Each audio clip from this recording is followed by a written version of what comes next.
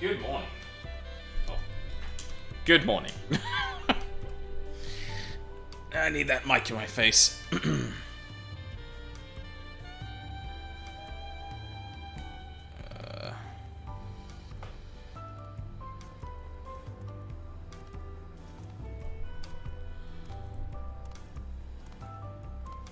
How's things looking?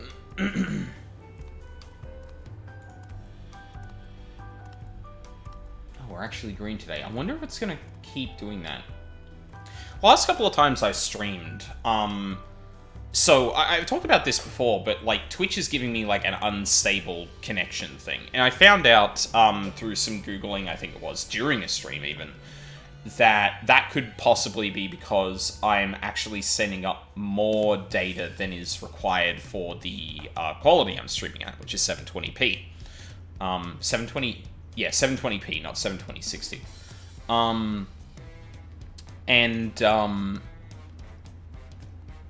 That's been, like, pretty consistent for a while. But I think it was the beginning of last week, or maybe the end, or maybe, like, last Sunday, where, for a couple of the streams I just had the green light. I was a bit confused, like, wait, did I like, change my quality settings or something? And no, it doesn't look like I did. So, I'm actually kind of confused, like, uh-oh, is my connection kind of bad today, and that's why it's showing as good? Like, yeah, I don't know. I should probably stop worrying about that, honestly, because, like, who the hell knows? Who the hell knows?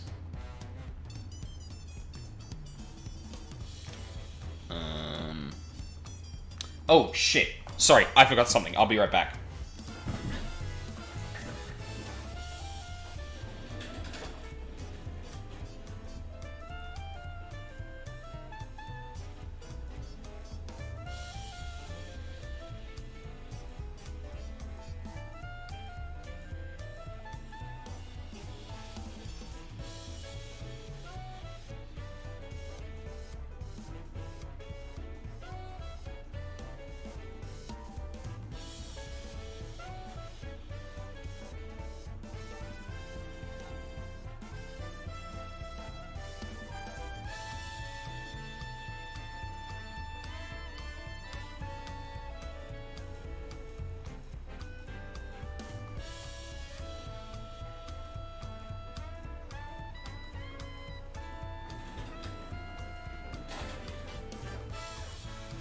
Alright. Sorry. Got something very important. Yeah.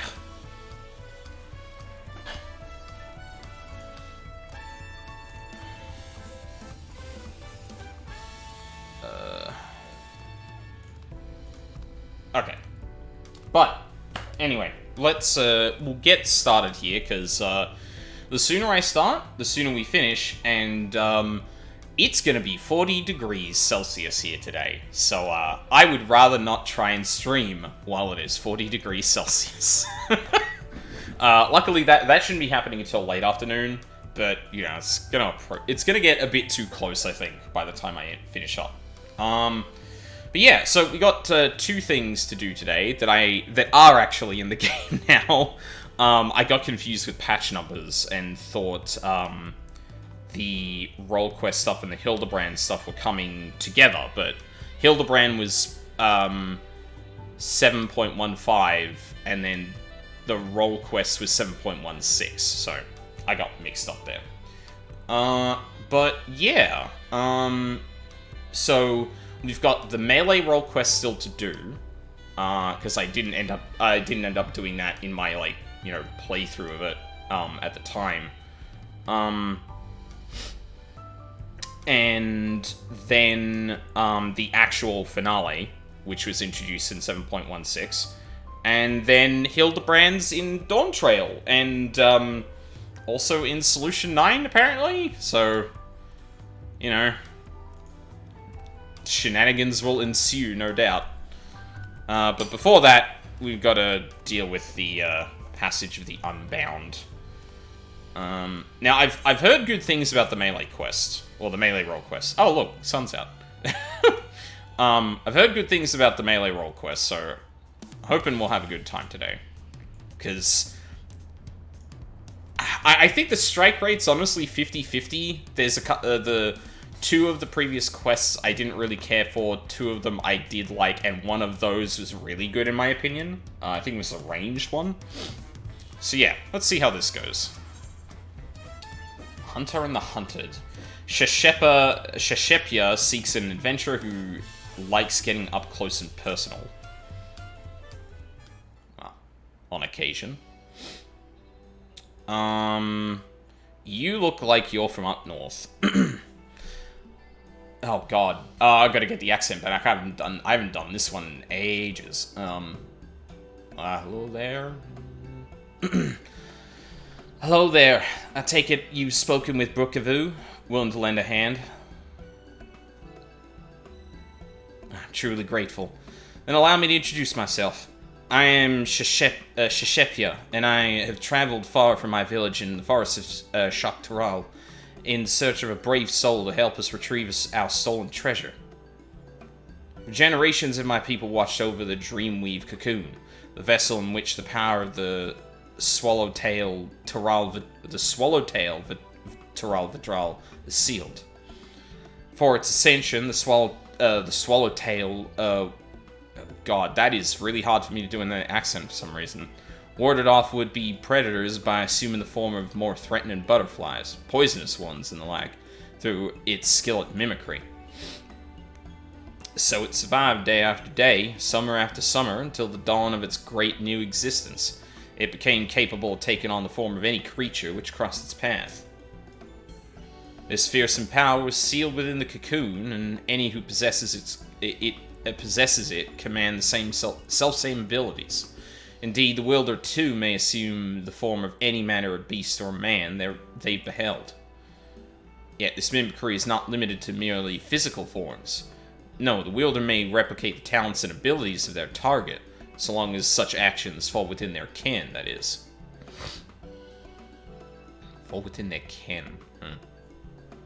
In an instant, they may become a master of the hunt, a twin-blade wielding viper, or a savage brash, with claws and fangs to gut whomsoever they please. It is this power which has protected my village from the predators of the forest. For though it grants many boons, the forest contains threats in equal measure. By donning the skins of its formidable beasts, we've kept ourselves safe for generations. Sounds a lot like blue magic, honestly. Which, like, I guess has been sort of a thing. Like, or there's, like, a shade of it, at the very least, where, like, this whole thing is basically relics of great history and power to each of these tribes that essentially allows you to utilize the powers of said Vidral. But this is, like, the most explicit, like, no, this is actual mimicry. Like, using their abilities and things like that. Without the cocoon, my village's very survival is at risk. That is why we have sent our foremost hunter, Itoka. Itoka? Yeah. To ensure it is reclaimed. She has never failed to capture a quarry, so I thought she would make short work of this ordeal. Yet there has been no word from her. I fear this may be a hunt she cannot undertake alone. Actually, hold on. Do I still have the pronunciation thing? I do.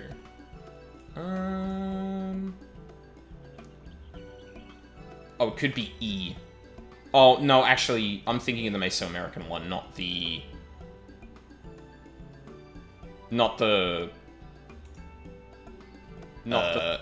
Ooh. Hi, Modview. Why are you doing that? Yeah, I'm thinking of the more South American dialect in this... Or the South American-inspired, Mesoamerican. Just say Meso, Wolfie. Mesoamerican, pronunciation is different from the stuff in Shock Tural, because Shock Tural, at least from memory, is like very specifically however it's actually written. So I'll go with that for now. It's for that reason I wish to enlist the aid of one familiar with the lay of the land beyond this great sea, and one whose prowess in close quarters would complement her expertise with the bow. One of the villagers ran to the thief before he fled, and said he intended to use the cocoon's power in Kugane, which I understand is the name of a large settlement located far, far to the east. Please, for the sake of my home, set out for this eastern habitation and assist Itoko with retrieving the cocoon. So she will cover my teleportation expenses. Jesus, leave it to me. Your willingness to aid is most reassuring. You have my heartfelt thanks. Upon arriving in the eastern lands, search for a Vieira woman carrying a bow and dressed in similar attire to myself. If you visit a tavern like this one, I dare say you may find someone who has seen her. Alright. Easy done.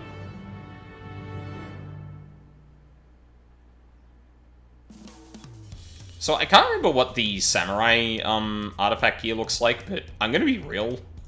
This, which I think is... is this the Tomestone? Yes, this is the Tomestone stuff. Yeah, right, because the Resilient Choker, which is from EX2, is higher than... Yeah, that makes sense. But yeah, good fit. Kind of wish I had a glam for this guy, though. Doesn't look great.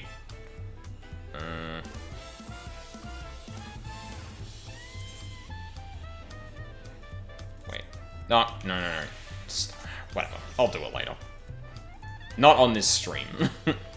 Gather information in Kugane. Alright. Yeah, it's been a while since I've streamed 14. Last thing would have been probably the 7.1 MSQ, I think. And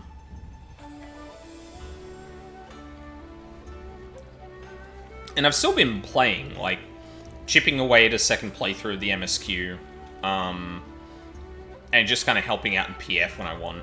I did also try and do some PF for EX3, but that didn't end up working out as well as well, first of all, I got cold feet to some degree, and second of all, I got a bit frustrated with just how things were turning out there.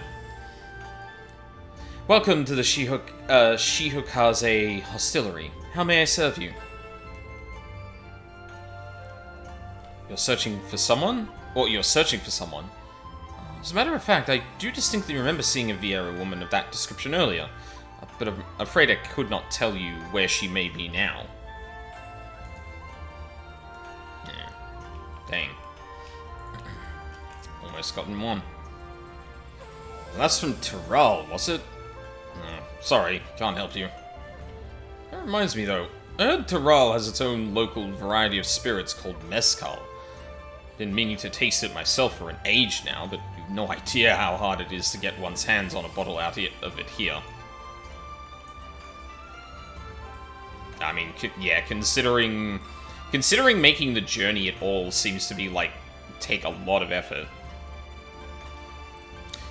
Like, pretty much the only people we know frequently go between Eorzea and, Tyrell are, like, adventurers, not just, like, merchant ships and shit like that, but, like, yeah. And especially given kind of the technology available. Or, technology available, but, like, you know, obviously excluding Garlean tech, because that got Garlean tech also kind of got ruined, so, like, it's kind of starting from square one again. A Vieira woman wearing a bow? Why, yes, I do recall such a person. It's hard not to notice her, really, given how she was peering at every little thing. If she came from the distant lands of the west, no doubt Kugane is quite the unusual sight for her. With any luck, she'll still be where I saw her, in the vicinity of the Sekisegumi barracks. Oh, that's easy.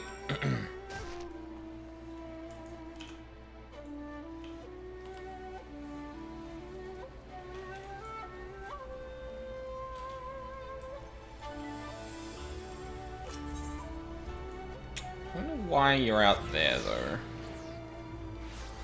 Oh, you're probably... you might be seeking samurai for all we know. Itoka-esque woman. What the fuck? This is roughly the description of the person I received. The city is simply too large for me to cover alone. Perhaps it's time I returned home. Hi.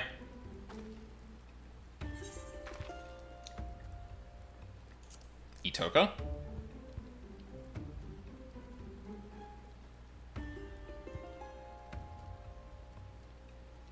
Yes, I'm she. And you are...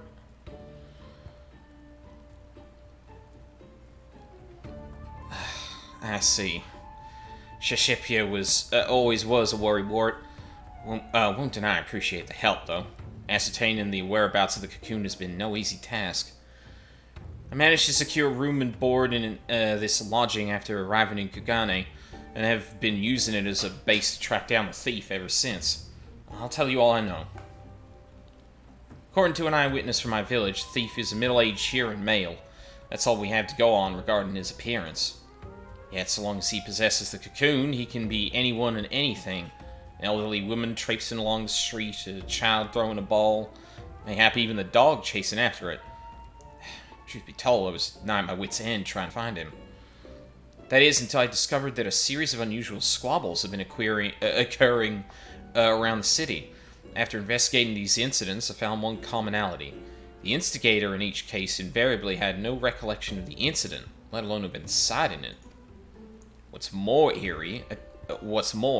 eerie accounts have began to circulate amongst the residents. Some folk claim they've somehow been seen in two places at once. Based on all this, I believe the thief's been using the Dreamweave cocoon to transform into innocence and spread discord throughout the city. Stands to reason we can find him by following the trail of chaos left in his wake, no? And yet, even should we apprehend him, in whatever form he's hidden himself within, there's nothing to stop him from feigning ignorance. Besides a secret remedy, of course. The recipe for an elixir which can forcibly remove the cocoon's enchantment has been passed down in my village for emergencies like this. I made sure to prepare a few vials before making the voyage here.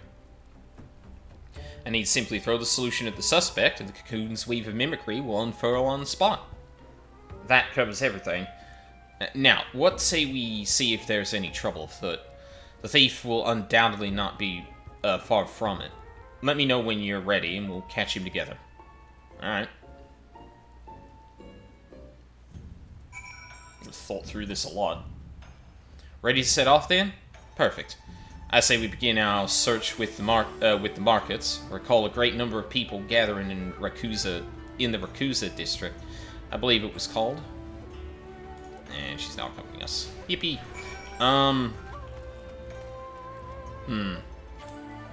Yeah, this is a pretty difficult one. Like, I forget all the different powers that these things have had. Let me see if I can bring up the thing I was looking at before.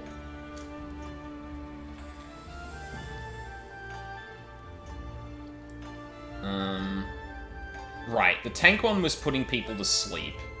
The melee one is the one we're doing now.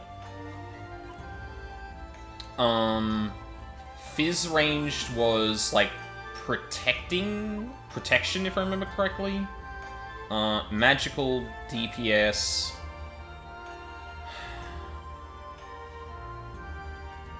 Oh, that was the one that made people around you, like, encounter misfortune or something. Healer was, like, and the healer was, like, poison and shit. Yeah, okay, right, I remember now. Yeah, this is probably one of the trickier ones to actually solve, but... because just the nature of I can appear as anything and have the ability of anything I want.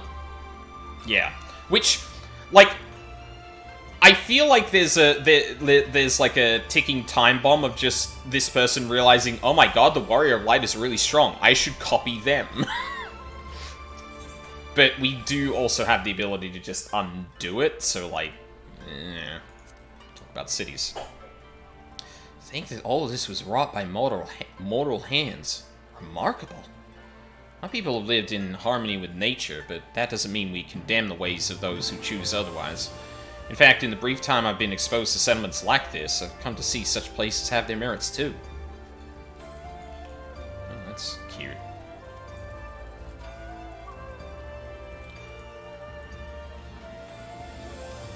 I don't think it's the case for all of them, but like one or two of these quests I do think like the whole premise that like the Unbound are doing shit kind of takes back from it. Cuz like I guess it's like it's one thing for it's one thing for us to take the time to kind of learn about the cultures and all that, right? And they probably want like something other than just that to string people along, potentially. But in the cases that it doesn't work, it just actively drags down, like, talking about that particular tribe and, or that particular society, and doesn't really give it enough room to actually, like, be explored. Or explored as well, I guess, is probably the way to put it. I'll talk about it a bit more once we've actually gone through the entire thing, but yeah, I definitely have thoughts.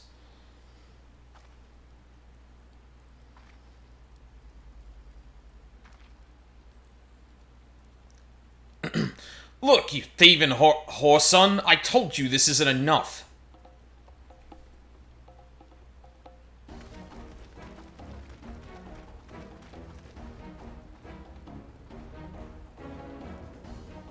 But sir, that cannot be right. I'm sure I gave you your charge in full. Enough! Hand over my money or I'll take it by force.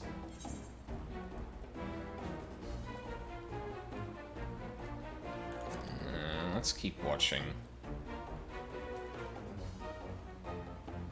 Isn't it obvious? I won't get so worked up over a handful of coins unless they're looking for trouble. Kugane, though. Reveal yourself, villain!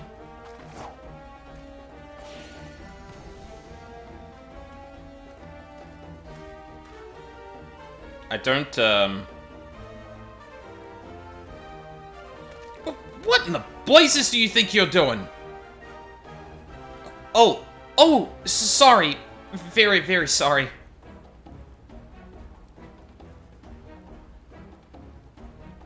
Oh dear.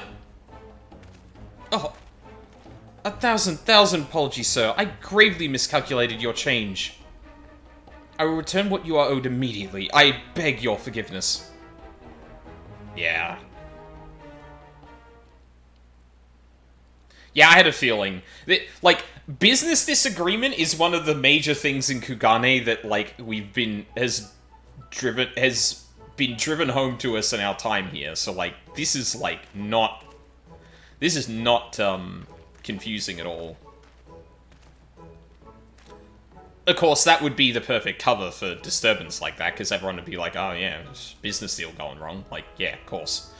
Of course people are getting up in arms about that, but, yeah. It's like, yeah, that is very suspicious, but at the same time, like, we have to remember where we are, and also meta reading of, like, oh yes, Itoka doesn't understand Kugane's culture too much yet, so that seems like an obvious mistake to make. I apologize for the disturbance. How dreadfully embarrassing. Well, a hunter doesn't quit after a single arrow misses its mark. Even if that arrow ends up hitting someone innocent. Best not to dwell on what's done, and instead focus on our next course of action. Let's see how things fare on Kugane Dori. Okay.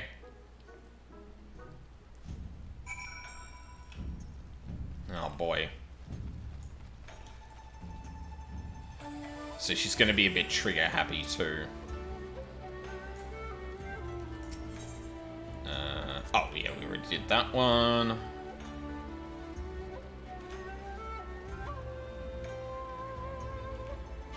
Look out over the bridges. Or the sea? The sea. I can't believe how impossibly vast it is. Or vast it is. My jaw dropped when I first saw it. I could hardly fathom where the horizon ended and the sea began. Before arriving in Tiliola, I had imagined the sea to be merely a larger, saltier body of water than the lake back home. There we would race from shore to shore. To attempt the same here, I fear, would have fatal results. Yeah. Yeah, like, if great sailors are frequently potentially getting lost in all this shit, like, yeah, casual sailors are gonna get destroyed.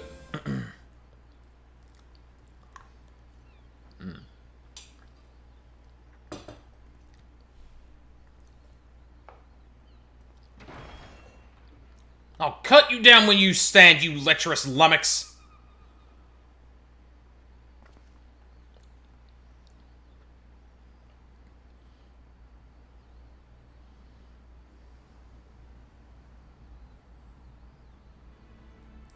Well, that took a second.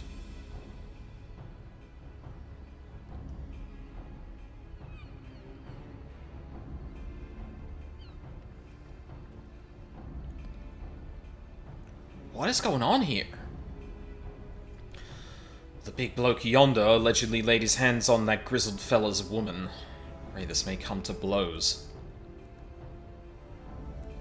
Calm yourself, man! I've not done what she claims. You dare add insult to injury by calling her a liar? Ignore him. I told you that pig defiled me.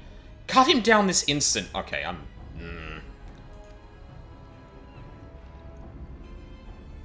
Well, there is no truth to her words.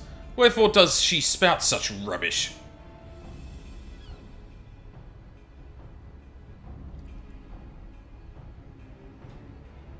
Kami, give me strength. Cut the brute down already. Do it! Kill him!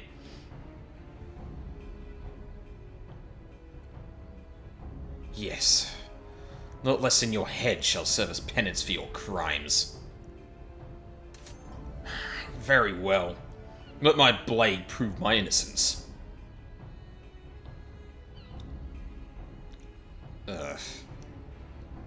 It's her, right? Right?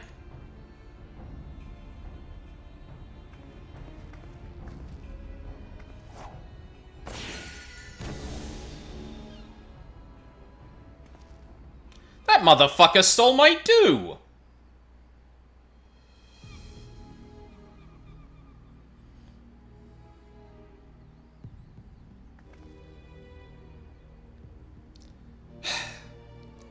I'm gonna be... Okay. I wanna be real here for a second. Something really off about using that kind of situation specifically to twist things. And not going, like... yeah, I don't know, man. That leaves a bad taste in my mouth. Honestly, it would have been more interesting if it was a business deal and then another business deal, but like, okay, no, something's up here. Like, this doesn't even make sense. Or like, you tried to steal from me kind of thing, right? But this is like, no, he assaulted me. And yes, it's the person pretending to be the woman that was, and saying, and lying about the fact he was assaulted. It's just like... I don't like that. Was that really necessary? No matter. I was growing weary of this petty farce. It's time I moved on to bigger and better things.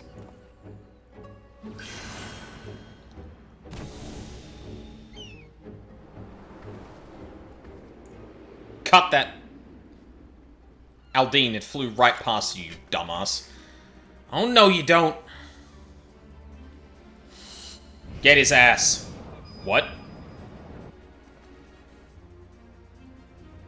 Oh. I didn't know we were starting Hildebrand early. Oh.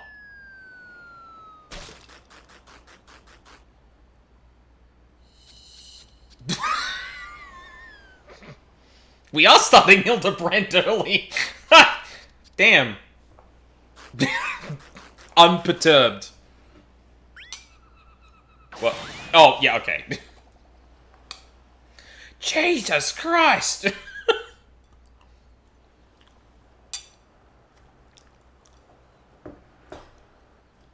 Damn.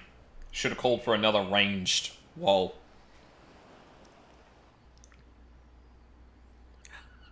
How odd. My bow was more out of tune than I realized.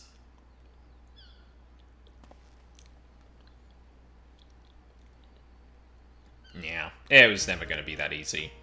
Although it would have been very interesting if that actually... we managed to actually grab him.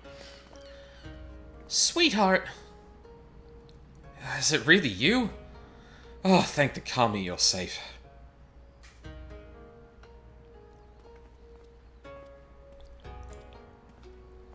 I found her lying unconscious in a nearby alleyway. She could only vaguely recall being attacked from behind before losing consciousness. So the villain knocked her out before assuming her visage and a ploy to deceive her husband. I fell for the deception like a complete and utter fool. I don't even know how to begin to make amends. There are no amends to be made. You simply acted as any husband would. Due to your involvement, this matter was resolved without bloodshed. The Sekisegumi thank you. It is regrettable, however, that the villain managed to escape. A criminal who can change their shape at will is exceedingly dangerous. Know that the Sekisegumi will alert the populace to this menace and remain vigilant for any suspicious activity in the city. I feel like that's probably going to work into his plan more than anything else. But... let's return to my lodgings. I'd like to go over where we stand with our elusive quarry.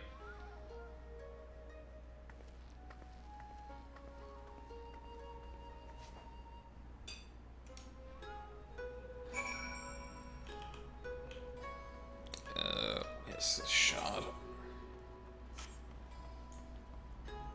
Oh, her lodgings are near the Sekisegumi barracks. Huh.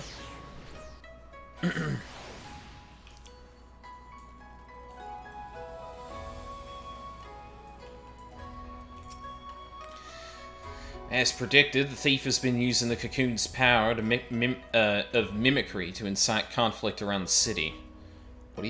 What he hopes to accomplish by doing so, however, is still unclear. And so long as he has this power, our sole means of tracking him remains the havoc left in his wake. Trying trail for any hunter, but I'm heartened to have a warrior like you beside me as I tread it.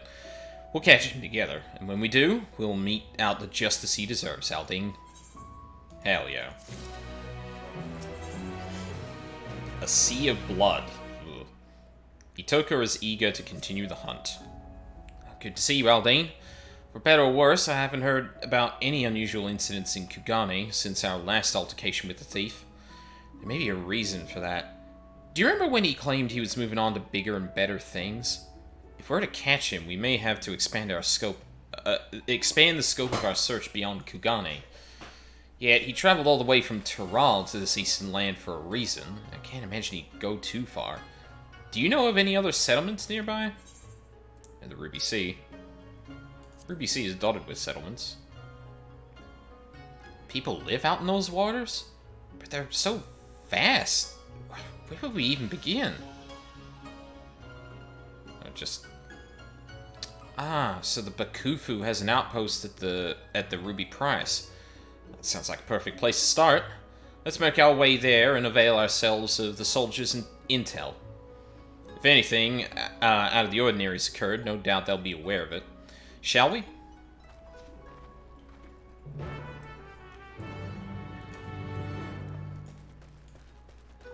I mean, we know the general goal is to just kind of, like, destabilize places. And honestly, considering Kugane's kind of, like, or how much on a hair trigger most people are in Kugane, like, it seems like a relatively simple thing to do to get everyone riled up about that. But then, like... But then, it's... yeah, like, the implication of bigger and better things is either, like, sowing discord elsewhere to put more pressure on Hingashi or Kugane specifically, or the target is not Kugane, in which case I'm not really sure what the aim is. Holy shit, Ikaruga, you're back.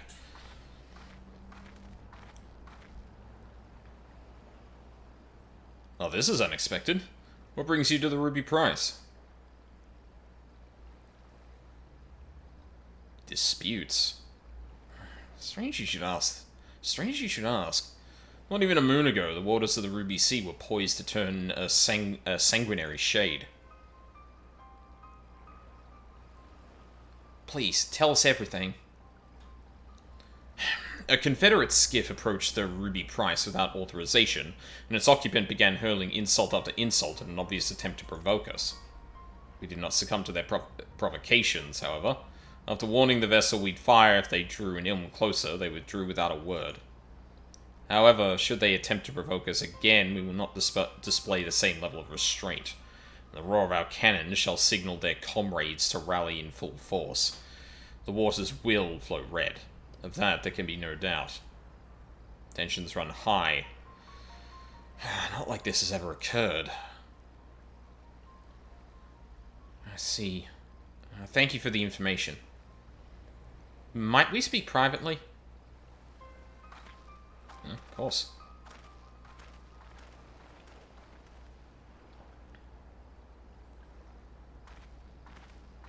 Just a good, 20, 30 feet away. Based on the testimony just now, I gather there's an agreement in these waters that the Confederates are not to draw near the Ruby Price, guarded as it is by Bakufu sentries. If that's the case, then as the soldiers stated, I can only conclude that the vessel earlier was attempting to incite a dispute between the two factions, which fits the modus operandi of our quarry, wouldn't you say? Perhaps it was he who sailed here under the banner of the Confederates? Whatever the case may be, we have nothing but conjecture. We'll need solid evidence before we can alert the soldiers here to this threat. I doubt they will heed our warnings otherwise. First, we need to verify if any members of the Confederacy actually approached the Ruby Price. Do you know where their base of operations can be found? Sure do.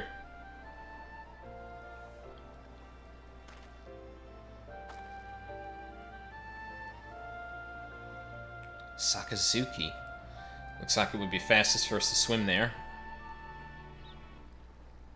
Yeah, you can swim, I'm not. I've got a bird. Well, actually, I don't know what I'm going to pull. Unless we're getting teleported over there? Which we might be if it's loading like this. Damn, I guess we did swim. Okay. Sure, why not? Hey, you know what? Like, if the game literally thinks, this is kind of wasting people's time, and then just jumps you to a spot, I'm all the more for it. Ugh. Me when gendered clothes. What? Absolutely not. Well, one of my Confederate brothers and sisters would approach the Ruby Price without authorization. Those cowardly Bakufu dogs must have concocted this baseless rumor to get a rise out of us. Not quite. Close. Yeah, it is kind of funny, like, you wouldn't even need to necessarily have the ability to literally mimic people to do this. If you just flew the colors of the Confederacy and sailed close to the Ruby Price, that would be enough. So I'm wondering, like, because this seems like small potatoes again. Like, this isn't getting in the skin of someone's loved one and saying that something heinous occurred. This is something potentially, like, a random person could do. So, yeah. Like, because it'd be different if they were like, yeah, it was the leader of the Confederacy. He was the one that sailed the ship, and then everyone in the Confederacy is like, what the fuck do you mean? He's been there the whole time. And, like, there's, like, yeah, okay, I don't want to make this judgment too quickly, but I will say that, like, it's saying there are tensions to stoke here, which, you know, fair enough, fine, we can work with that. But, like, it's not the sort of thing that's, like, unbelievable, or they wouldn't have had to deal with previously, where, like, you know, I mean, sorry, this isn't portrayed as a point past the point that they'd, kind of come to an agreement and saw more eye to eye on things. Like, obviously, there should still probably always be tension there, just because of the, you know, different, views of how things should work there. But so far, this isn't, like, extraordinary of, like, oh, well, actually, the Confederacy and the Bakufu have actually been, like, pretty chill. So this just coming out of nowhere is really weird. And, you know, maybe the reason it's not like that is because it would be a bit unrealistic for them to just go, oh, well, obviously everyone's just lying. But, like, you know, you could see a split of, like, yeah, that didn't make sense. Like, not only, like, it doesn't make sense that the captain was sailing that, but it also doesn't make sense for the Bakufu to really make that up. But then there are, like, kind of older sea dogs who are like, it's just fucking Bakufu again, lying about the goddamn pirates. Like, yeah. So far, this is a bit plain, but, yeah. Soldiers of the Ruby Price said that, did they? Pardon my language, but that's a load of shite. We have no interest in gun waters. If anything, I've seen their skiffs encroaching on our territory of late. You ask me, they're the ones thirsty for blood.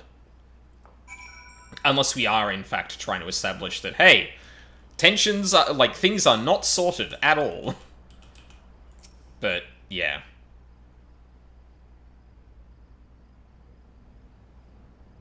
I guess just so far, it's not the kind of thing I believe, like, yes, this is the work of someone with the totem. It's more like, no, any old fucker could just raise the right colors and sail into the wrong ocean and cause tension.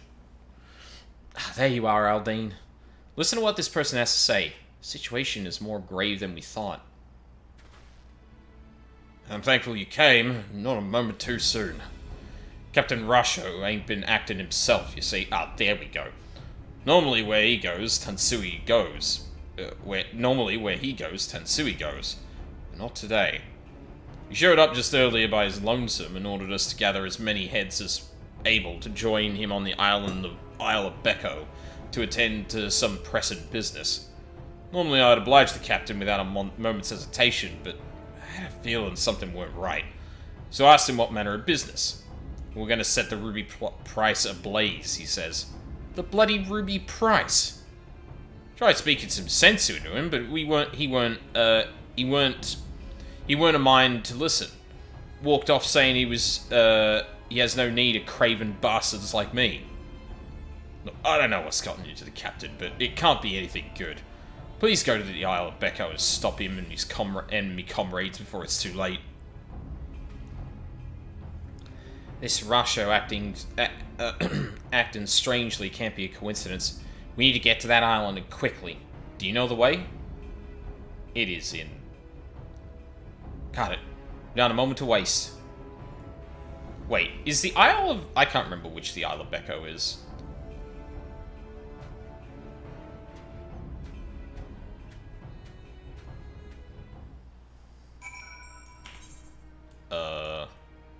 Oh, yeah, just to the north. It's not... Yeah, okay.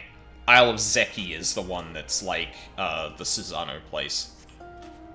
But that, yeah, that wouldn't have made sense in terms of a place to look upon the ruby price, so that makes sense. Oh, man, I haven't been out here since the, graphics update. The fog that's... The like, fog that's just in, like, the distance is... Oh, it's so good.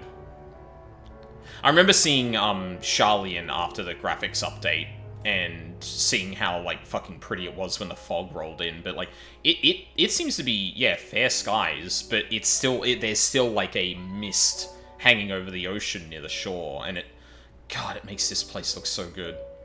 It also really emphasizes the distance and, like, distinctions of the landscape, too.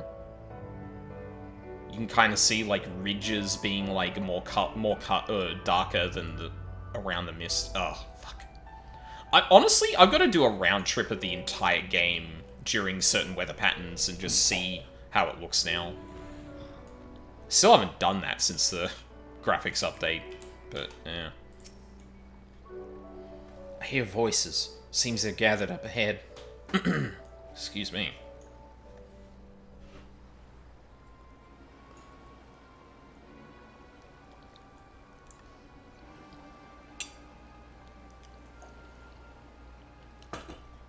Oh, scum think they can encroach on our territory and get away with it? I'll be damned if we let them. Tonight we lay siege to the Ruby Price and seize it for ourselves. But are you sure? If we do this, we won't just be starting a battle, we'll be starting a war. You've been acting strange, Captain. What's gotten into you? Silence! I didn't ask for your bloody opinion. Yeah, it's not fucking Russia. What the hell? Those lying dogs claimed... Oh, those lying dogs claimed it was us breaching the agreement. I say we give the bastards what they deserve.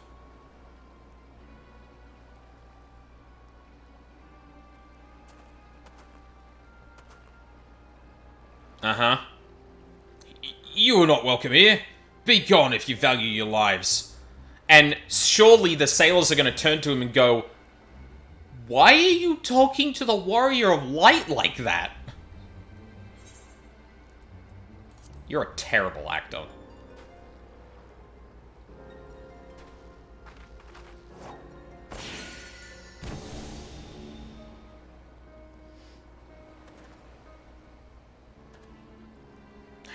Saw through my disguise once again. Don't tell me you count even a pirate captain among your acquaintances. Yes. Oh, bro does not know what he got into. What are you trying to oh, I'm sorry, that's the wrong accent. What are you trying to accomplish? Why incite such conflict wherever you go? Why? Sorry to disappoint you, but contrary to the passage of Unbound's prattling about freeing the world from the tyranny of government, I have no grand designs. I wish merely for everyone to show their true faces. Folk love to put on airs of sophistication and virtue, but push them towards the edge, and their masks slip off to reveal the monsters underneath. They'll go for their neighbour's jugular to save their own skin. You've seen it for yourselves. It's quite the spectacle.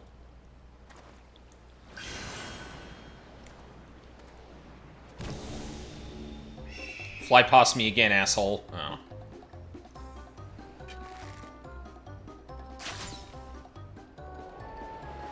Oh. Woman's arrows are hungry for Namazu, man. What the fuck? Damn it. Damn it. The winds are too strong.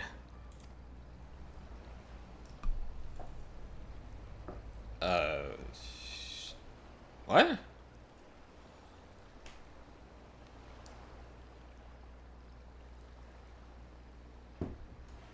Oh man, if 1,000 faces is a true menace indeed. We'll return to Onokoro forthwith to alert the captain. Rest assured the Confederacy will be keeping a close watch over the Ruby Sea.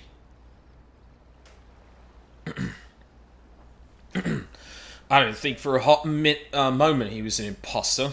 The lies he spouted about the Bakufu soldiers were enough to make my blood boil. Think what would have happened if you have not been here to stop us. Kami bless you.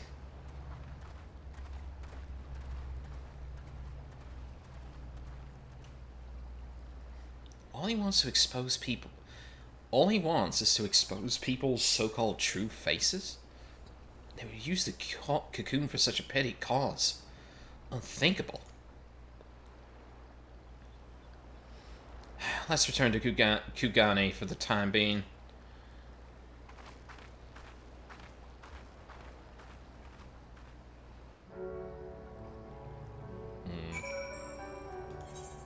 Wonder what's up with her archery. Seems... Oh, Jesus Christ. Brother, no.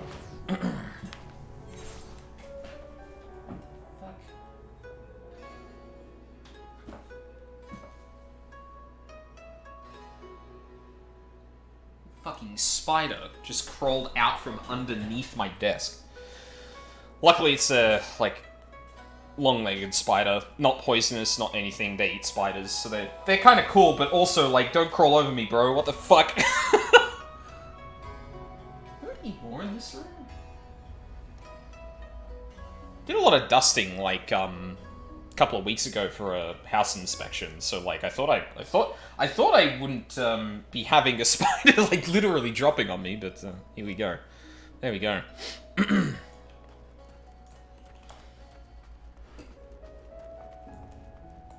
Yeah, I'm usually pretty chill with those kind of spiders. Any other spiders, especially, like, particularly big ones.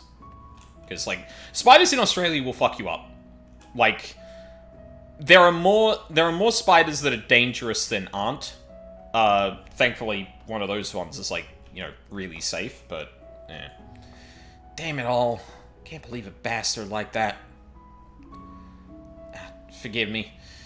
I find myself more disgusted with that villain each time we see him. I think all of this is driven by small-minded spite. From what I could gauge, he didn't fly towards Kugane during his escape. I believe he seeks a new settlement to terrorize. Now that the Confederacy and I are acquainted, I'll see if they can't help me sniff out his roost. No doubt where there's smoke, he'll be there stoking the fire. And I suppose I'll use this period to tend to my bow. Next time my arrow will fly true. Uh-huh. I hope so. Who's who? Itoko appears to have found a new lead. Oh, wonderful you're here. Ever since the incident in the Ruby Sea, I've kept a line of communication with the Confederacy, and they just reported something you'll be interested to hear.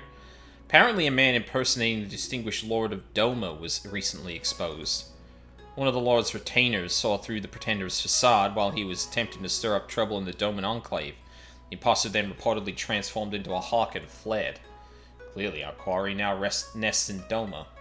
I'd like to resume our hunt immediately, but I'm not sure where he may go after his failure in the Enclave. Do any locations come to mind? Oh, not gonna give me a town in Yangsha called Namai, you say? That sounds promising. The extent of your knowledge is truly remarkable, Aldine. And without further ado, let's make our way there and see if the residents have noticed any unusual activity. That is incredible. Like, actually, like, insanely... Yeah, like, this guy's not thinking. So, like, in the case that he was inciting, in the case that he took on the appearance of that one dude's wife, that was pretty conniving, right? Then he took on the guise of the leader of the pirates, clearly having no idea who that man was. And then he supposedly imitated Hien? Like, bro, what the fuck are you doing?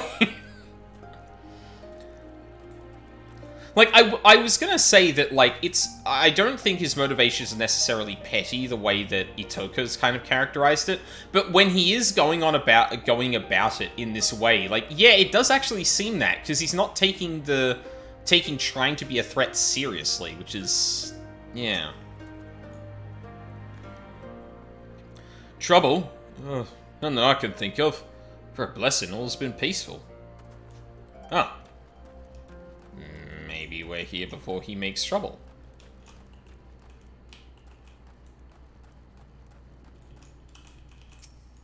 Talking to a lot of Rogadin. Have there been any quarrels of late? Why, yes, actually. Just the other day, the two of us were at each other's throats over a persimmon. She was only supposed to eat half, but she went and gobbled the whole thing. In the end, she purchased this one by way of apology, so I let bygones be bygones. What's that? This isn't the sort of quarrel you're speaking of. No, not quite.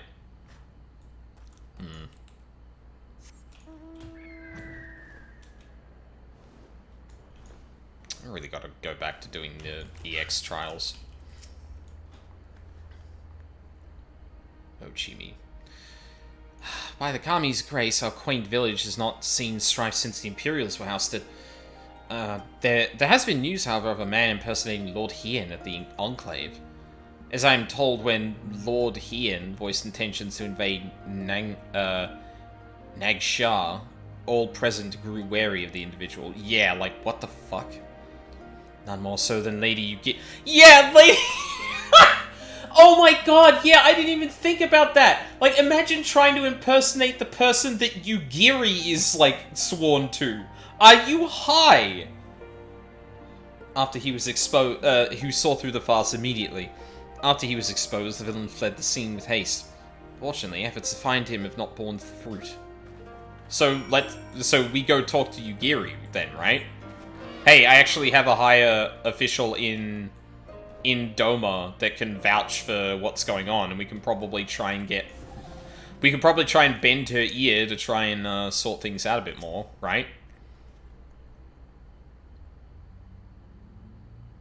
Like, it is probably just like a side mention of, oh, you remember Yugiri and Hien? Yeah, they were involved in this. Oh, that's crazy. But, like, it would be kind of silly for the Warrior of Light to not hear that and go, oh, so we should go talk to Yugiri and see if they know. Like, yeah. None of the residents I spoke with reported anything out of the ordinary. Oh, none of the residents I spoke with reported anything out of the ordinary. How did you fare? About the same. It seems the villain is not here. Where might he have gone?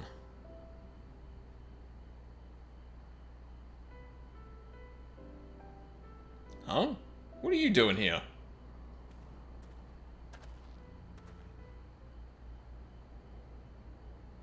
Hi. A friend of yours? Oh, no. Don't hang your head like we're strangers. We just met moments ago. Remember? You asked me how to reach the House of the Fierce? And there it is. He's decided to... Fuck! Okay, no, he caught on. Oh! This guy just seems to know everyone. Fucking impersonate him, then. Good grief, lad. You're lost, aren't you? I can understand your embarrassment, but I'll tell you the way again. Listen carefully now. Follow the descending paths leading north out of the village until you see a small pond. Simply dive in and swim. The House of the Fierce will be on the other side. Could he have impersonated you this time? Oh, this doesn't bode well. We must hurry. Much obliged, sir. Yeah, that's bad. I was kind of waiting for this to drop, because that's just like, you know, oh, I impersonate a beast and he still beat me. I impersonate a primal, he still beat me. Oh, fuck it, I'm gonna impersonate you. You can't possibly beat yourself.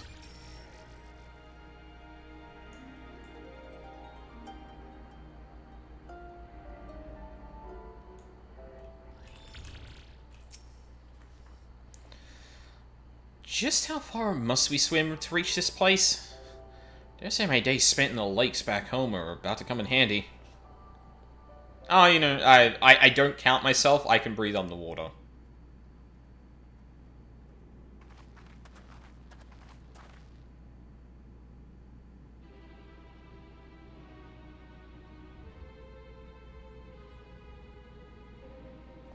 Son of a bitch. Oh god, I have to voice Aldine. Oh, fuck.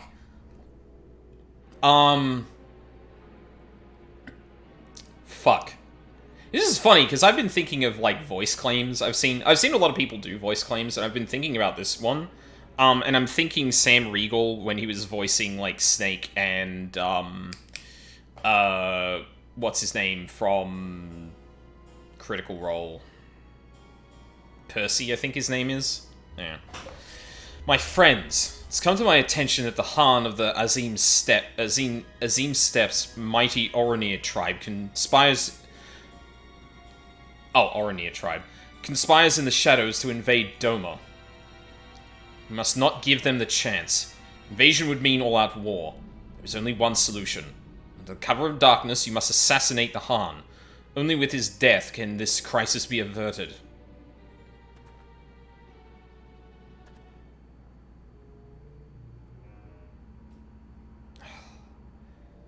They grow weary. Perhaps I should observe my targets more carefully. Yeah! Yeah, dude!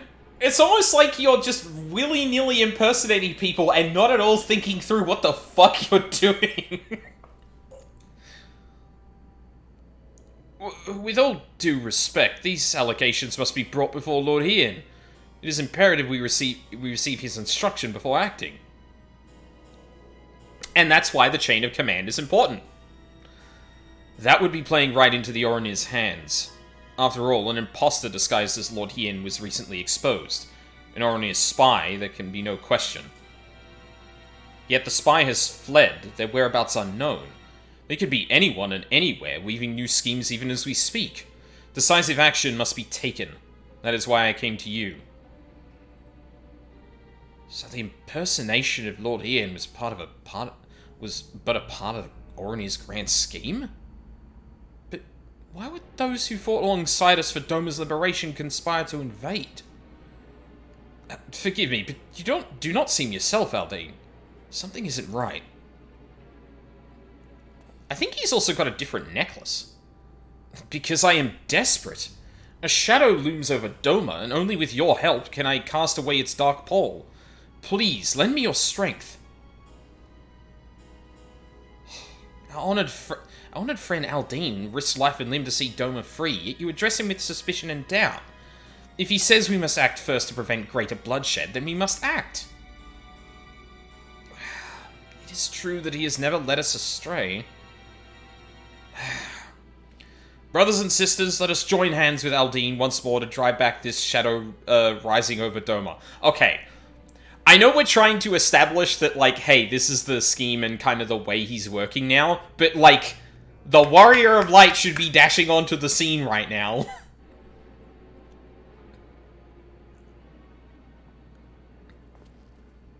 Hey, dipshit.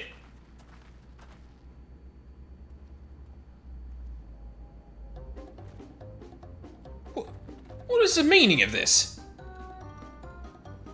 It's that infernal Orinir spy. Quickly, kill him before he can escape. You sound nothing like me. Your charade ends here. Oh. Your charade ends here. Fuck, I can't do the accent. Whatever. It's you. Such persistent vermin.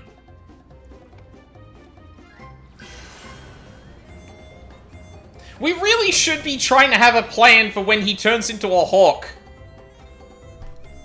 Like, I can call up another Warrior of Light with a bow.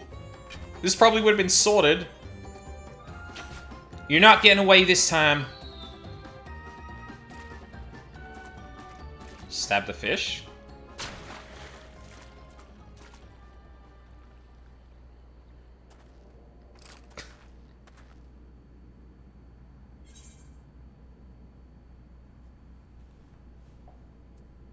The problem appears to be your aim, not the bow.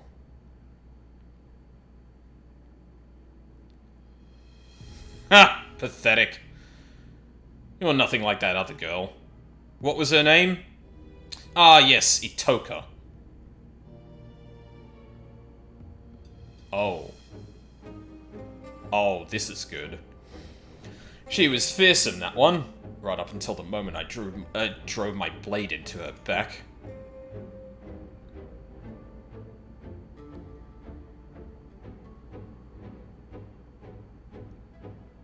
What is this? Don't tell me you've been masquerading around as Itoka herself. Ah, after all, that would make you no better than me. Hiding behind the name of another won't erase the blame for you bear for everything that happened.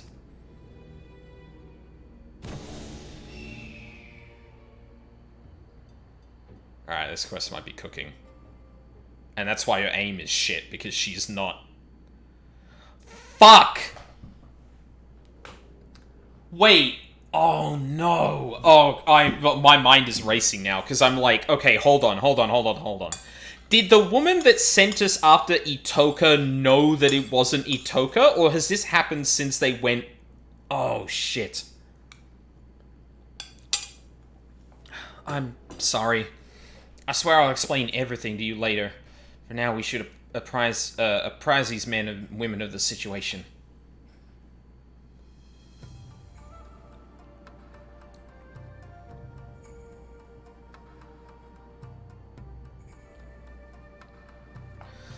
To think he can transform into anyone. Truly fearsome ability. I shall alert Lord Here into this threat immediately. Rest assured that all of Doma will be on alert. I was completely fooled. I have no words to express my shame. Upon speaking with you again, I realized that though the impostor assumed your guise, he had neither your spirit nor your grace. Forgive me, I will not fall for such a farce again. You seem to recognize him, though? Do you want to... Have you got something to...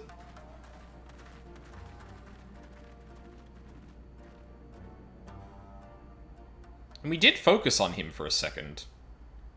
He did look kind of similar to that Huron man, though. Oh, hold on. Might I have a word? The man impersonating you earlier, I recognize his face anywhere. Without a doubt, he is Samidare, a childhood friend. Oh. You know him? Please, you must tell us everything. I've known Samidare nearly my entire life. We learned the shinobi arts together, you see. Roughly 25 years ago, we engaged in our first battle as proud ninja, defending Domo against the Empire's invasion. With every fiber in our body, we met their mighty Magitech with nimble ninjutsu. As if moved by our resolve, the mighty auspice and guardian of Doma, Tamamo Gozen, appeared on the field of battle to aid our cause.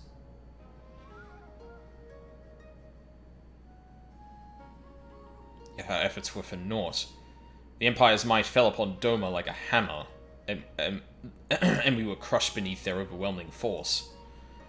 The occupation began soon thereafter, and so too did my work from the shadows.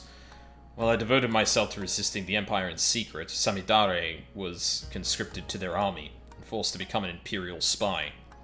He's not a very good fucking spy. Like, I could believe that this guy is, like, tripping on the fact that he can actually just straight up impersonate people, and isn't thinking straight, but at the same time, like, buddy, you are a literal spy. What the fuck are you doing? I understand he served them well, fanning the flames of war in faraway lands through rumor and manipulation. Indeed, as far back as I can recall, Samidare has ever excelled in the skill of subterfuge. It was only after the prisoner exchange that he returned to Doma at long last, but he was a changed man. He could find no joy or solace in the peace he once fought to secure for our nation. Instead, he sought to disrupt it.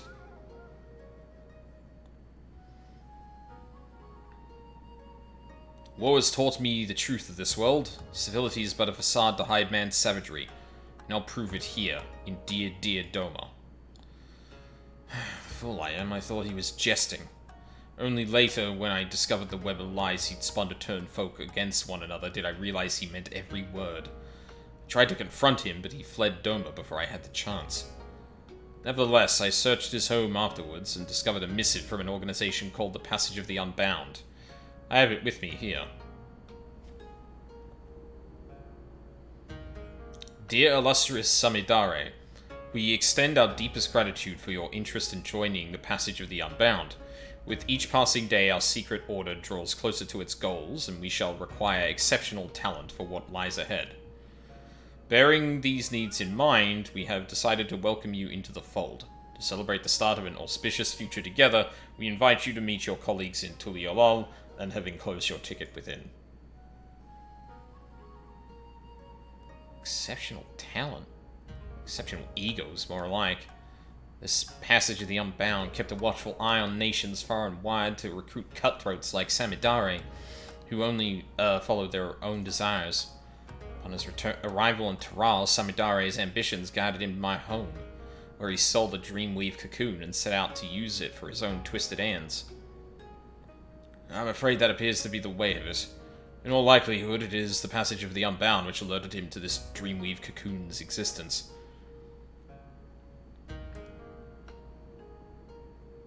Today, Samidare attempted to incite war between Doma and the Azim Steppe by wearing the face of our dearest ally, you. Your timely appearance prevented the worst from happening, but so long as he can alter his form and face at will, who can say what tomorrow may bring? His years as a secret operative have made him a master of reading people.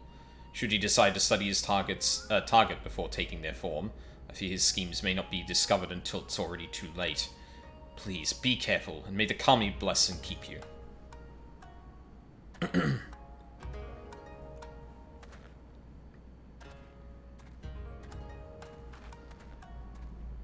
Attempting to find Samidare now would be a fruitless endeavor. He could be any bird in the sky, or any beast roaming the wild. Let us return to Kugane. I'll reveal everything to you there, I promise. Yeah, we got some talking to do, and I feel like it's not gonna be comfortable. I feel like it's gonna be a thing.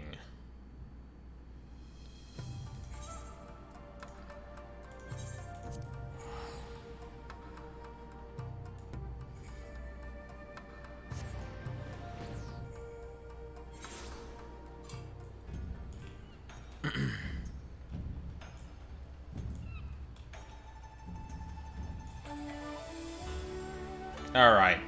Let's see which side of the die we're landing on here. God, words. Words are hard.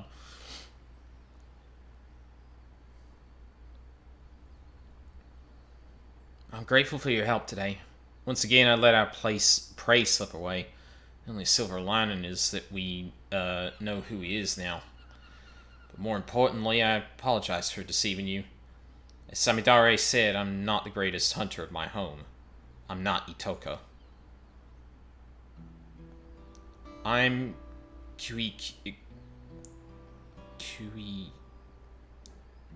I don't know how to pronounce that. Kuyiki? Kuyiki. I hail from the same village as Itoka, and I too am a hunter, but only in name. See my aim for yourself. Yet most shameful of all is that it's my fault the Dreamweave cocoon was stolen.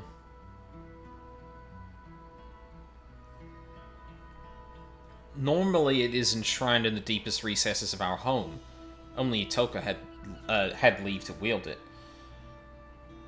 The forest provides shelter and sustenance to many. And not all we share... Oh, God, excuse me. And not all we share its bounty with are friendly. When great beasts threaten our home, the cocoon's power may be used to protect our lives. Yet I used it for my own foolish desires. I couldn't take it anymore.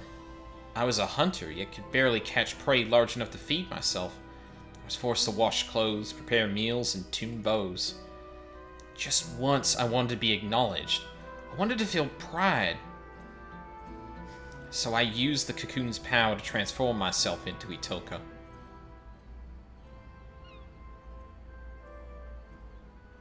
With her dexterity and finesse, I finally caught prey befitting a true hunter. And as I carried my prize home, he appeared.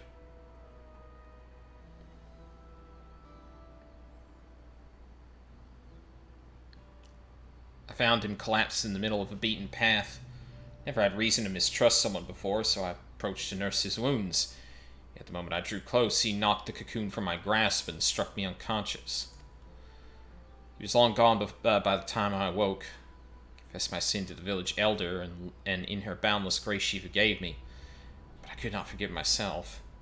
I left home that very eve in secret to pursue the thief, all the way to Kugane. After several days of fruitlessly scouring the city, who should I see but Itoka? As our most exceptional hunter, it came as no surprise the elder had charged her with recovering the cocoon.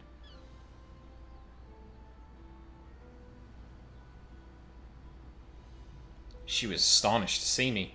Of course, I had told no one of my actions. I feared she would send me home, but when I expressed to her my shame, my anger, she consoled me. Told me we would find the cocoon together. And I was certain we would. Until the day that duplicitous bastard killed her.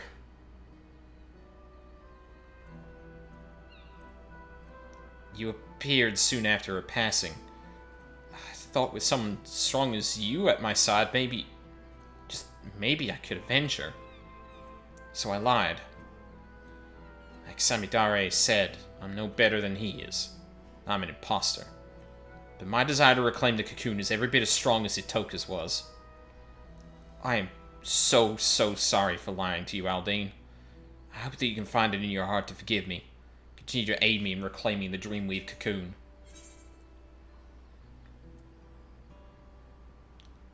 Thank you for telling me the truth. Of course I'll help. I had my suspicions, but I also had faith in you. It's been rewarded. How could I say no?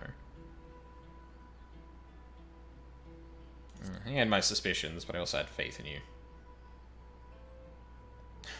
Thank you. I know with you at my side, I can keep my promise to Itoka. But now, I'll remain vigilant for any news regarding conflict in the region. Please do pay me a visit when you find a moment to spare. I'm counting on you. Ugh. That sucks.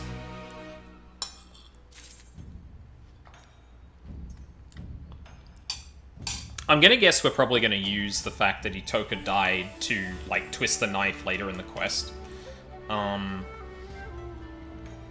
But, yeah. This is good. I like this. Yeah, like, the idea that, someone managed to get the better of, actually managed to get the better of the people looking for the totem. Or the cocoon, rather. And, like, this person's grief is such that, like, they're, trying to make amends, and they can't really tell anyone that Itoka's dead yet, because, like, if they're sending help, they want to help Itoka, like, yeah. Okay, yeah, no, this quest is cooking. This quest is definitely cooking. Now, speaking of cooking, though, it's starting to warm up in here, so we're going to take a break. I'm going to cool down the room a little bit with the aircon. And when we come back, let's get this bastard.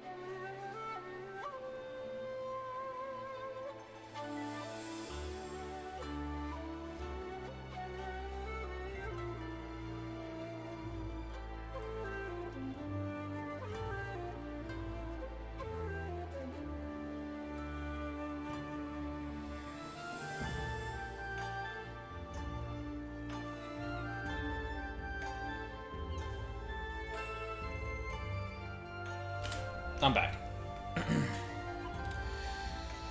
Thought I'd give it a little bit longer to cool things down, and that worked a little bit.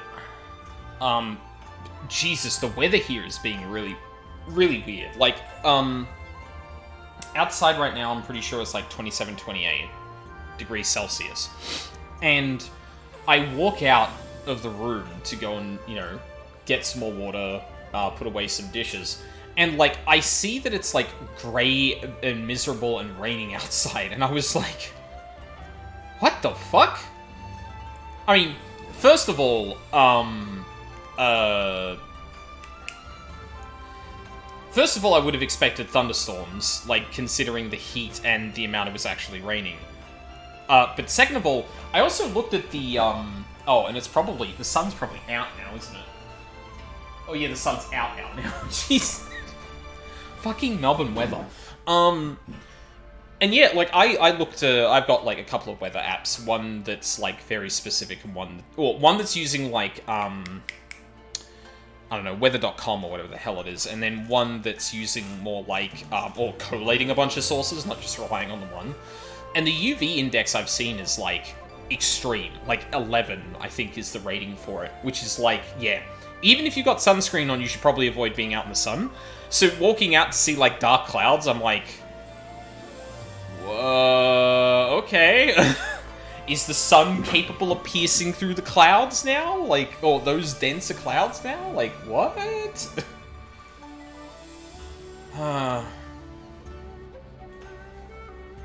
Weather do be crazy down here. Funnily enough, I hear a fair bit about how, the weather in, I want to say it's the Caribbean. Maybe it's somewhere more specific, but, like, you know, it'll be raining one second and then just, like, bright blue skies the next. That's probably a reputation for a reason, and it's probably more extreme than Melbourne, given the fact it's, well, most of that section is, like, out at sea. But, like, it does feel very analogous when, like, I look out and I'm like, oh yeah, it's gonna be 40 degrees Celsius. What's the weather like outside? Oh, pissing down raining. Dark clouds. Can't see the sun. Oh. Okay. This'll be fun. Yeah.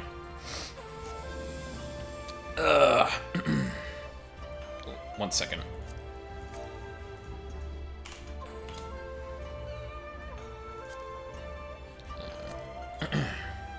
Alright. So, we got 2 to 3 more quests here. Then we've got the role quests. And then we'll get to Hildebrand. I know the capstone role quest is a bit shorter than, this one. I think. So, I don't know. This might be a full-fledged stream. I honestly didn't think this was going to last more than 4 hours. Because I don't remember the role quest, like, taking me this long. But, here we are. Oh god, I still don't know how to pronounce this name. Kuiki. Or Kuiki. I feel like it's Kuiki. And I know I'm kind of putting the Y before the I in that sounding, but it just... that's the way it flows for me. Kuiki's bow is furrowed... oh, brow, sorry, not bow. Ugh. Bro... it's not even 25 degrees and my brain is shutting down. I don't know what the fuck is going on today. Kuiki's brow is furrowed in an uncharacteristic unease.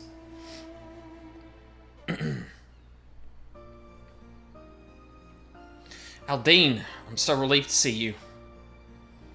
I thought you might resent me for lying to you, that you might refuse to lend me your help again. I'd certainly be hard-pressed to reclaim the cocoon alone in this foreign land. I mean, have you seen my arrow shots? They're, I truly meant what I said before. I'm counting on you. Though I'm ashamed to admit it, when I first arrived here, I was nearly swindled out of an heirloom by a talking catfish. We've all been there. I've been scouring the city for a shop to pawn my choker so I could secure a room and board. You see, when the catfish approached me, claiming it'd buy the necklace for a fair price, offered me a handful of coins that glittered like gold. I was about to accept the offer when Itoko appeared. Mere moments, she discerned that the catfish's currency was counterfeit and ended the transaction then and there.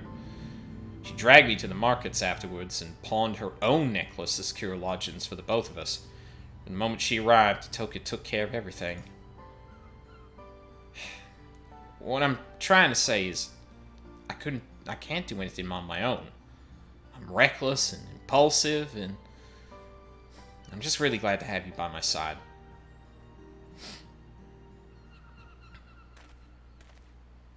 Oh. Hey, you're here? It's been some time, my friends. Pray forgive my sudden visit, but I come bearing urgent tidings. Oh, we spoke with you at the House of the Fierce. What brings you all this way? I was able to make contact with Samidare. I told him I was willing to make amends and join my oldest friend in exposing the lies in people's hearts. He responded most eagerly and bade me meet him in secret. You smart motherfucker. Surely he'd anticipate something like this, though, right? Wait, really? Did he say where? Aye, Hell's Lid. I had a mind to lay an ambush for him, but knowing the extent of the power he wields, I thought it best to seek help. And so I come here to beg your aid, Aldine. Your strength and valor are unequaled, and we cannot apprehend Samidare without you. I may never get another chance to catch him unawares like this. There's no time to lose. Wait, forgive me for speaking plain, Huntress, but I fear we would only be a hindrance to Aldine when the fighting begins. Let us go to Hell's Lid by skiff and meet his after the villain is subdued. Meet him? I take your point. You're right. Without us there to distract him, Aldine can focus wholeheartedly on the battle. Sorry, would you mind going it alone? We'll be there as soon as we can. Sure.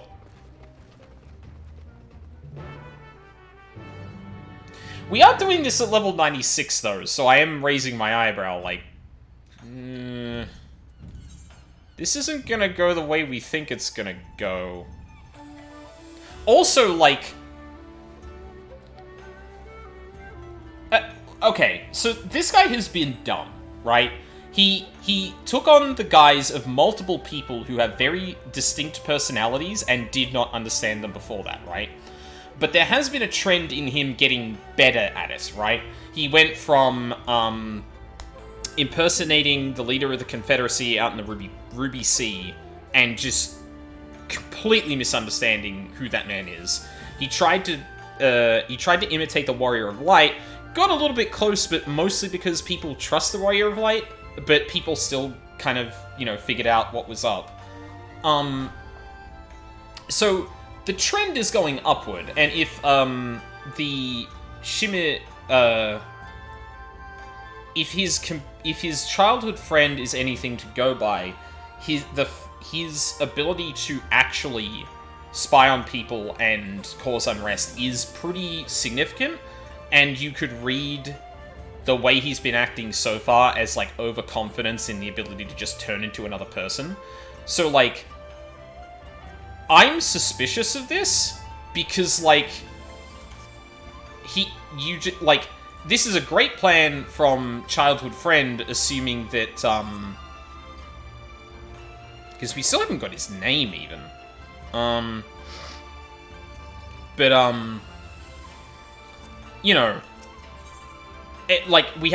We're just going with this, despite the fact that, like, he could be in cahoots with him. He could genuinely be trying to join him. And, like, separating, Kyuiki from us means that Kyuiki is vulnerable. And then we're just out of the way somewhere.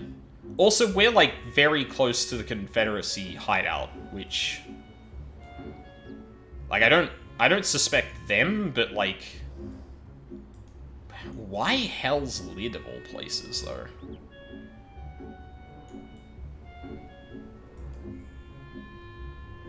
Just put the Warrior of Light in somewhere that's, like, pretty dangerous, so, like, there's less chance of him interfering or something? Like... I feel like we're being led into a trap. You see no sign of Samidare. Perhaps his lair is further ahead.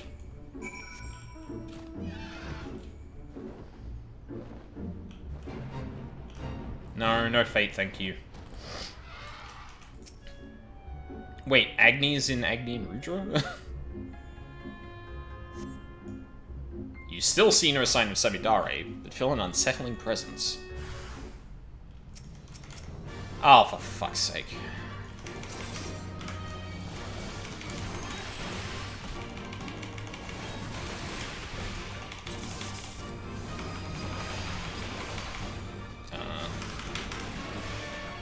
Well, no, that was the wrong button. Fuck. Oh no, I don't remember my buttons. I probably should have looked at that before I did shit. Okay, wait. Where did I put... Ah, Control 9. Okay, yeah. Yeah. Got it.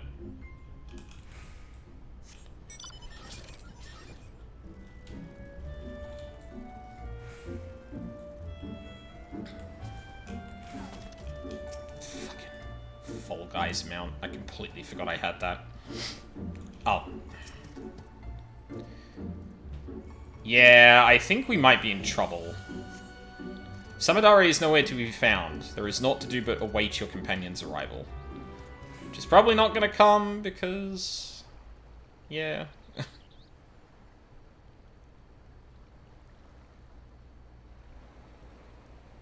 Hey, you alright? You're alone. Yeah, I don't like this. I came as soon as... Oh, is battle over already? Where's Samidare? I was ambushed by a group of red Kojin.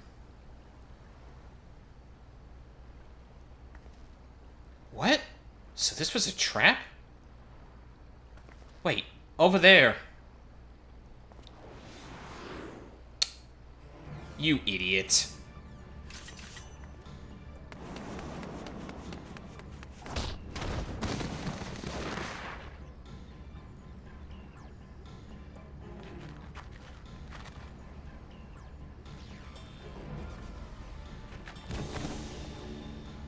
Yeah.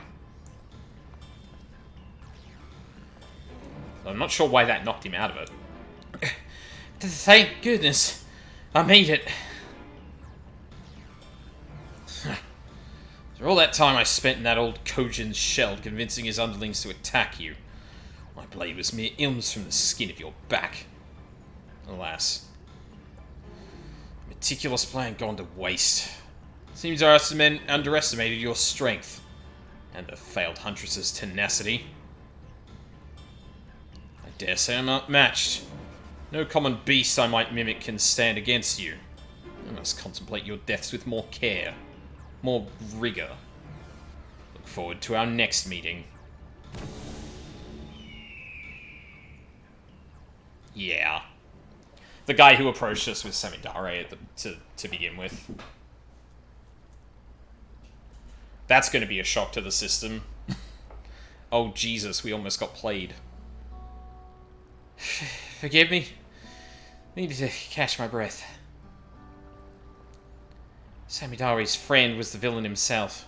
As soon as the skiff made it to the open sea, he threw me overboard. Damn near had to swim like a fish to make it here in time. This made me into a fool again. He waylaid me before using a similar ruse. By the time I figured out what was what, Itoko was already... I always wondered how a craven like Samidare was able to kill her. Our greatest hunter. Now I know. Oh. So that was literally the way he killed Itoko, was the way he was going to kill me. Itoko felt the blade in her back and turned to see the face of her killer. She saw me.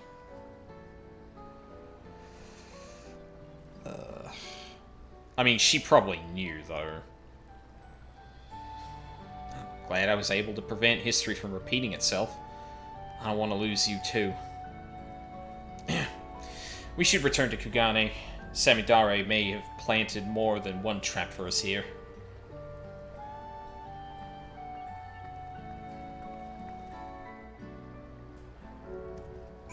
Yeah. Yeah. That makes a lot of sense. Suddenly escalating it and also basically mimicking the plan he did last time to actually get at the Warrior of Light. It's pretty good. It's pretty good. Yeah, I like this quest so far. This is definitely one of the better ones. Feared the worst as I rushed to reach you. The moment Samidare was in sight, I charged without thinking. Which, in retrospect, was probably for the best. Had I tried to shoot him from afar with my bow, I might have missed. The worst hit you instead. In any case, I'm just relieved you're safe. I promise to be more wary from now on, particularly of familiar faces. Hardly needs saying, but remember to keep your guard up as well. For now, I'll resume my efforts to gather information about Samidare's whereabouts. You'll be the first to know once I have a lead. Imposter syndrome. Kuiki seems to be on edge.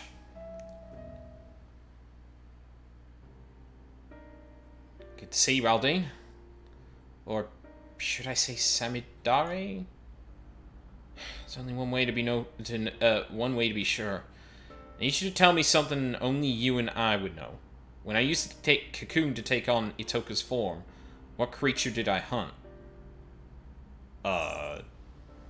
You never told me.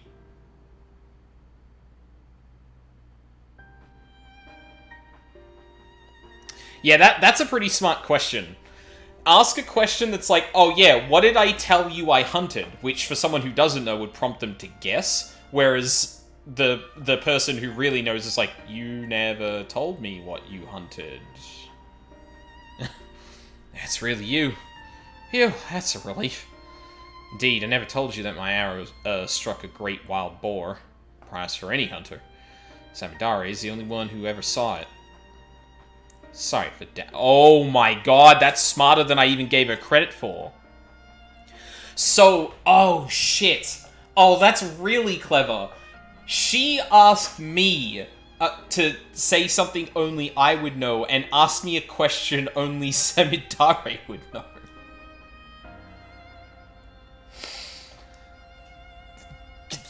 God damn, that's clever. I like that. Sorry for doubting you, but I could think of no better way to expose him if he attempted to impersonate you again. And, like, it's one of those things where you would absolutely get someone who's proud of knowing too much information with that, right? Like, he knows the answer, so, oh, yeah, I've got this. You would have told, like, and doesn't think for a second about whether she actually told him that. Oh, brilliant read. I have to remain vigilant after all, even though no news of his plots has reached me as of late. From here to Yangsha, people are on alert for a many-faced agitator within their midst. Not even a stray cat is beyond scrutiny. While Samidare can no longer act so brazenly, I'm afraid this means that his trail's gone cold. We also have another problem. When he pushed me into the Ruby Sea, the remedy I carried was soaked in salt water. I'm afraid it's no longer effective. Ah. Yeah, I was wondering if we were going to have this the whole time. Oh man, this is interesting. So, like, a lot of the other quest lines have been focused on, like, slowly getting better and better at picking them out, but things are getting more dire. This is going in the opposite direction. The person is getting much smarter with what they're doing, and we are running out of options to flush them out. Where the trail is going cold because we pushed him into the darkness. More people are on alert, so so he's going to be more cautious of what he's actually doing, and we don't have the easy out of actually finding out who he is, or just like instantly revealing that he is using the enchantment. Ooh. No doubt his plan from the start was to eliminate one means we had of undoing the cocoon's mimicry. We're at a disadvantage too great to ignore, which is why I intend to synthesize a new batch. I was just about to go procure the necessary ingredients from the supplier when you arrived. Why don't you join me? Oh. Oh, I actually would prefer just taking that out of the equation entirely. Or maybe making it so that we have an extremely limited amount, so we can't use it willy-nilly like we had before. Yeah, we'll see where it goes. Down in the market.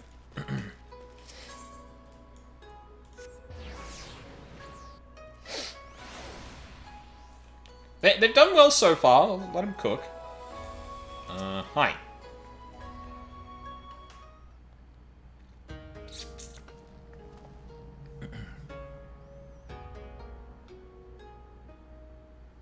I've never heard of such materials.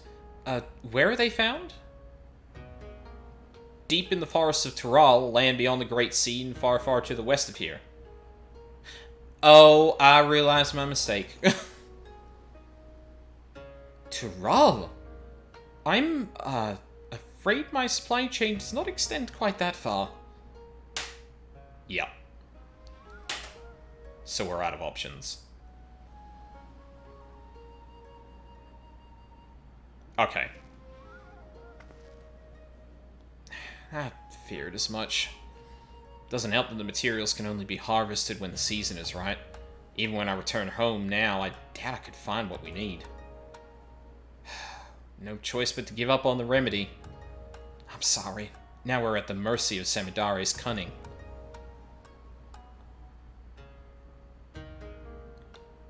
Hello there.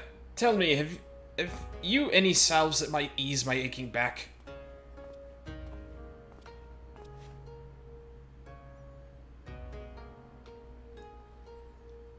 Sir, this isn't the apothecary. Where are your spectacles?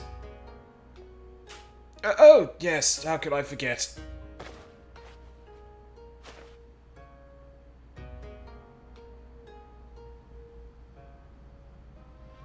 Ah, much better.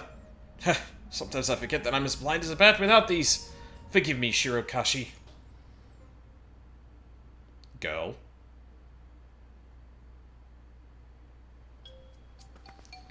Excuse me, but do those bits of glass covering your eyes help you see?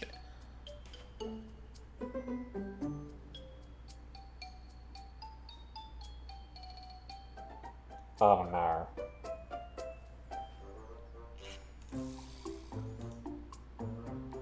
Has she been practically blind this entire time?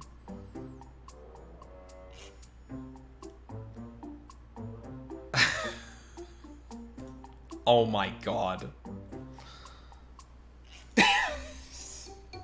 And so I used the Dreamweave cocoon to give me eyes that did not have stigmatisms affecting me.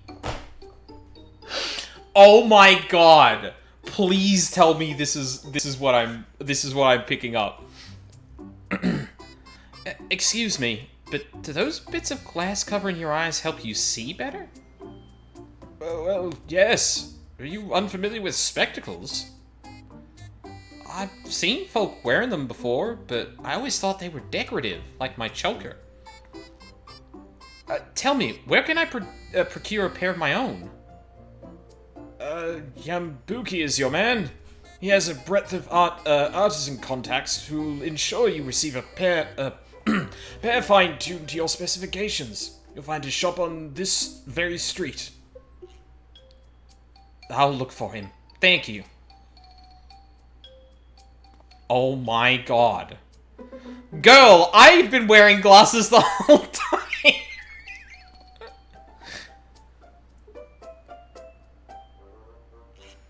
I'm sorry, you must be completely bewildered. I thought a failure of a hunter like me would never be able to aid you in battle, but I've just come to realize there's hope yet. I can't see for shit. Oh my god! This is amazing! But let's not crowd this stall any longer. Care to join me over there? Holy shit.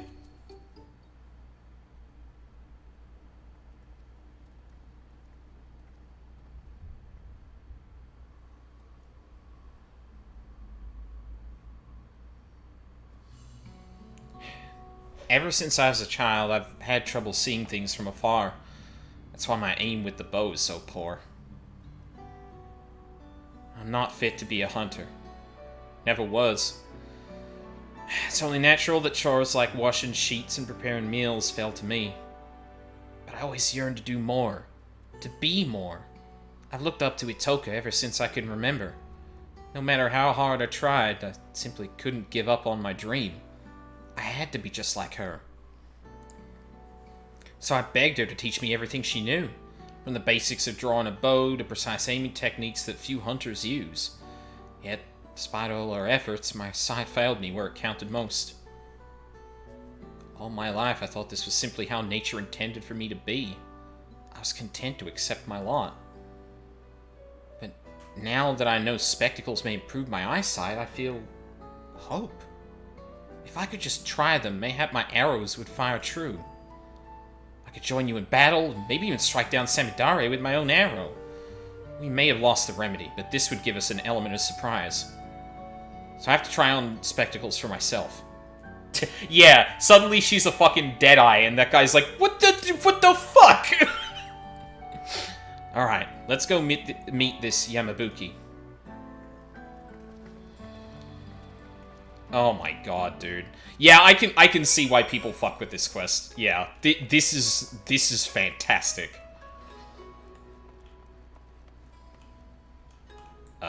Sir?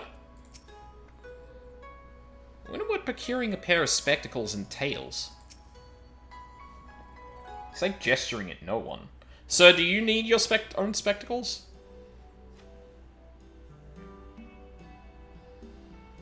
A pair of spectacles, is it?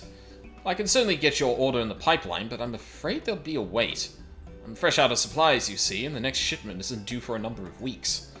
Of course, if you're in a rush, you could roll up your sleeves and get the materials yourselves.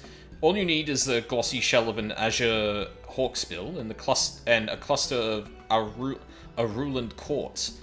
Bring them here, and my affiliates can begin work immediately. Oh, we could do that. Who knows what scheme Samidare might contrive should we let it down our chase for weeks. Would you be willing to lend me a hand with procuring the materials? We split up, we should be able to gather them in the blink of an eye. Sorry. Quite the eager pair, I see. In that case, I dare say you'll be able to negotiate with the Blue Kojin for a carapace of splendid quality. I visited Tamamizu during my investigations in the Ruby Sea. I'll handle the shell. Alright. Now that leaves you with the Aruland quartz. Pray look for a cavern near Shoal Rock in the Ruby Sea. Sprinkle some glittering gravel to lure Shoal Iwamushi from its lair within, and retrieve a cluster from its shell. Okay. Let's meet back here when we're finished. Also, I have to admit, there's been a lot of, like, oh, I met them, I can get that, in these quest lines. Which, like... I'm kind of surprised, like, maybe... I don't know, maybe it's just a small detail, and it's used to kind of, like, hand-wave, okay, the Warrior of Light can't do literally everything, right? But it strikes me that it's always like, oh yes, I'm familiar with these people, despite the fact that the Warrior of Light would probably be just, like, baseline more in a position to say that? And that we're not relying on, like, the resourcefulness or, like, anything like that. Oh, Jesus. Okay, hold on. I didn't think it was that far away. We're not relying on the resourcefulness of our partners and more how connected they are in a land they've just been to. I'd have to go back through all of the quests to see if it's always that. But, like, I'm curious as to why that decision. Why that angle? For some of them, it makes sense, where, like, one or two of them are very, like, very loquacious, very get on with people very well. Like, I can definitely see that a lot of them would just kind of, like, get in with, the crowd and, whatnot. But, yeah, like, it struck me that it's used this in multiple quest lines for multiple reasons now. Shoal Iwamushi,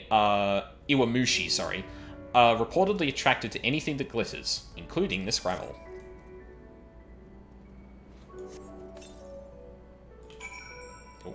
Okay, hang on. I need to remember my buttons.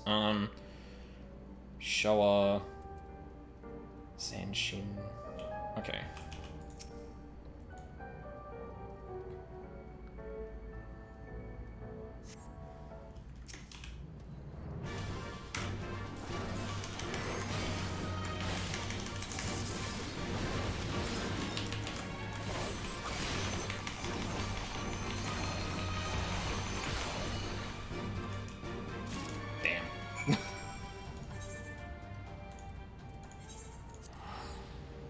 This is the first one of these just, like, go kill a thing quests we've done, but it is kind of, like, whatever.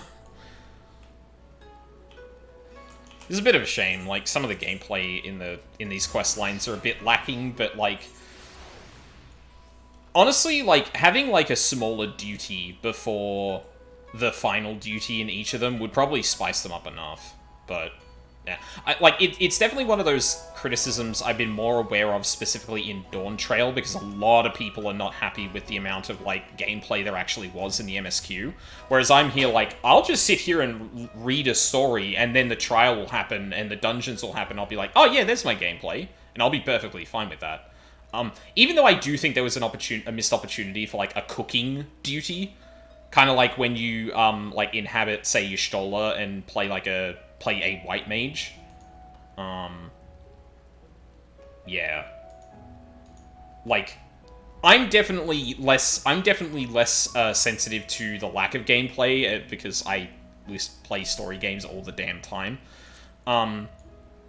But yeah, I feel like some of this stuff could actually use some of them, especially when, like, you can use it as narratively to create stakes. So, like, you know, when someone's meant to be kind of a problem in battle, you have the first battle to either establish that, you know, they're still learning their powers, or they're actually way better than you, thus, you know, kind of lends more narrative weight to the later climax, whereas it being the only duty is like, well, we've only ever fought this guy once, right? But obviously, budget, time, and stuff like that for side quests would be really tight, so... yeah. Understandable from the game design perspective, but, like, yeah, ends up being kind of lacking sometimes. Ah, you're the first to return. I trust you have the quartz in hand? This cluster of quartz possesses a light golden hue. We're also learning how glasses are made in this world, too, which is cool.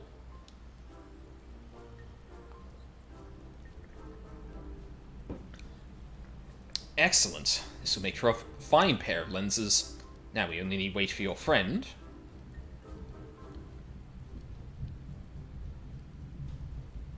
Oh, there's the storm rolling in.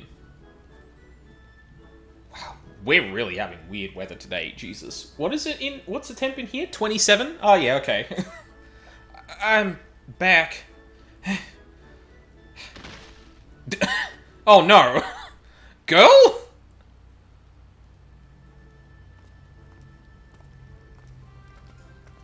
Too excited and just ran back. Sorry. Didn't mean to alarm you like that. I spoke with the Kojin of the Blue as planned, but soon learned that hawksbill shells have been sparse of late. They were reluctant to part with a single one. I was able to wear them down, though, until they proposed an exchange. If I dealt with the Red Kojin who'd invaded their fishing grounds, they'd spare a shell. I knew my bow would be useless, so I took a leaf out of Aldine's book and fought him up close and personal.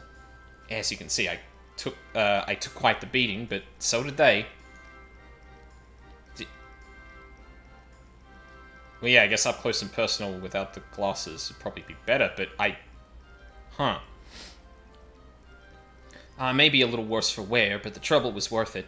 I have the shells promised, and with it, your associates can get started. Indeed they can. Let us first measure your eyesight, and then they can get to work.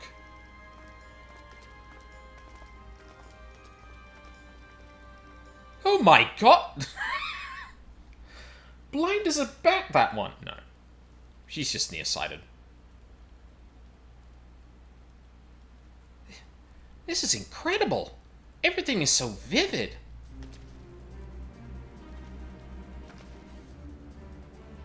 Hell yeah.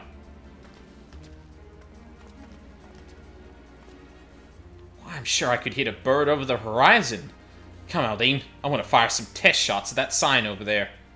Hold on. That seems like a fine way to earn the ire of the Sekisegumi. I'll prepare some targets for you, so let's move somewhere less crowded. Of course. Thank you for going to the trouble. She's gonna get a Kim Kitsuragi moment.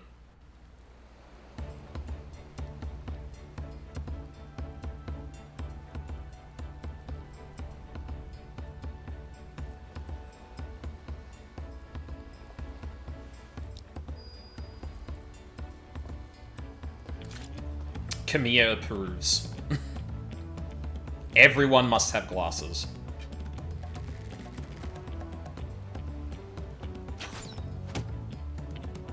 Hey. Oh.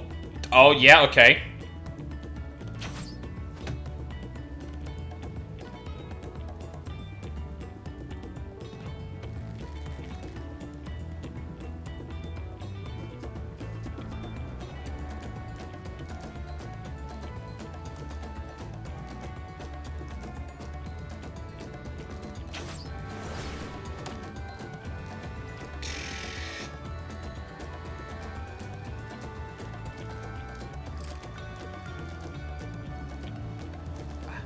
I did it!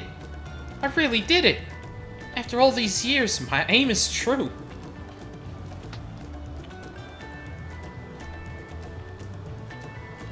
Ooh, yeah, that's some rain. Damn. Weather's really, really, all over the place today. When we find Samidare, he won't know what hit him.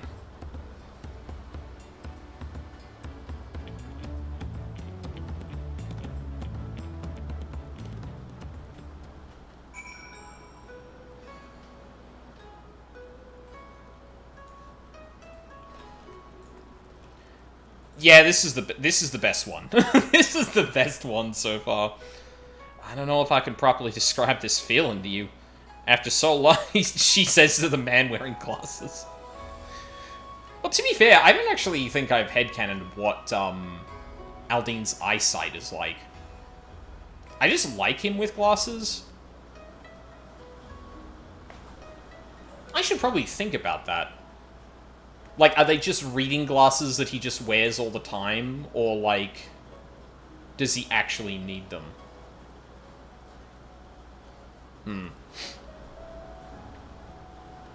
After so long, I don't feel like someone pretended to be a hunter.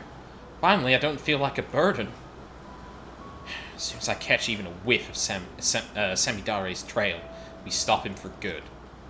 When that moment arrives, please lend me your strength for one last time. Together, we'll retrieve the cocoon and return it to my village. Why did we... Okay. I mean, I'll take the food, but, like... A hunter true. Kuiki is eager to discuss new developments with you.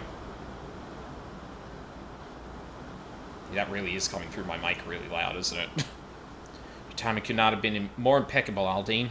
Person claiming to be an acquaintance of yours stopped by just moments ago, wishing to have a word. About Samidare, no less. They're presently waiting in my room, so give me just a moment and I'll bring them here.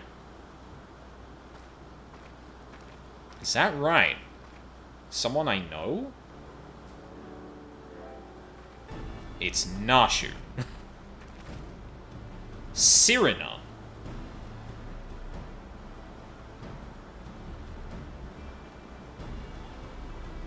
Huh. You look well, Aldine. Forgive me for issuing pleasantries, but there is an urgent matter I wish to discuss.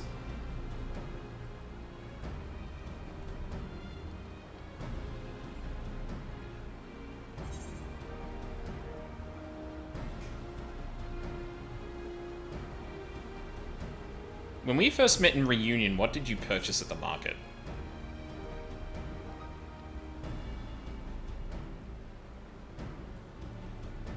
Kinsai, as I recall. I had insufficient funds to purchase it myself, so you helped me gather Whisper Root to trade for it instead. Okay, yeah, it's her. would seem you, too, have grown wary of imposters. Then we can proceed straight into the heart of the matter. You appeared in Mol Ilo a few days ago, claiming Hien had been driven to madness, that he was assembling an army in Doma with plans to conquer the Azim Steppe. For a blessing, we'd already received word from a Doman envoy that an agitator was mimicking others and saw the ruse for what it was. Unfortunately, when we attempted to capture them, the imposter transformed into a sheep and disappeared among the bands grazing on the plains. When I informed our friends in Doma of the incident, I was told you had been using Kugane as a base to track down the perpetrator, and thought it best I apprise you of this happening. Samidare. He won't relent. His schemes won't end until his schemes won't end until we make them end. You may discover a clue to his whereabouts in Reunion. If anyone in the steppe has seen him, that is where they will be. Now, I must alert the other tribes to this threat. May the winds speed your way.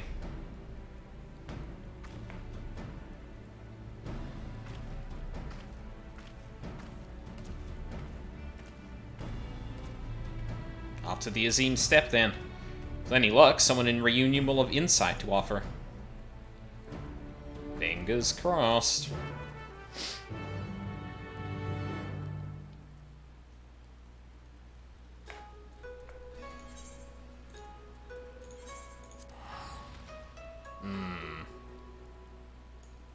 Yeah, because, like, when Cyrena appeared on screen, I was like, yeah, okay, that could make sense. He's made movements around the Azim Steppe before.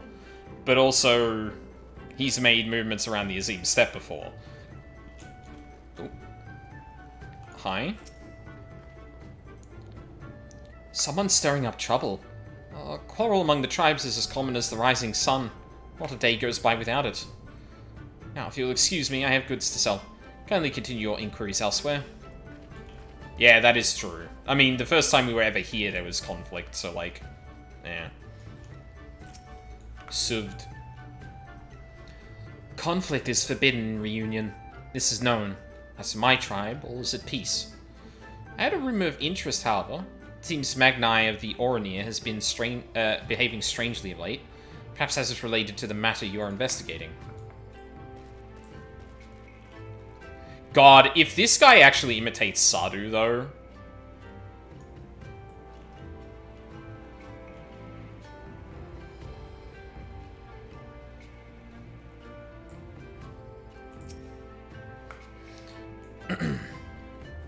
Conflict?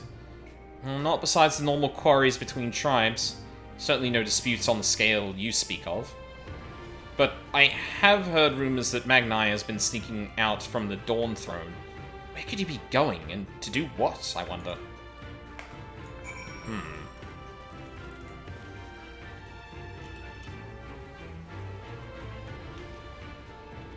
It's kind of funny, because, like, Samidare seemed to be knowledgeable of the Oranir to some degree, which is interesting.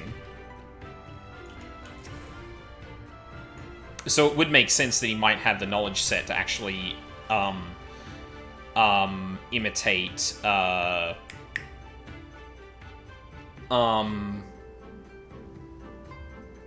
Magnai. That's his fucking name. Were you able to learn anything of interest? I've also heard rumors pertaining to this Magnai. One person even stated they saw him head towards a place called Bardam's Meadow not long ago.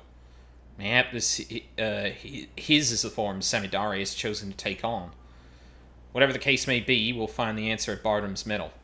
Can't allow Samidare's depravities to go on any longer. Steel yourself for when next we face him, we're putting an end to all this. Oh shit, okay. Good, you're here. Once the battle begins, there's no telling which form Samidare might take. An eminent warrior, fearsome beast, or worse. He's also shown more scrupulous behavior in his preparations of late. Whatever his form, we would do best to assume that he has thoroughly studied its strengths, and will use them to full effect. Yet I'm not the feeble hunter I was before. Together, with your martial might and my exacting eye, we will defeat him. At long last, Itoko shall have her vengeance, and my village shall see the cocoon returned. Alrighty.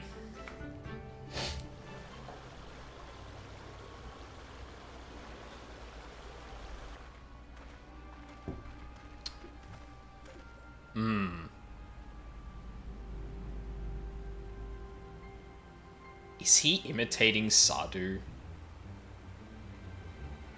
Oh, he's imitating Sadu.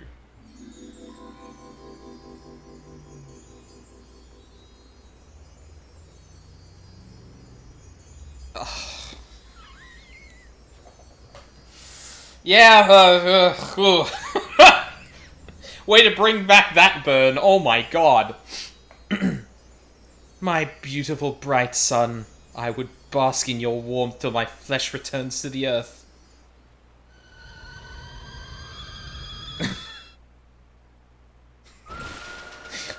Holy fucking shit, dude. That's the feral dog gone rabid. You speak those honeyed words to lure me into your cot only to slit my throat as I sleep. Hush, fool! I am your Nama. Though we've had our disagreements in the past, I've come to understand my actions were understand my actions were born of love. Yet only now that I am forced to wed do I realize this. Despite my shame, I wish to confess my feelings before it's too late. Wait, what? Wed? A Dothali beast like you? To whom? To what?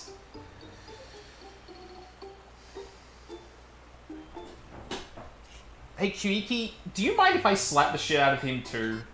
Because, like, I've had enough of this dude.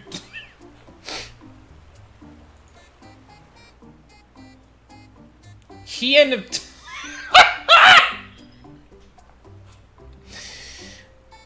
Hien of Doma. By becoming kin, he seeks to leverage the influence of the Dothal to claim dominion over the steppe. The Doman knows no shame.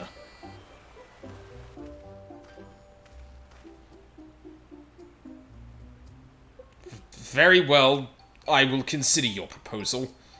Far-fetched though it may be, I cannot overlook the possibility that you are my Nama. But first we must gather our warriors. Doman's impudence cannot go unpunished. We march for Doma come morrow's dawn. Yeah, okay, yeah. He's figured it out. He figured out a way to get this started. Because Magnai's pride is wounded at the best of times, so...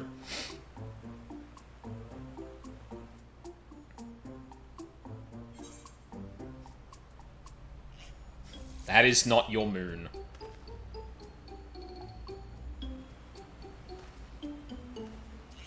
You? What are you doing here? Is it not obvious? They are spies of Doma, come to quash any thought of resistance. You must kill them, quickly. But here's the Han. Oh, Hagen? Oh, fuck, I forget how to pronounce that.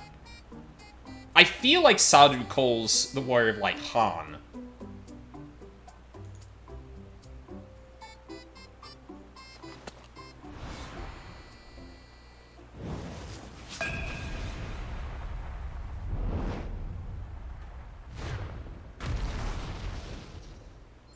Well, I guess the game's up then?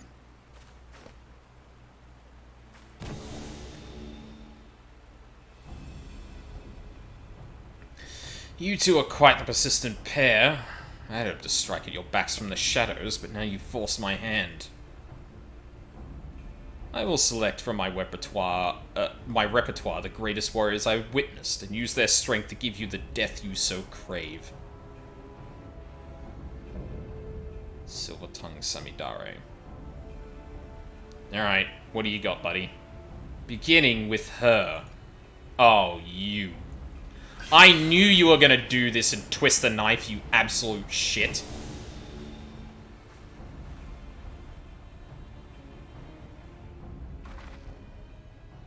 How dare you! My arrow pierces your breast. Itoko will finally know peace.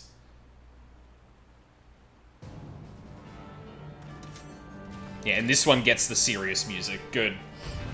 Because fuck this guy, and he is also kind of a substantial threat.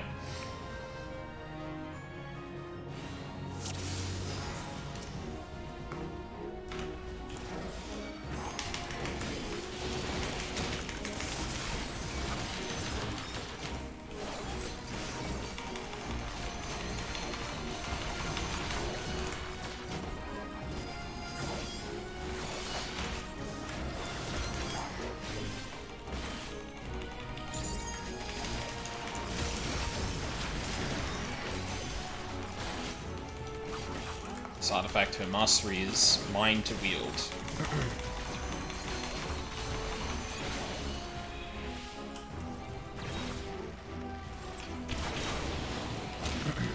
Damn.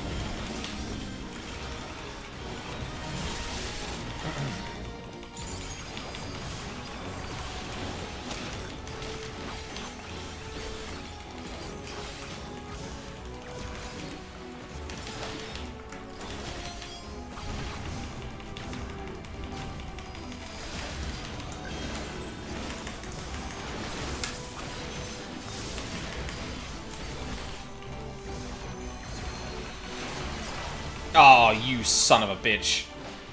Oh, yep. There he goes with Magni. Now deliver the coup de grace with that Dothali devil.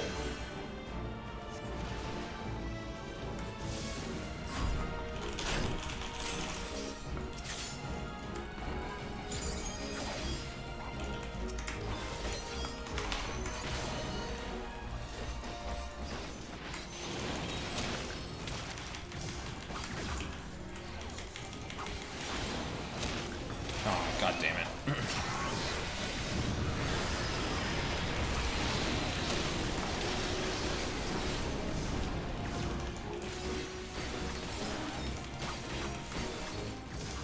I'll assume her form. Oh, did I not do that right? What the fuck? Oh! Oh, you bitch!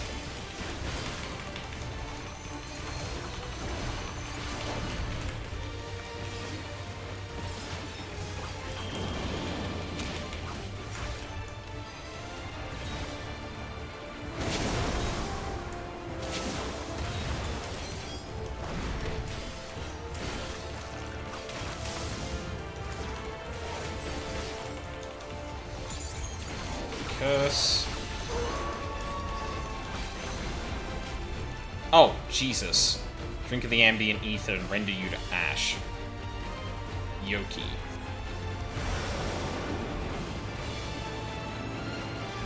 Be in trouble if we don't do something.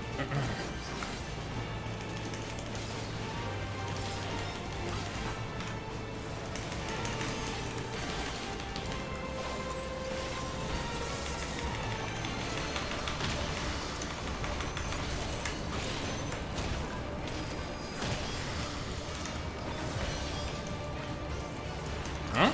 Do I not? Oh, I probably don't have enough. Oh, God.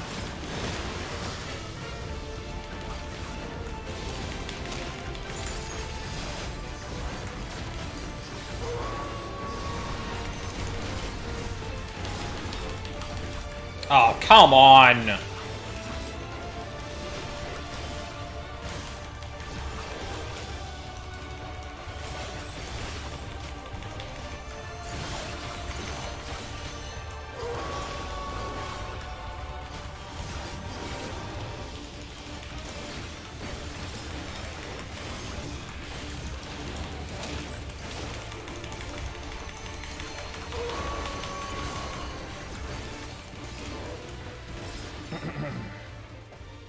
Get wrecked.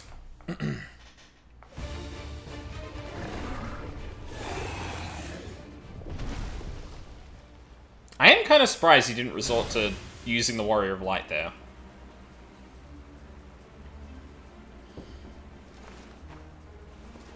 Like, surely you figured out I'm a formidable fighter at this point. No! No. You're gonna run away. Well. Get his ass.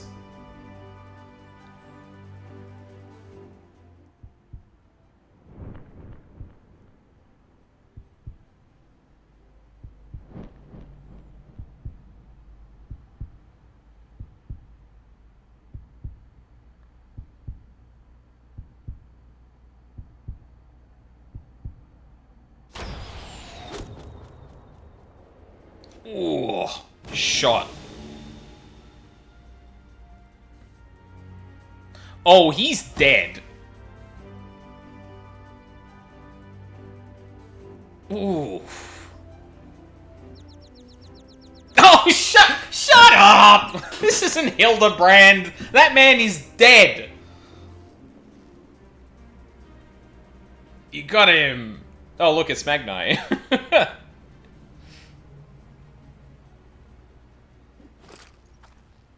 Fuck yeah, dude. Itoka. It's finally done.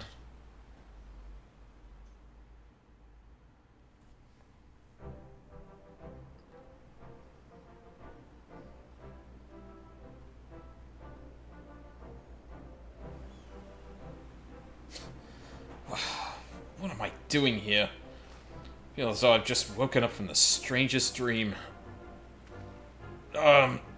Well, you see... This cowardly cur assaulted you from behind and knocked you unconscious.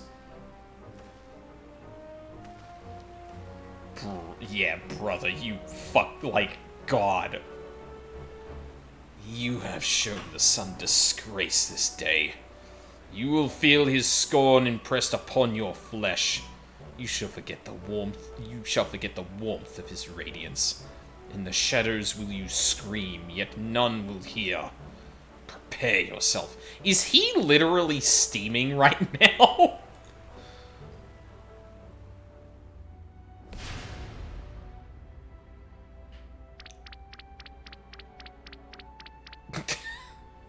Okay. Anyway.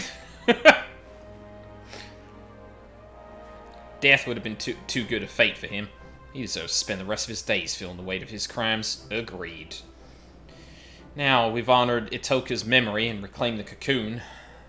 No words can express my gratitude, Haldane. I can finally go home. But my community awaits our foremost hunter's triumphant return. What expression will come over their faces when the village disgrace arrives instead? I don't know if I can bear to see.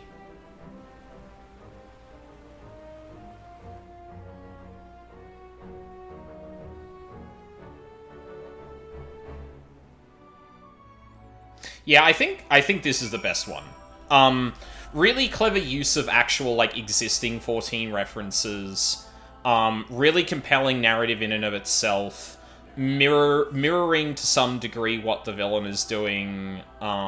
Just, like, actually probably one of the best side quests in the game. In this expansion, for sure. Our journey to reclaim the Dreamweave cocoon has come to an end at long last. Would that I could return home in high spirits. As I recall, you said Sheshepia is the one who requested your help, yes?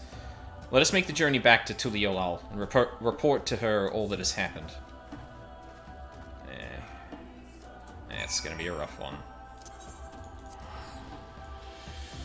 But yeah, like, just actually, like, really, like, good use of the powers of the villain, too, to, like... Yeah. Honestly, it would have been kind of hard because they would probably need, like, if they wanted to do the Warrior of Light, yeah, I'm thinking about the logistics of that now, and, like, that's a nightmare. Because you need to be a melee, but that could mean you're either a monk, you could either be a monk, a samurai, a ninja, a reaper,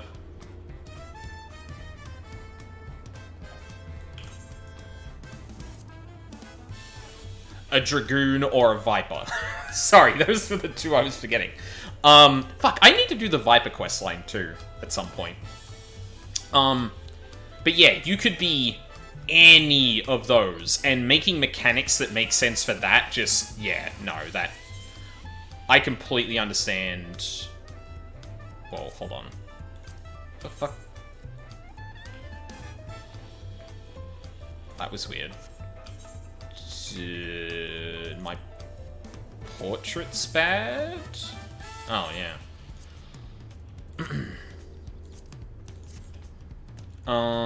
Okay.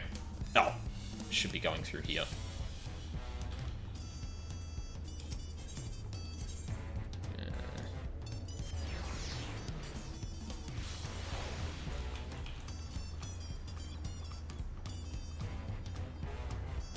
I think that even surpasses the ranged one, and I really like that a lot. Especially because I wasn't really expecting it to be good. Or, like, I didn't have any expectations going into it. For this one, I did, because people were talking it up a bit. You're back. Were you able to retrieve the Dreamweave cocoon?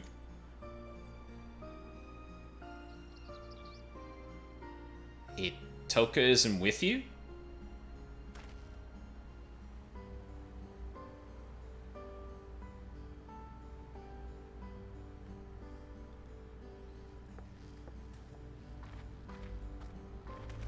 That's why one of our first lines to her was Itoka. Because, like, it prompts her to be like, oh shit. Kuiki? Thank goodness you're alive. Oh, thank goodness you're alive.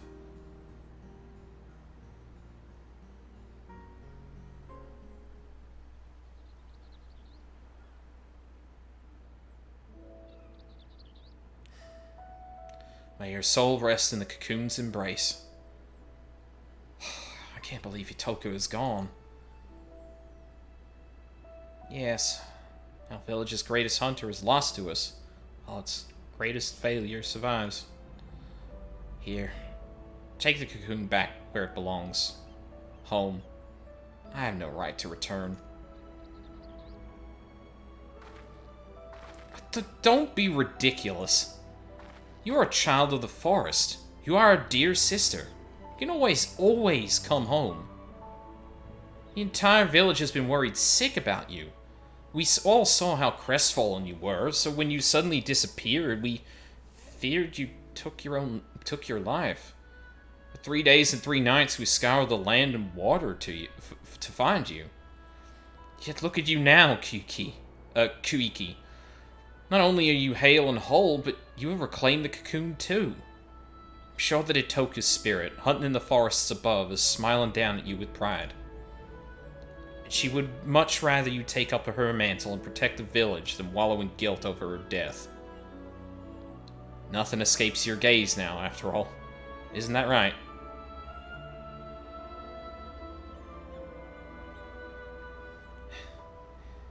Thank you, Shishepya. It's settled. You will return home with me, and finally our village can breathe a sigh of relief.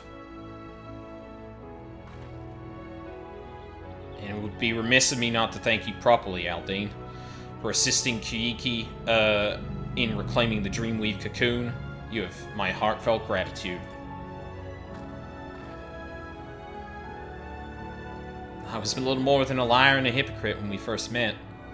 But during our time together, I discovered that I'm so much more than that.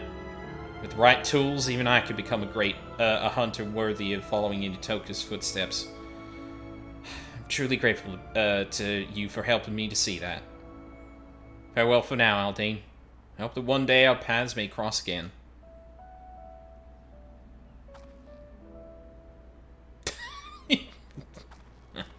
That's good.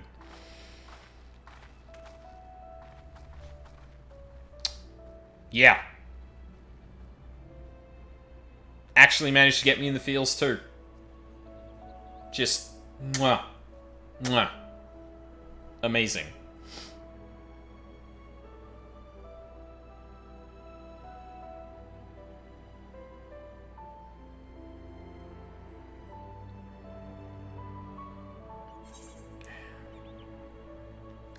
It's a shame they all couldn't be like that, but take what I can get.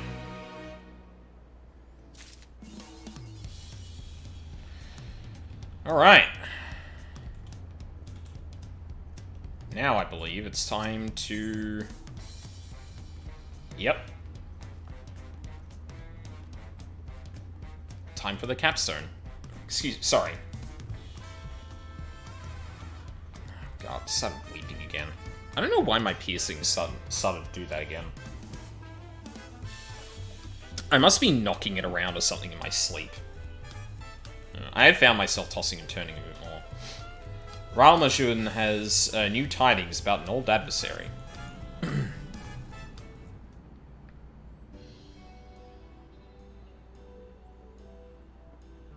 Heyo. Aldine, so good to see you. I was hoping you would pay us a visit. The Landsguard received word from the various nations you visited in your search for the treasures and requested that we inform you of the latest tidings. They also send their earnest gratitude for your efforts. It seems each of the 5 criminals has been brought into custody, though some had to be tracked down after you trounced them. They now await the judgment of the governments they have wronged.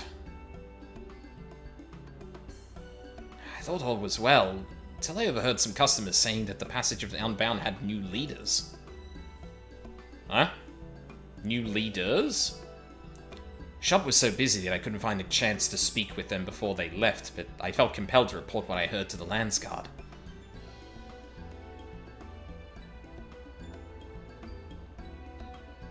It was a sobering reminder that as long as their leader, Apyahi, is free, she can rebuild and scheme again.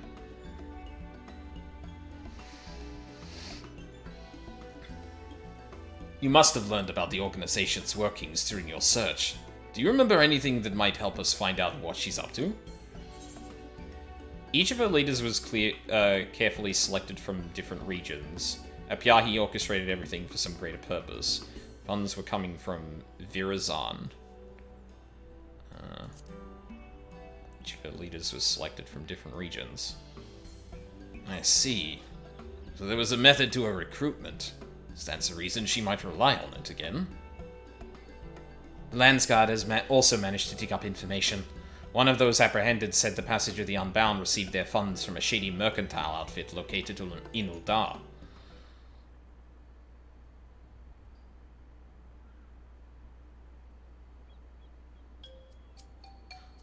I have an idea. If Apyahi really is recruiting new members, we could feign interest in her cause to get close to her. Probably not me. I don't think that's gonna work. We even know. Oh, okay. Maybe she's never. Yeah, I suppose. Although, I guess no one there actually recognized the Warrior of Light, or I don't remember any of them recognizing the Warrior of Light. You might be onto something. We even know a man she's never had the pleasure of meeting, Aldine. Okay, hold on.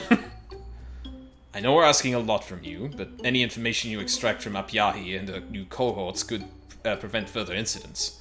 What do you say? Desperate times, I suppose. We're very grateful. A small warning, however. We know 5 treasures were stolen, but there could be more. Whatever you do, don't treat Apyahi lightly.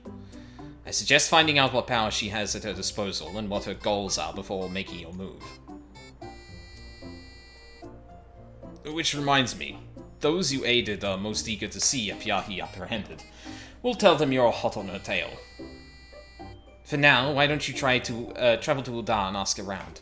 Perhaps South Quarry has already tried to recruit the Delusion into her ranks. Good point.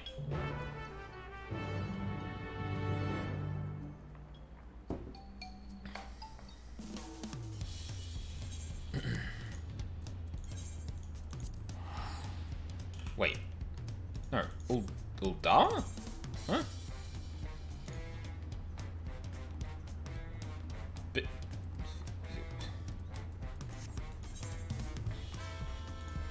Oh, okay. God, fucking... Alright. Alright. It was, yeah, that was weird, because it was sitting between both of them, and for some reason I associated it more with the Mordota text, the way it was positioned. That one.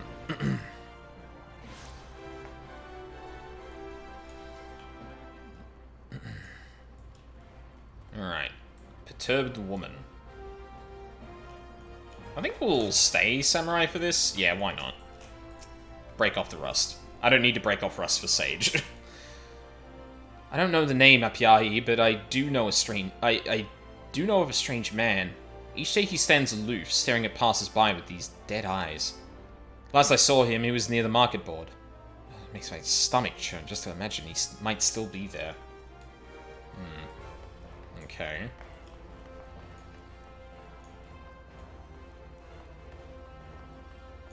There's some random person just standing there, but... Villains who wish to topple the nations of the world. Oh, I'm afraid I haven't heard of such a group, but there are no shortage of complaints about the Sultanate. Most common are gripes about market fees. Yeah, the merchants tell it. Every one of them is a single bad bargain away from an empty coin purse. Can't say they go so far as treason, though. Yeah, I mean, we all know what happened last time something like this was tried, so... Which, honestly, like... I didn't actually think of it too much, but if Apyahi's next... Wait, didn't we have someone in Ul'dah already? Hold on. I'm gonna look at the quests.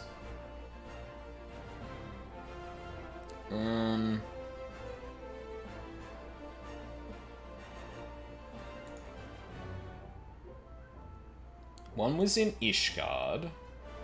One was in Doma.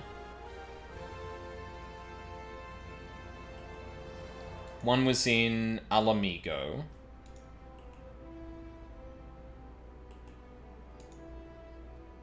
One was in Thavnir. And the last one was Limsa. Although I feel like the... Oh, no. It was Limsa. Yeah, it was Limsa entirely. Yeah, maybe the final one is actually tackling Ul'dah. I would have thought Tuliolal, honestly. But,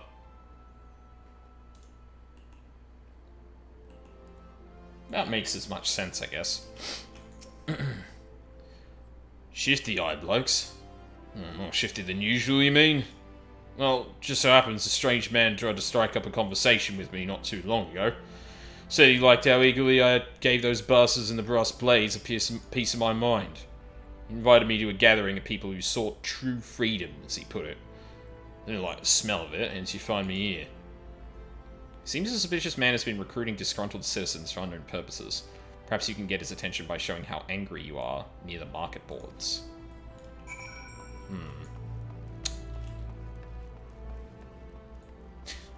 That's funny. That's really funny. Go around to the market boards and just use this emote. Oh, maybe. Do I have to do that here?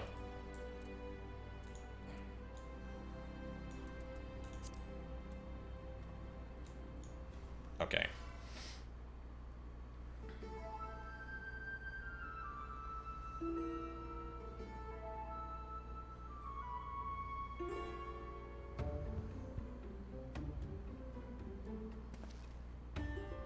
You there. Mind letting me bend your ear? Oh, it was that guy.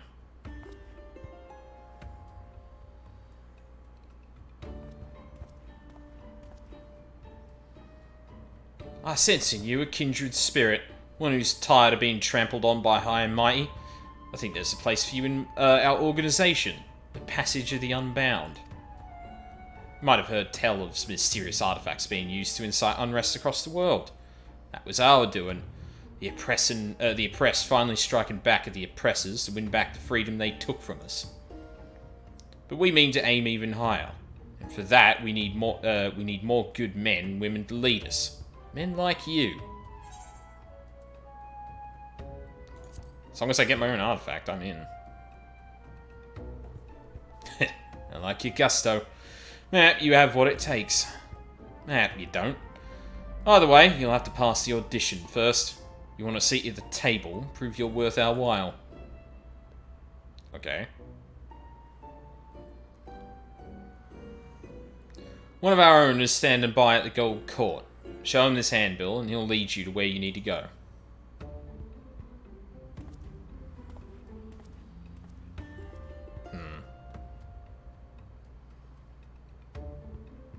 Kind of just recruiting open in the street like that's kind of crazy.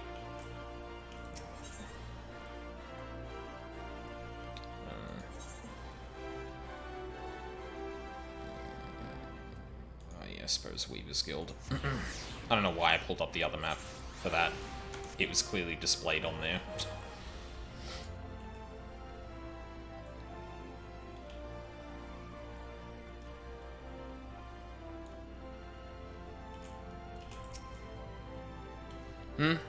What do you want? A handbill written in a simple font which reads, "Are you frustrated with your lot in life? Tired of feeling the boot ever on your neck? Then join us and win back your freedom. We invite both seasoned villains and fledgling reprobates to attend our audition." God. Reprobates. So you wish to lead others upon the passage, eh? Well, you're welcome to try. But fair warning, this may be the hardest trial you ever had to endure. Are your loins properly girded? Yes. That enthusiasm will take you far. Now then, follow me.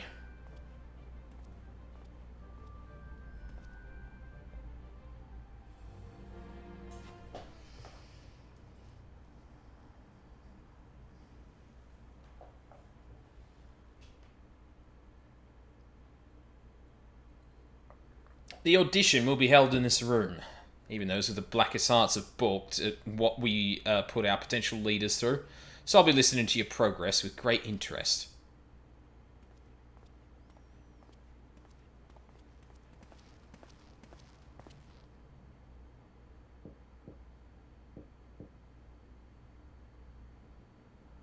Enter.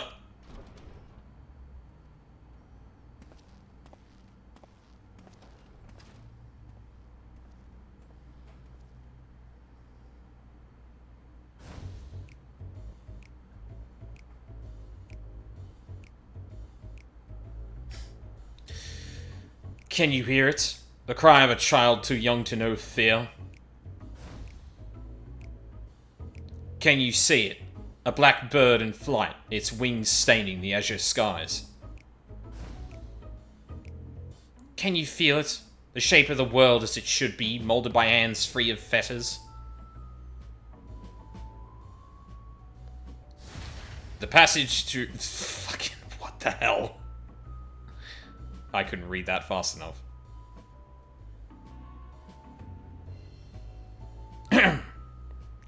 And with that, let us begin the audition of our new round of leaders. May the selection committee please take their seats.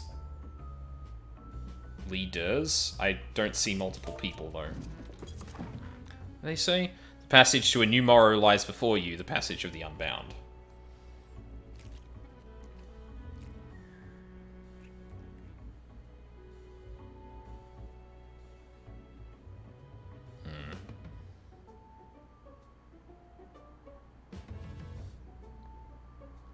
You look disappointed somehow.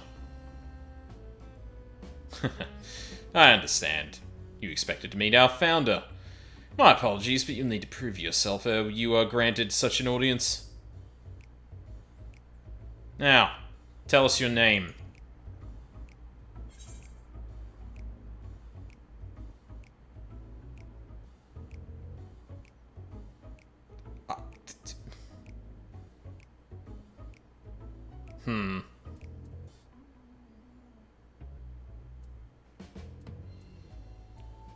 Like, I mean, I can refuse, but, like, I kind of wish there was a way to make one up.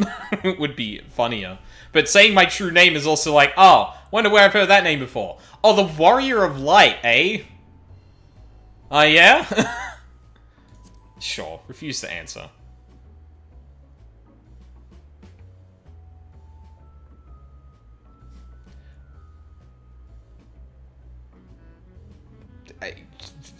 Okay.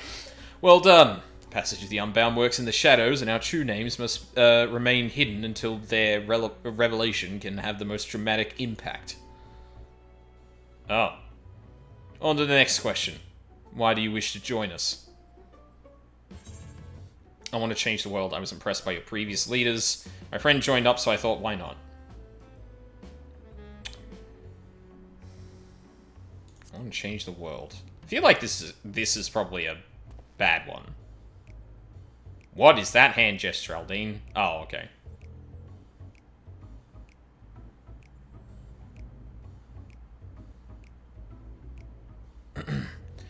If you truly desired that, you would have done something noteworthy by now. We would be ill-advised to recommend a novice for a position of leadership.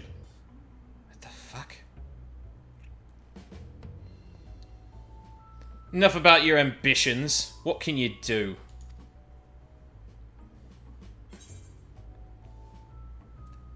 I can take on anyone or anything in a fight. No one can craft and gather like me. I'm a devil at Doman.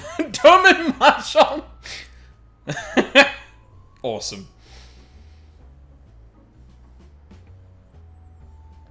Anyone can fight. You do know we're trying to topple nations here, don't you? You don't need someone with muscles. We need someone who can grasp the reins of leadership and lead us to victory. That's enough questions for now, methinks. Let's see if this one has the guts to stand against an entire nation. Huh?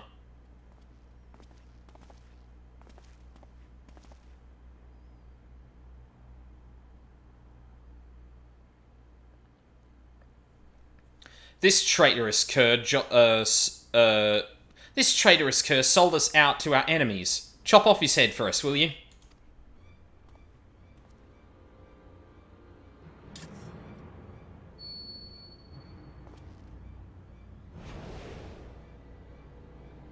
Oh?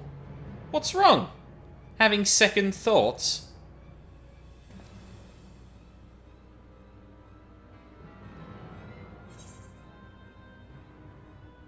Nope.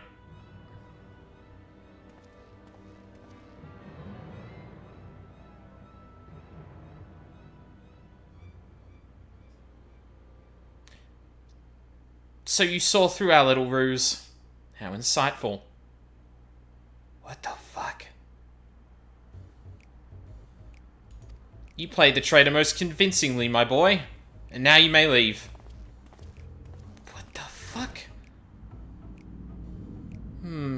Let's see. Oh, yes. Your final task. Strike a pose that captures your essence. Go.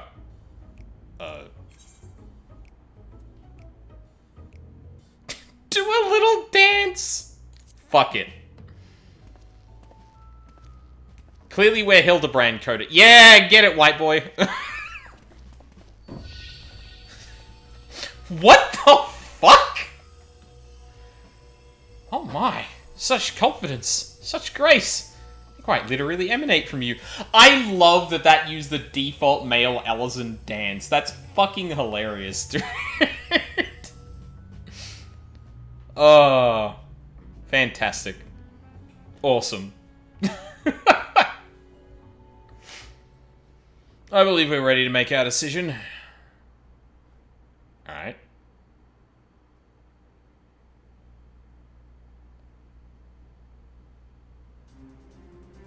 You truly are singular among the other applicants. We can confidently say you passed the first audition.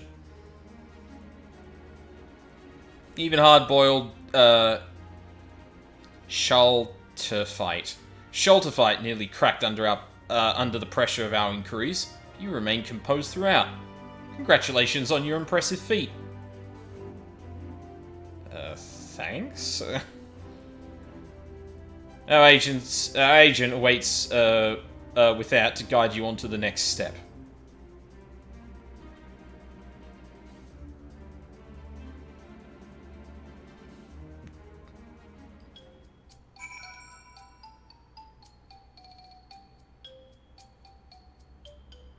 Alrighty then. Well? This is going well so far. It's getting a little warm in here, so I'm going to take a break here, get some more water in that. And when we return,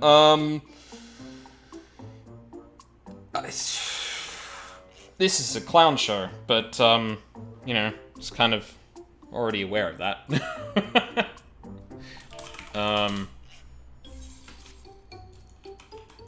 Like, it'd be a bit weird if it didn't go that route at this point, but yeah. I should have expected more cornball shit, to be honest, but, here we are.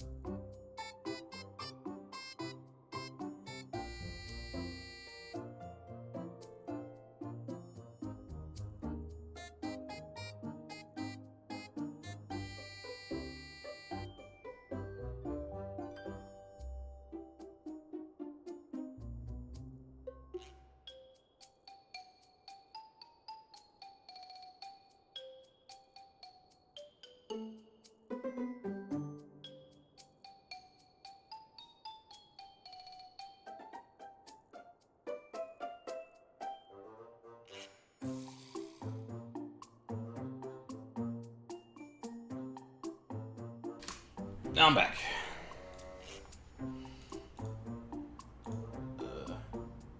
Ooh.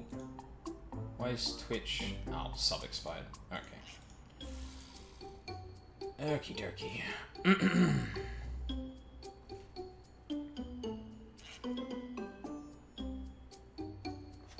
Jesus Christ. I need to tame my hair. I gotta figure out what the fuck I'm gonna do with my hair once it actually grows to the length I want. Because I'm still gonna be growing it, but, like, I feel like I've got to actually find a middle ground now of what I want to do with it, because it's just getting out of control. Fucking thick as hell. Damn, won't fucking sit down because of how, like, hot it's been, either. Yeah, it's a time.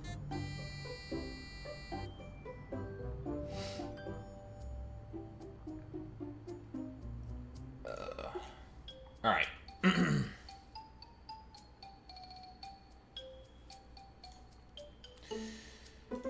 Okay, what more goofy audition shit do I need to go through to get into this, cult? I mean, perfectly legitimate organization. I actually need to go outside? I can see in your eyes that you've been, through more than I can imagine. Hold on to your anger, and use it to bring the tyrannical rulers down to earth. Is she wearing the same shit I am? I think she is. It might be a different variant, though, because it's got the white frills, and I haven't dyed this at all. No.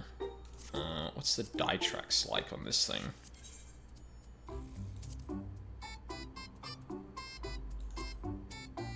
Yeah, you can't get the frills, so that must be a different piece entirely. Probably for a different melee. After all, we've still got, like, what is it, 3 different kinds of melee gear? You feel you've pulled the wool over our eyes. Good. It shows your capacity for villainy. Be proud of it. Fucking hilarious. Quite the selection of candidates this time. Hey. Okay. Cool. Once you leave the Hall of the Unbound, you will be unable to return. Okay, hold on. Is there anything in here else that's worth looking at? Void statues. A shrine. Really interesting chairs I don't think I've ever seen before. Alright.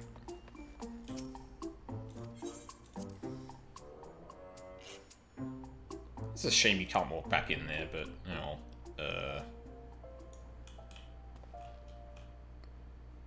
okay. It's gone. You thought we'd welcome you into the fold after a single audition? Ah, you know our standards are higher than that. By the way, if you had failed back there, I'd be guiding you to combat training right now. You never have too much fodder for the cause, after all.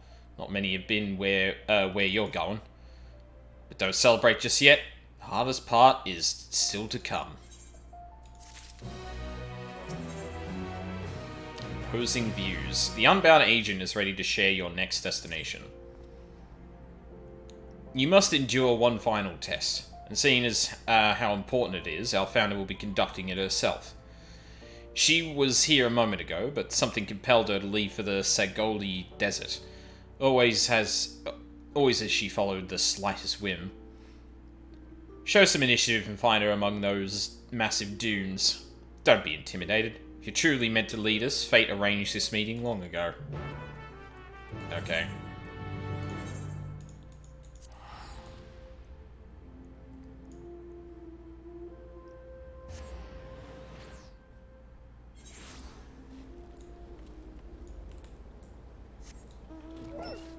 There is a little part of me that's worrying where this is going, just with, like, driving home the whole, like, down with the oppressors thing. You know, 14 is already rife with it's not good to get angry at people who are oppressing you, or violent with people who are oppressing you, and...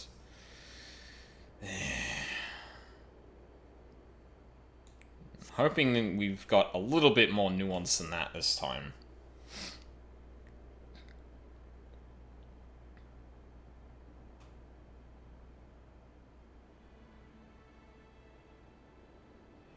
mushroom?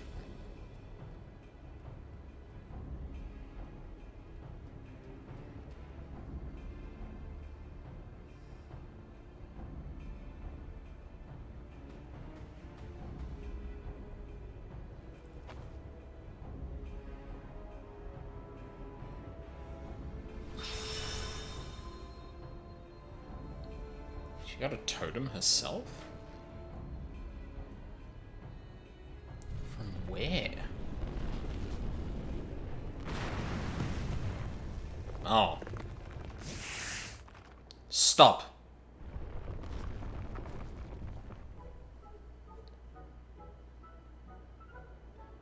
Shake. Spin.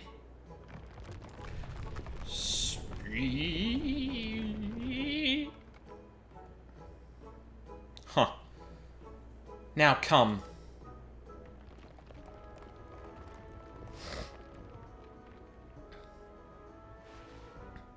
Good boy. Good boy.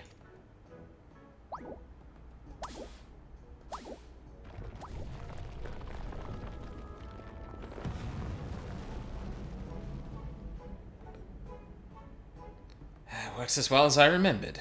No beast is too great for the artifact's influence.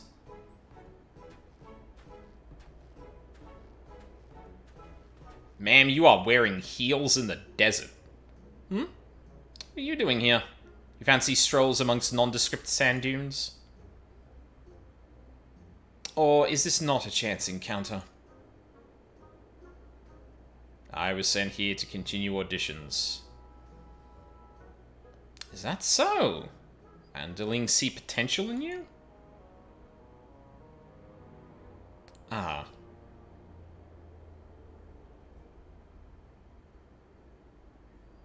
Well then, let us proceed straight to introductions. Remember my name. Oh my god. Apiahi. God.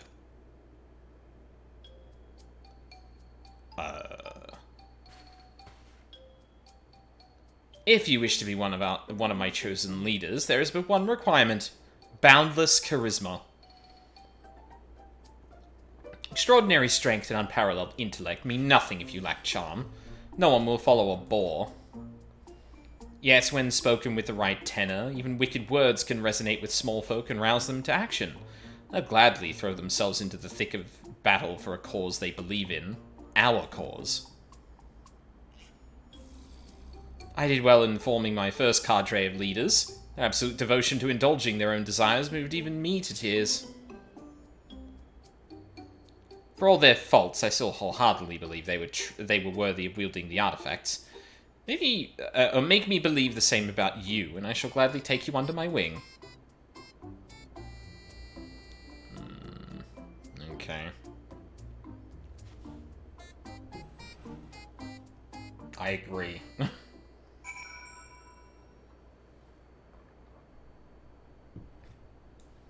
Also, yeah, great place to set this because it's just in the dark. It's at night in ARR areas, so we've just got no music. I don't know where that outfit is from. I don't recognize it. At first, I thought it might have been Astro-related? Maybe? But, yeah.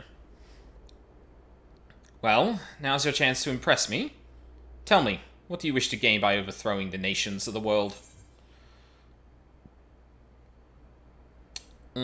Power. Power is the one thing you do not seem to lack. Even so, your ambition drives you to ever greater heights. Such a trait is crucial for one who would embrace wickedness. As for me, I only want one thing. Freedom. Why couldn't we choose that as the option? My village prospered amid nature unrestrained, while those in it were bound by the rules of society. Our rules were determined at birth. Some would hunt, some would weave, but none were allowed to follow their hearts. Obedience meant a life without hardship, yes, but I couldn't suffer the tasks I was burdened with. So in defiance of those stifling customs, I went into the forest to hunt, and returned to my village with a prey mightier than any that had been caught before. For this, I was rewarded with exile. Yet my banishment was a blessing in disguise, for it helped me realize I could survive. I could thrive, unbound by rules. I also understood that many like-minded souls yet suffered under the subjugation of state. I resolved to become an example they could follow, to build the passage that would guide them to freedom. A bit enough about myself. There's something I wish to see. Follow me, but be wary of beasts that infest these sands. Are we going to talk about the mushroom? Okay. Speak with Apyahi again, slay any monsters that appear. Alright. Oh. As I said, beasts abound in these parts. I could kill them myself, but this presents an opportunity. Let us commence the practical exam. Defeat these creatures by whatever means are at your disposal. Alright.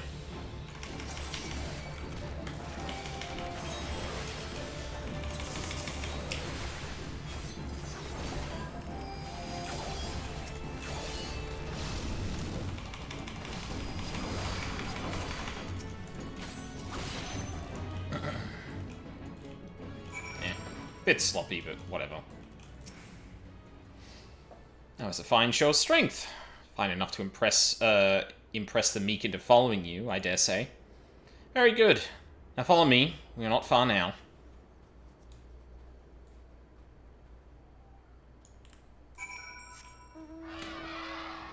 What is that? Oh. Ifrit Extreme, I think.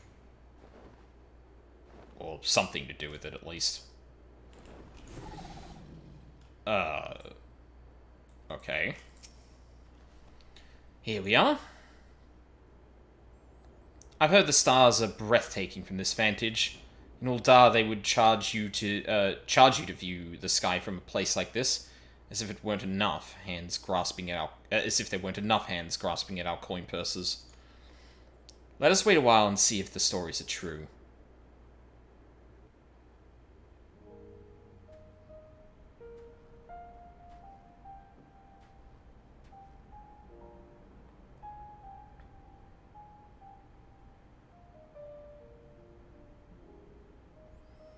Indeed, it is every bit as beautiful as they say.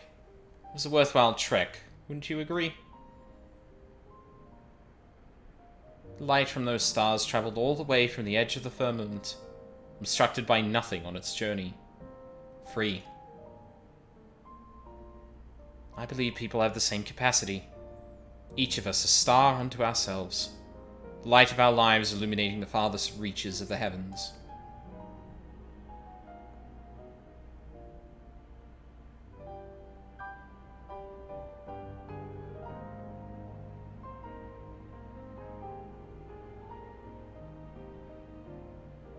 Ah, yes. You've passed, by the way. Huh?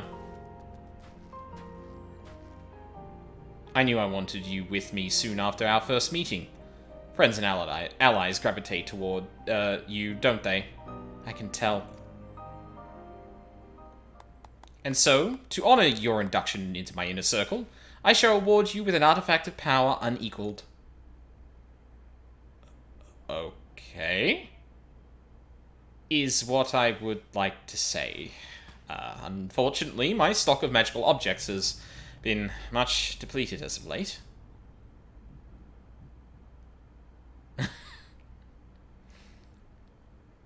Are you truly so crestfallen? I suppose I cannot fault you for staying true to your ambitions. The artifacts wielded by the previous cadre were purloined from across the continent of Tural, where they were enshrined as objects of great power. Alas, we had greater need of them. Mine, however, came into my possession long before that.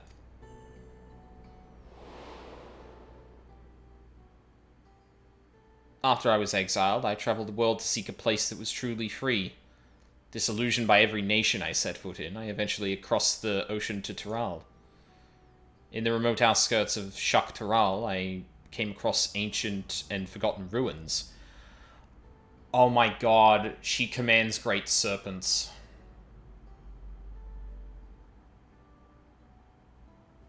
Oh my god.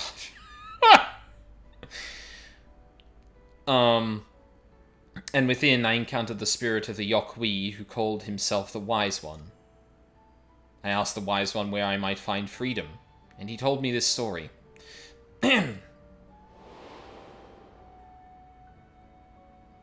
When I yet lived, my people ventured into Shaktaral, but before we could settle here, a terrible sickness struck, and one by one many lost their lives. I sought a way to conquer this affliction, crafting an instrument that could harness the powers of mighty beasts.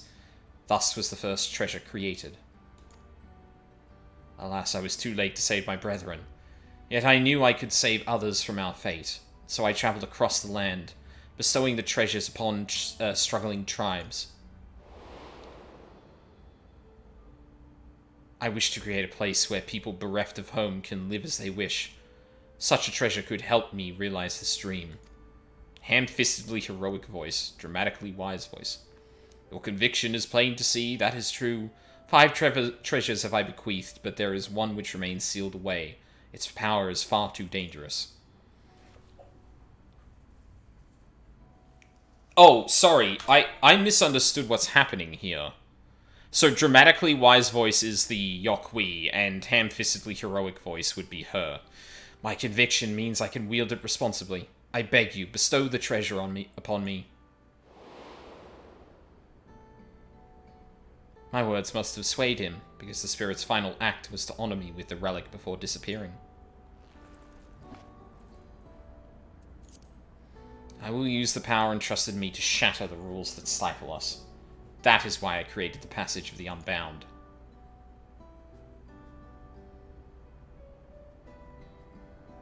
And now you are one of its leaders. Stand by my side, and together we shall release the people of the world from their chains. Oh, again.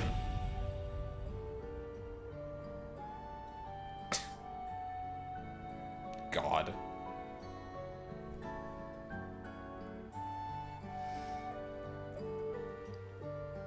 Yeah, I can see why people are calling that JoJo pose. It's not a specific one, but it's evocative. I did not initially intend to spend so much time in these wastes. Do ensure you master that pose I showed you. Although I've only recently invented it, I expect every member to be capable of striking it at a moment's notice. With that, I cordially welcome you to the passage of the Unbound.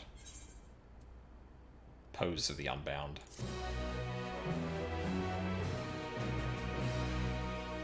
You have learned the emote pose of the Unbound. Yippee. You can sense a plot forming behind Apyahi's mischievous eyes. Now that the night sky has energized us, it is time to take action.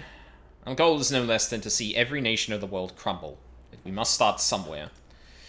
I was struck by how much had changed during my most recent visit to Tural, when I gathered the first group of my chosen leaders. At the time I encountered the Wise One, no ruler had united the continent under one banner.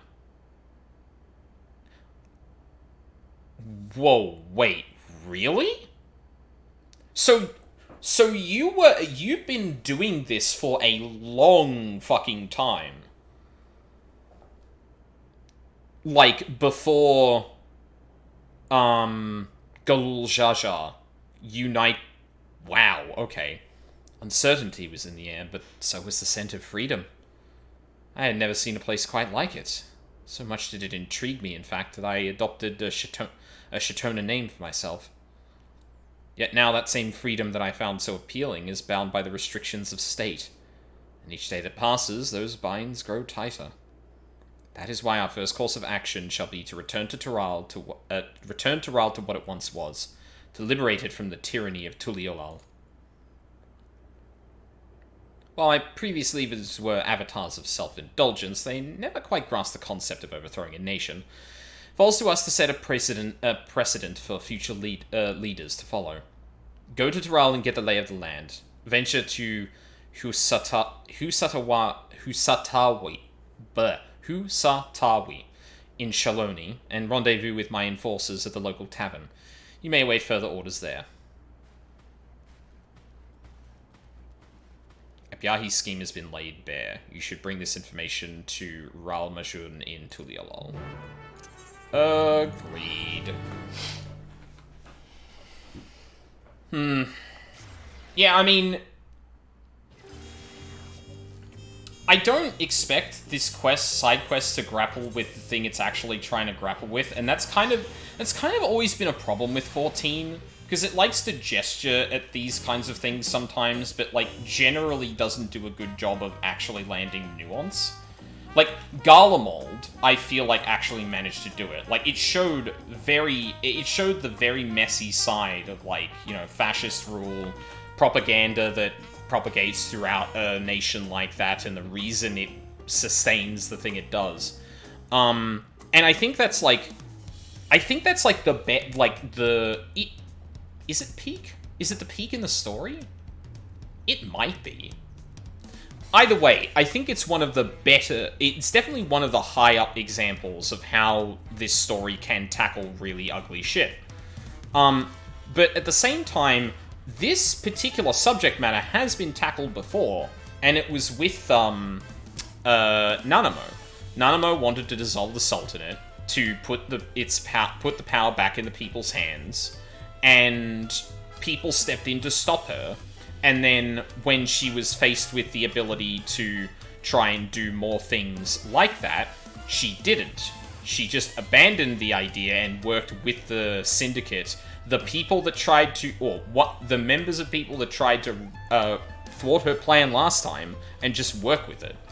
So, like, I'm all for the game trying to think about, like, these kinds of subject matters, but, like, I'm gonna be honest, I don't trust it to make a good decision on this particular subject, because it hasn't really done that in the past.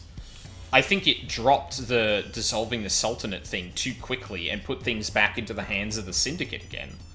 Like, is Nanamo still okay with that? Presumably, because she just kind of goes back to, oh yeah, but I can manipulate the Syndicate now. It's like, fucking, that's not the point. If anything, that consolidates power into the Sultanate. But that's not good either. That's not the thing Nanamo was... Yeah, like, I don't know. Yeah. I don't know if it's gonna do... I'll let it go, but, like... Or I'll let it actually tell its story, but I'm skeptical, to say the least. Aldine, you're returned. Were you able to track down Abyahi? I sure was, and, got an earful. I see. Her methods for testing the mettle of her would-be leaders are as unique as the candidates themselves. Yet learning that her next target is Tulialal only makes this sinking feeling in my stomach worse. Oh? This revelation doesn't come as a complete surprise, you see. We've heard whispers of a plot against the city and have been aiding the Landsguard with investigating leads. While you were abroad, some familiar faces showed up to lend a hand. I completely lost his accent. Oh, speak of the Vidral. It, my friends.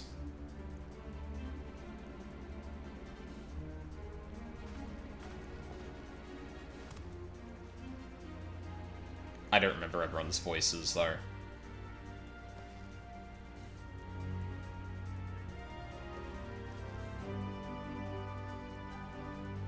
I remember your voice at the very least, but... When Brukevu sent word you meant to pursue Abyahi, we were eager to join the hunt. Yet right as we were embarking a ship to cross the ocean, we spied a suspicious group disembarking at the port. Decided we might better aid you by tracking their movements. They claimed to be looking for work and obtained permission to travel to Shaloni. Yet upon arriving, they went to work of a different sort, asking anyone they could find about Tulialal and the inner workings of its government and defenses. They're not bothering the people of Shaloni, they loaf about in Husatawi. The master of the tavern there said the group spend long hours talking to other patrons, rarely ordering a thing and going on about some plan.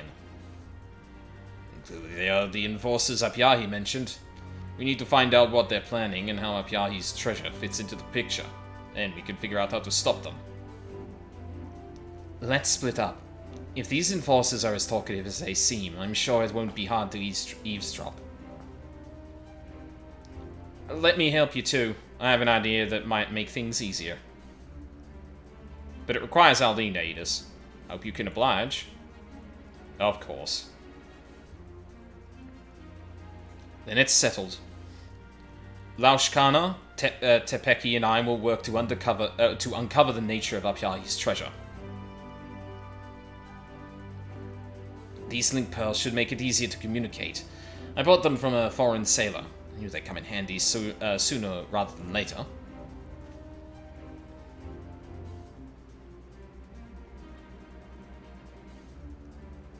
Alright. Once we've discovered something, we'll meet you at the Aetherite Plaza in Husatawi.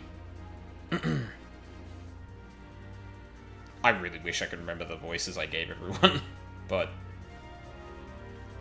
And, hey, my two favorites. Now then, follow me and I'll tell you all about this idea of mine.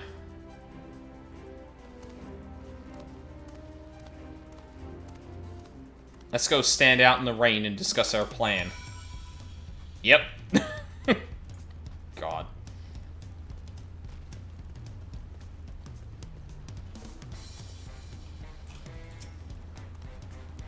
What clever plan does she have in store? I have something that will make our job a lot easier. The Dreamweave Cocoon. The village elder understood how much it means to me to bring the Unbound to justice for their crimes, and entrusted me to do so once and for all. You've met this Apyahi in the flesh, yes? That means you can use the cocoon to imitate her. It can do that? Well, I was ready to use stealth and deception, but this will make getting the information we need much easier. My thinking exactly.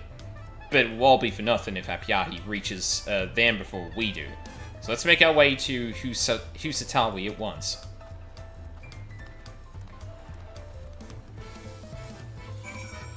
Oh boy. Is this? Oh yeah, okay, this is the first town. This is the town we meet Estinian in. I was wondering which one we were going to.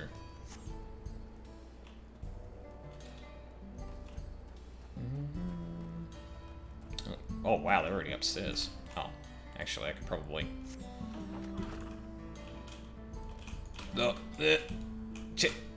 it's just ledge. Okay, thank you. Jesus. You probably don't even need the treasure to fool Apyahi's underling. I've seen firsthand how skilled you are at the art of disguise. True. Also, I could just walk up to them because they should know I'm coming, but...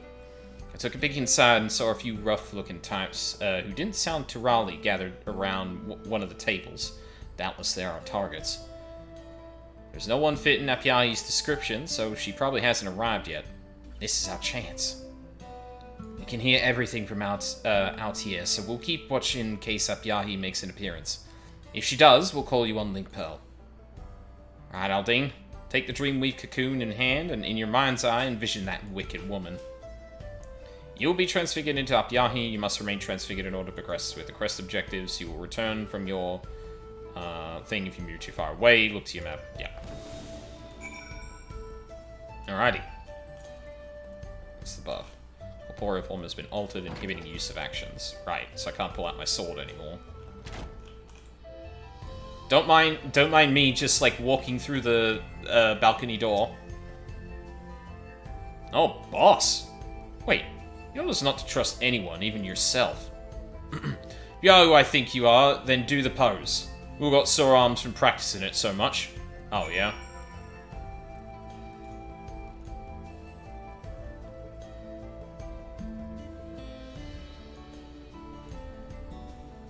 No one could strike a pose half as inspiring. We've been waiting, boss.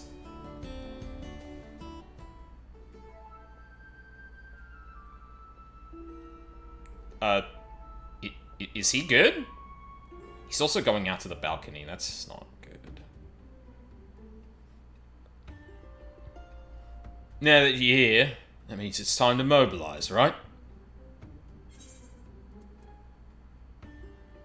Remember what the plan is, right?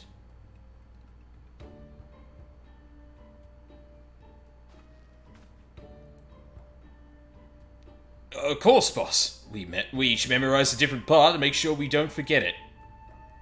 We'll launch our attack from the gates of Tuliolol.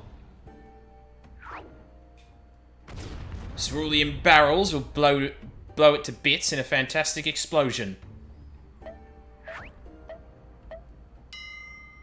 And Elric's concoction will give us the strength to crush the land's guard like ants. Oh, he's asleep. A simple plan for simple villains, don't you think? Keep pressing them for information, Aldine.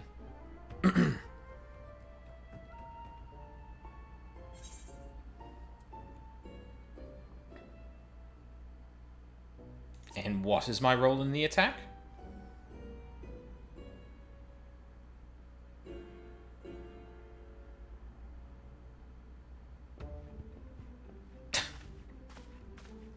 I was gonna say that's like a Inglourious Basterds 3 thing, but what do you be having? Oh. Excuse me, we're in the middle of something.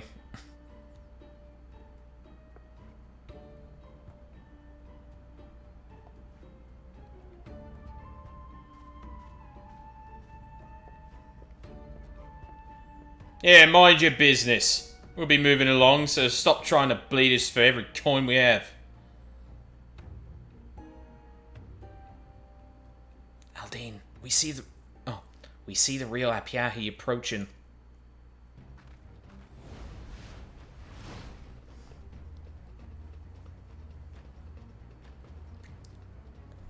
We have to buy time. Keep the henchmen talking.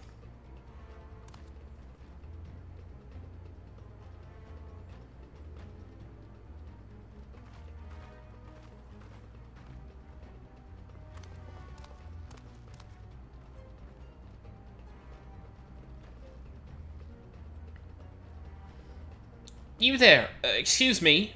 I, wouldn't go in there. Drink some more water than spirit. Is that so?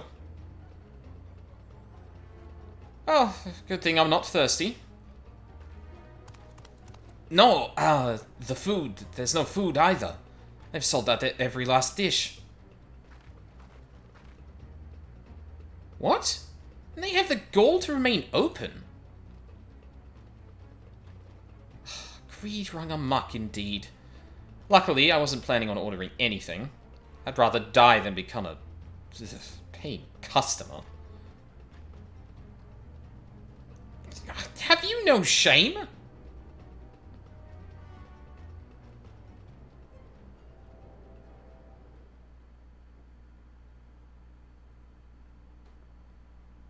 Sorry, I've just been standing there for saying nothing to y'all, but, it was something else. There was something else? I didn't think there was. You were supposed to shore up our numbers, right? You said that artifact of yours would give us an army. Well, did it? Aldine, get out of there. She's coming in. Oh, blast it.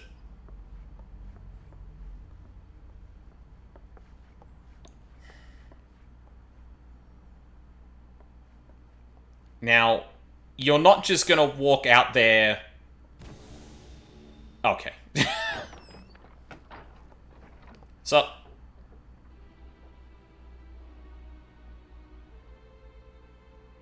Oh, you're already here. You move quickly.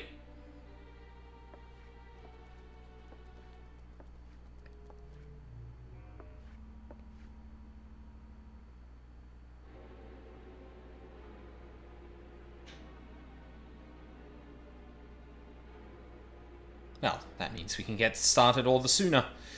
Once Tuliolal succumbs to our wrath, together we shall celebrate the return of the true liberty to Tural. The return of true liberty to Tural. Now, cease your preparations and then join us upstairs. We strike when I give the order. Yeah, and they're probably like, bro, what the fuck are you talking about?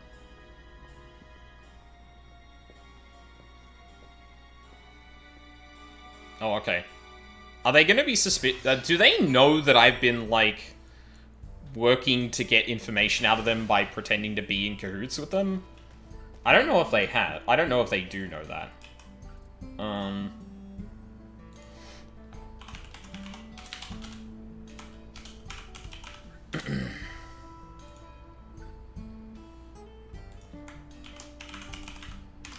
gonna look up something real quick.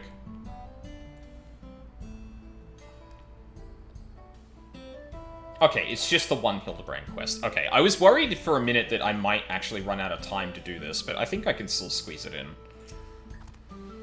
That was close. I don't know what would have happened if you were found out. Or if we were found out. We couldn't hear what you were saying while we were trying to distract Apyahi.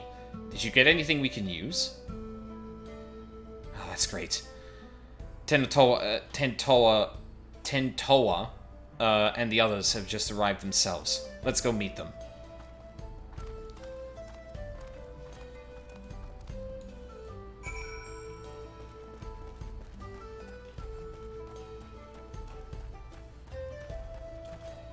Are they in a building? Or are they... Oh no, we're around back.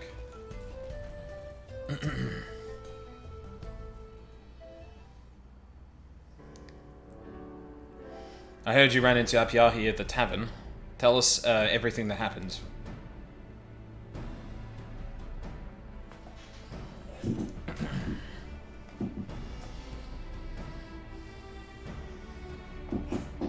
I see. The plan is to strike at Tuliolal from the Shaloni side. Then we can focus our defenses here. You said her minions spoke of an army being summoned by a treasure. That matches with the story we heard. It was told to us by one of the Vipers. We hope their expertise in tracking deadly beasts such as Taral Vidral, the very source of the treasure's powers, might provide insight on the capabilities of hers. Apparently, they received reports that creatures across Tural were falling under the thrall of a Shatona woman. Even the most feral of beasts obeyed her like a docile lamb.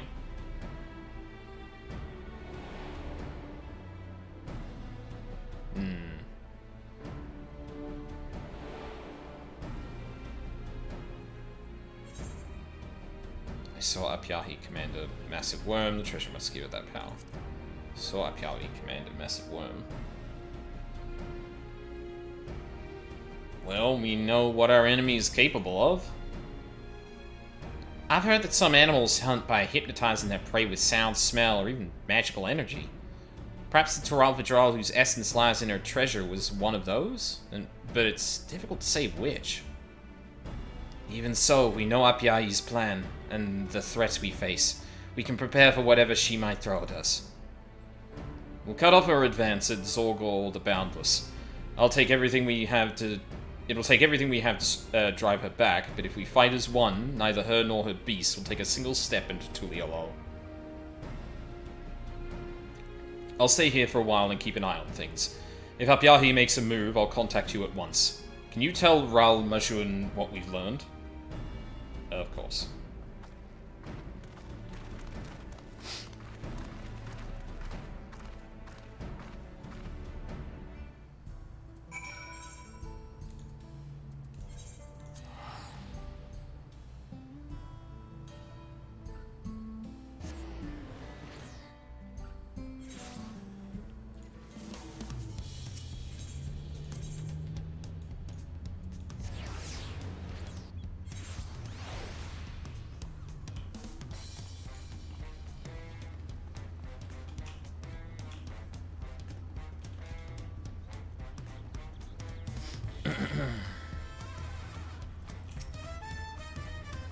She's bringing an army of beasts to our doors? Oh, there's so little time to prepare. If the treasure can bend ferocious beasts to its will, we must consider the possibility it can be used on people, too. I'll bring this information to the Landsguard at once, that they may begin readying the city's defenses. And will neither you nor they will let a single citizen come to harm. This is it, Aldine. With any luck, Apyahi and her cronies will soon be languishing in cells. Enforcing freedom. Bar the passage. Bright bustle. Ralmajun has a nervous look in her eyes. You said Tenatoa was keeping watch in Husatawi, right? I suppose no news is good news. Speak of the devil. Apyahi and her minions are preparing to depart. It's time, everyone. We make our stand before the gates of Tuliolol. And here I was hoping that Apyahi would turn herself in. Oh, I suppose she'll just have to be brought in by force. She might have that treasure, but she doesn't have our allies, and she certainly doesn't have you. Today we stop the Unbound, and tomorrow we'll welcome a dawn in Tuliolal free of their shadow.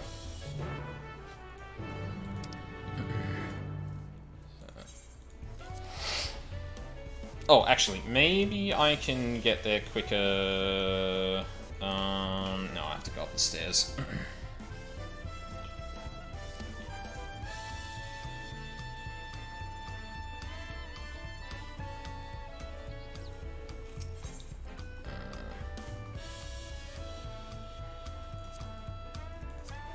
There it is.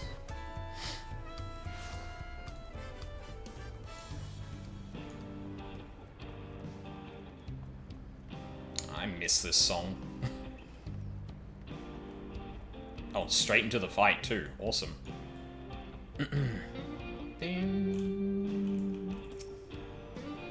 I can't fight, but I have medicine at the ready. I'll help however I can.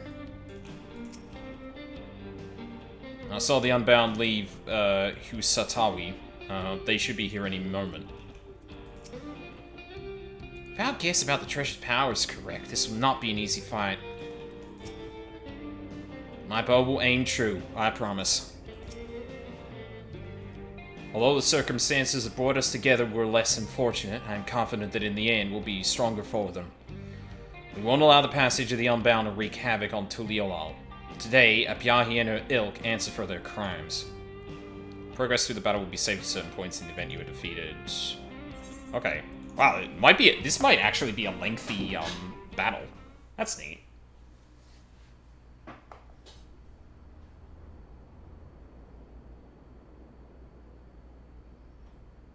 We could also be switching perspectives too.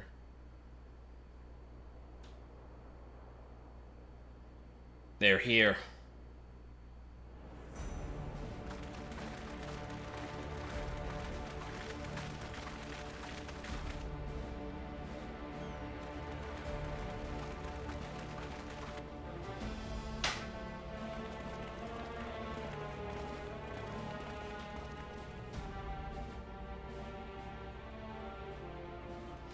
We knew you were coming, Apyahi. You and your gang of thugs won't be going any further.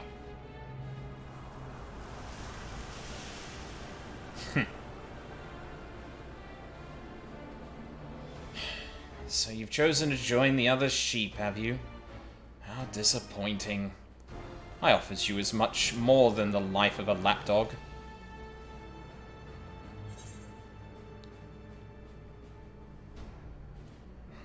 If this is really the only pushback we ever get on this, like, fuck off. Never intended to fight by your side.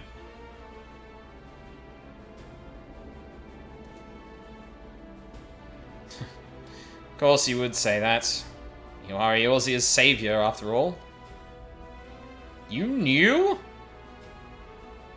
I knew it from the moment I saw you. I suppose now you're asking yourself why I was so forthcoming with my plans. I wanted you to see what we fight for, to realize the beauty of true freedom, and devote yourself to the pursuit of it as our ally. Alas. Your allies only follow you because the treasure has them in its thrall. No one would willingly follow such a reckless leader. Interesting. You think I have the power to command others against their will? Well, don't you? Oh, you are far more foolish than I believed. I would never rob anyone of their freedom. What the fuck? She's gone.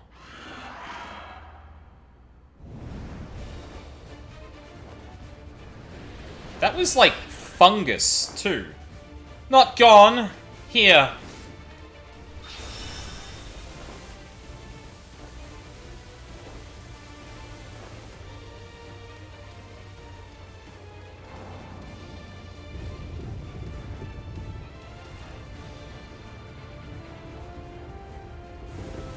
Look, beasts approach from the Tuliolon side. What the fuck? But how? We committed too heavily to this side, and now she strikes at our blind spot. We must open the gate.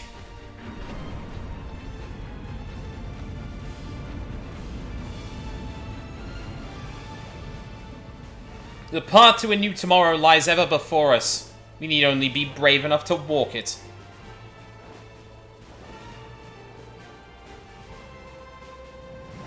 Oh, fucking hell. Leave this lot to us. You tend to the others.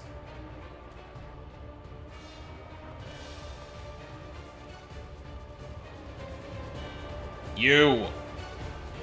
Vidral.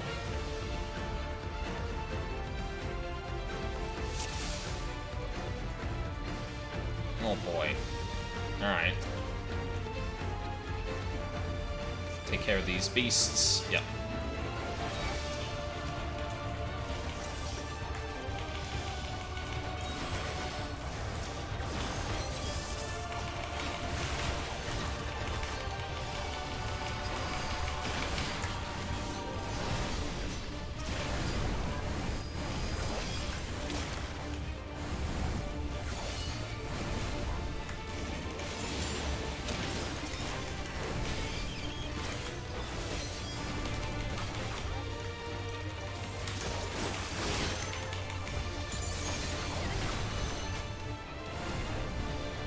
Easy done. As I feared, my creatures cannot live up to the real thing. Apiahi the Architect. How about this? Oh.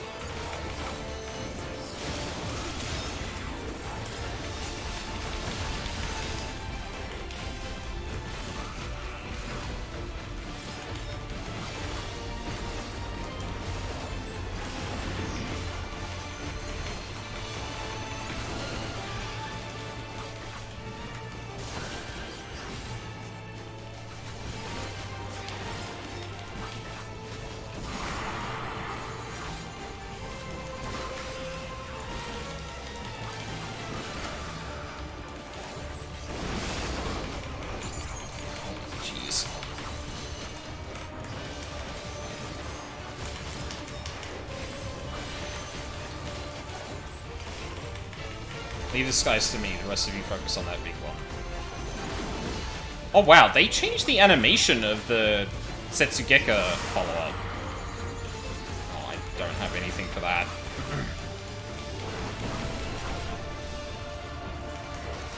What the fuck was that?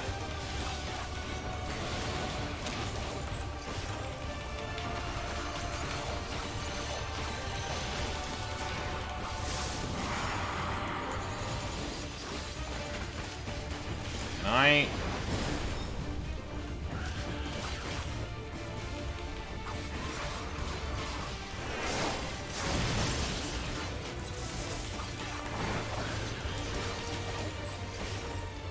thought we would have killed it by now. Hence I fucked up. Tenacious lot, aren't you? I suppose I wouldn't want you to fall too quickly. Oh dear.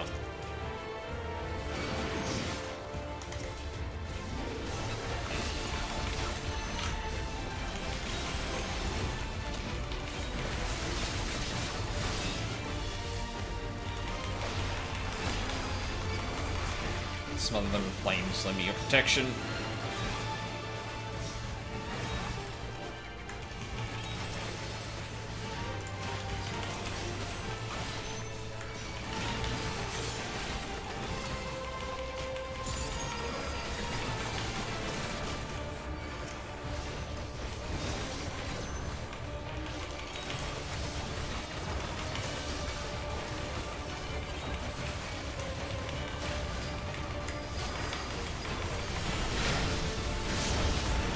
Ooh. Oh, look, Shana. Oh, my poor pitiful pets. Cannot rely on numbers alone. Keep them distracted, my darlings. Uh-huh. We'll be fine going after RPR here. Okay. Alright.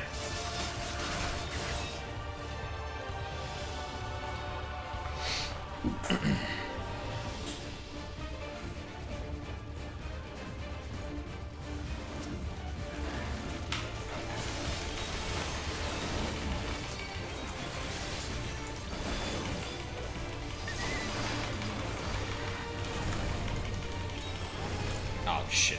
Wasted that. Hey, girl. Don't think you've won yet. Strong to be sure, but so is this. Okay.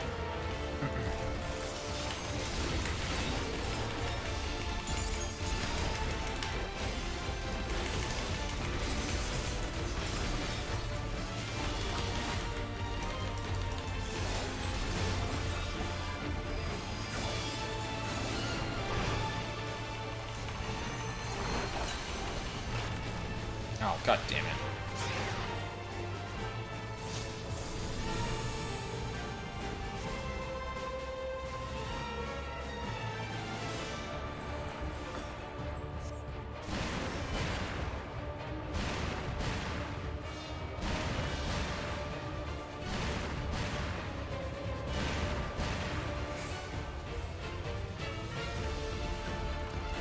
You survived that?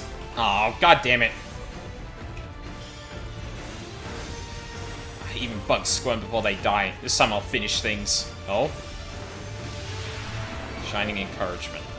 Oh, yeah, right. I remember that.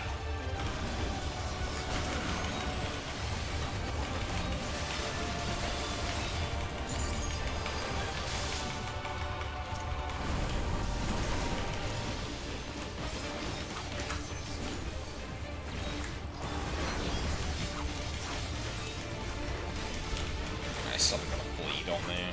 Whoops.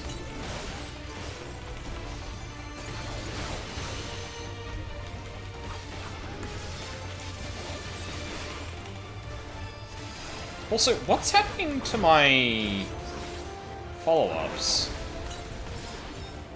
I admit it, I may have underestimated you lot. I'm gonna fight the mushroom now. While defeating you would be quite the feather in my cap, the gates of Tuliyola are a much easier target.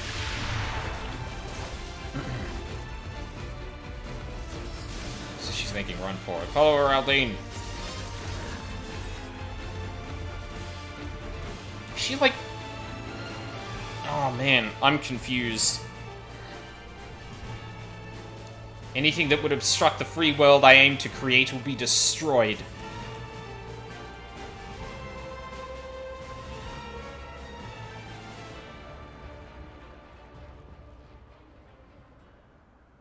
Must you insist on being a thorn in my side? Very well.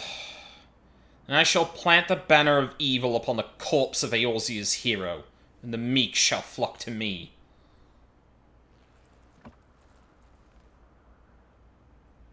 Make my fervent desire manifest. Grant me the power to seize undying freedom. The Architect, Apiahi.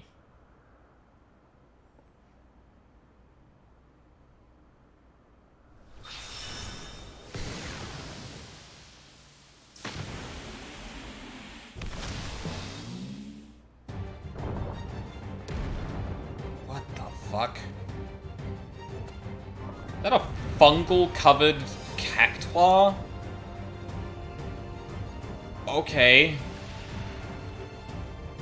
This is interesting. Myso tender. Like mycelium. That's good. Alright.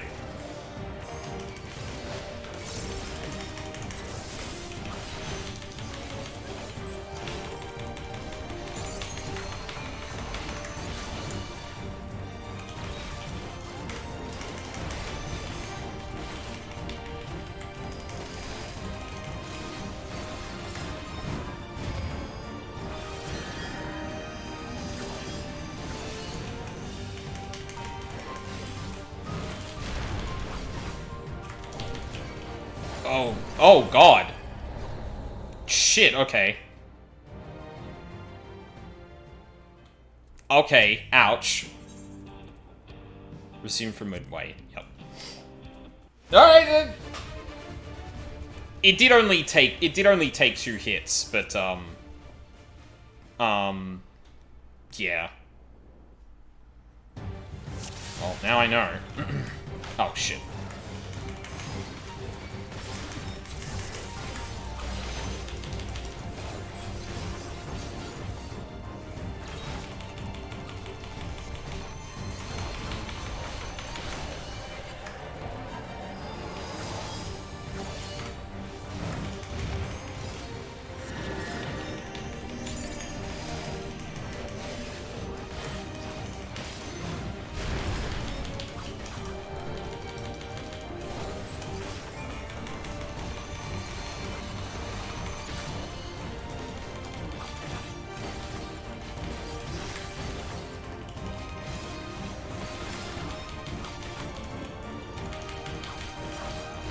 Time.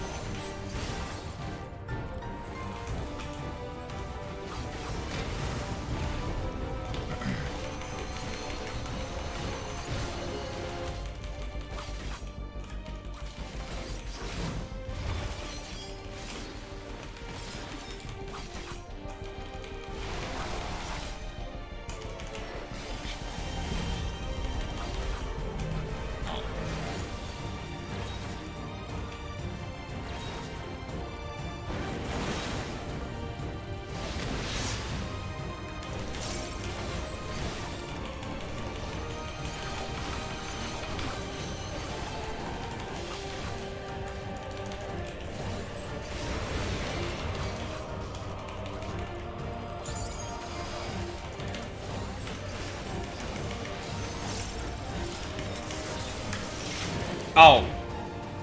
Fuck.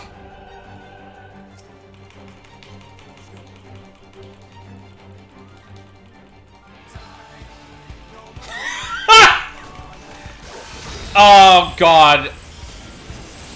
That's so fucking cheesy. Oh my god. Your moment, my pointy pugilists.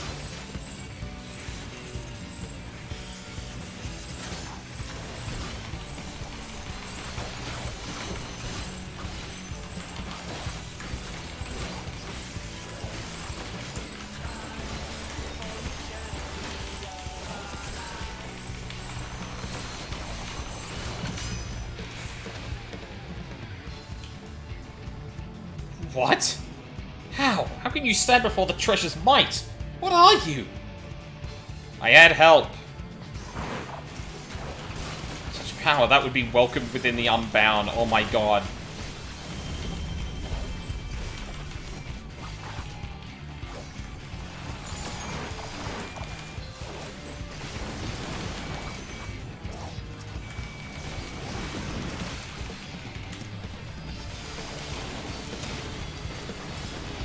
Did we even get one of these during the MSQ? I don't think we did.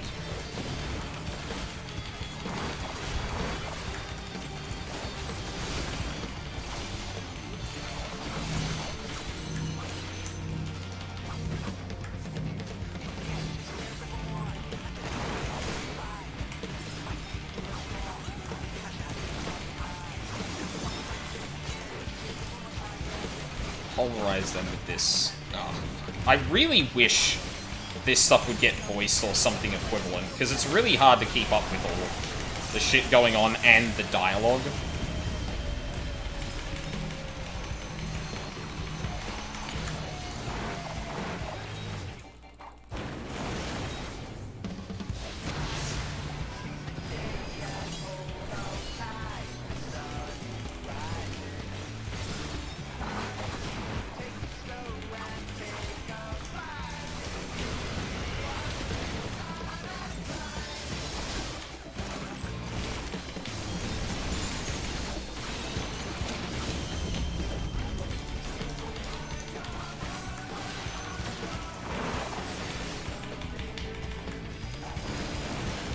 What did that say? Flesh bombing boiling lake?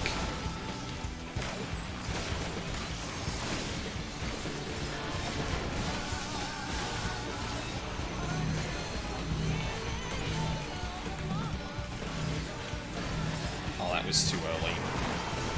Oh, no, we still got it. It's fine.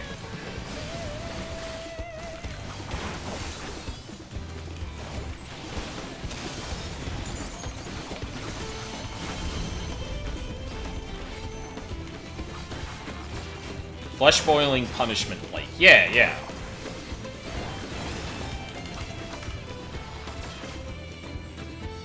Not finished yet. I can replenish my ranks. No, you can't. I beat you. Nah, I brought your health to 0.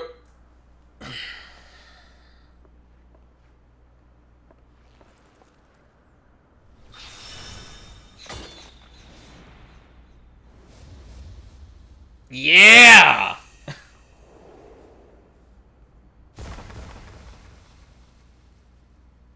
Oh.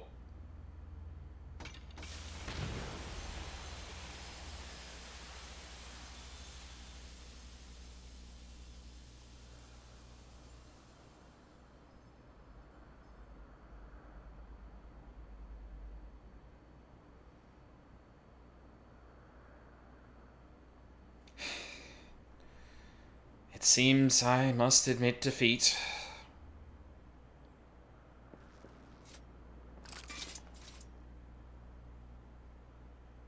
Yet know this.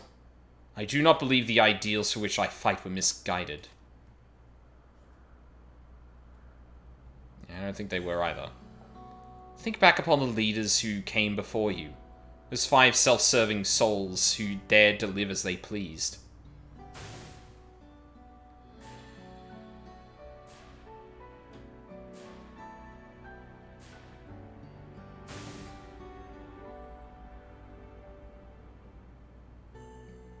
Each one the perfect image of liberty. Yet ultimate perfection cannot be achieved without ultimate power. That is why we fought. Why we became villains. To tear down the world's nations and their stifling rules so that the voiceless many may speak again. What made you feel this way?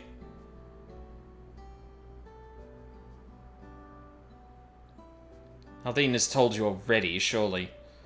Yet the exile that emboldened my hatred of meaningless restrictions also led to my awakening. I couldn't have known true freedom without it.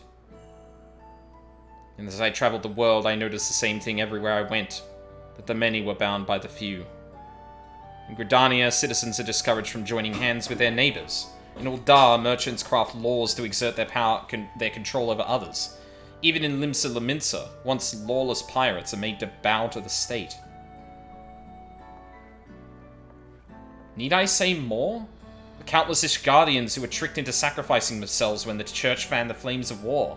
The people of the East, whose entire lives are determined by outdated customs and mores. And I had to go I had to go west to find what I sought. Here in Tyrol, I lived a life unbound.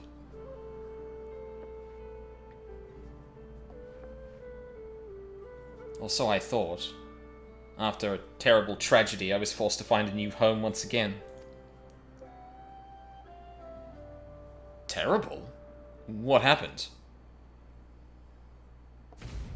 I could scarcely say it. I was asked to pay for my lodgings. What?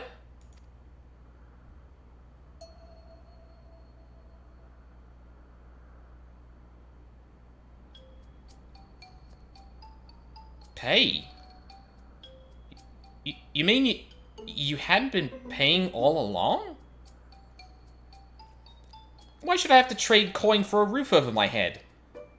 In my village, charging for something so essential was unthinkable, so long as one followed the rules, that is. For the first time since my exile, I questioned my path, and I convinced myself that taking care of my drunken sisters night after night wasn't so bad after all. Where did you live again? No, that doesn't matter. Surely if you can accept trading labor for housing, you can understand the reasons behind trading coin for it. No, money is just another rule that's used to control us. A rule that I won't accept. I was forced to live on the streets. In my tent I plotted. The rebellion would start with me and end with the authority of every nation in tatters.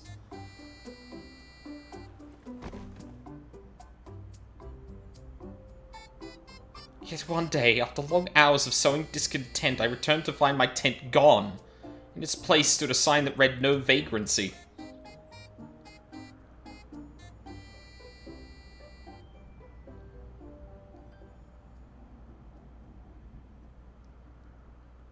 The last thing you owned was gone in an instant. That can't have been easy.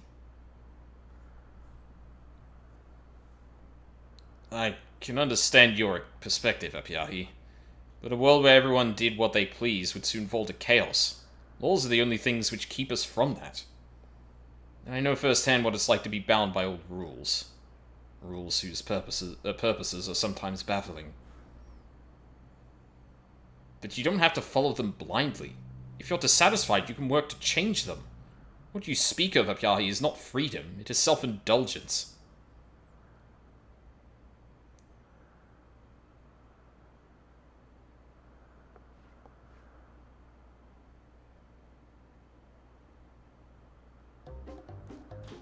So, you're saying, if I change the law, I can do whatever I please?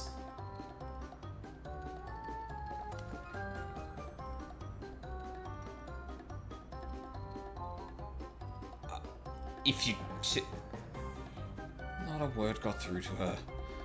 Talking anymore would just be a waste of breath. It's time to put her in chains. This is all you're doing, isn't it? It's time you join the rest of your minions.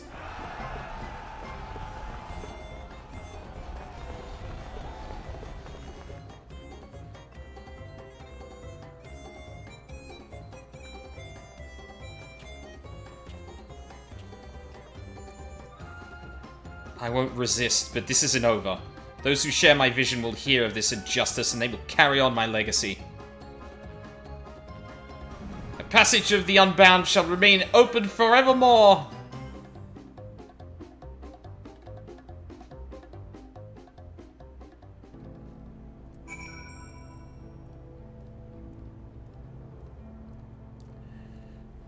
Okay. I need to think this through more. Because obviously the subject matter that it's touching on is complicated. However, I can't help but feel they threw right at the end. Like, they threw it out the fucking window. Like...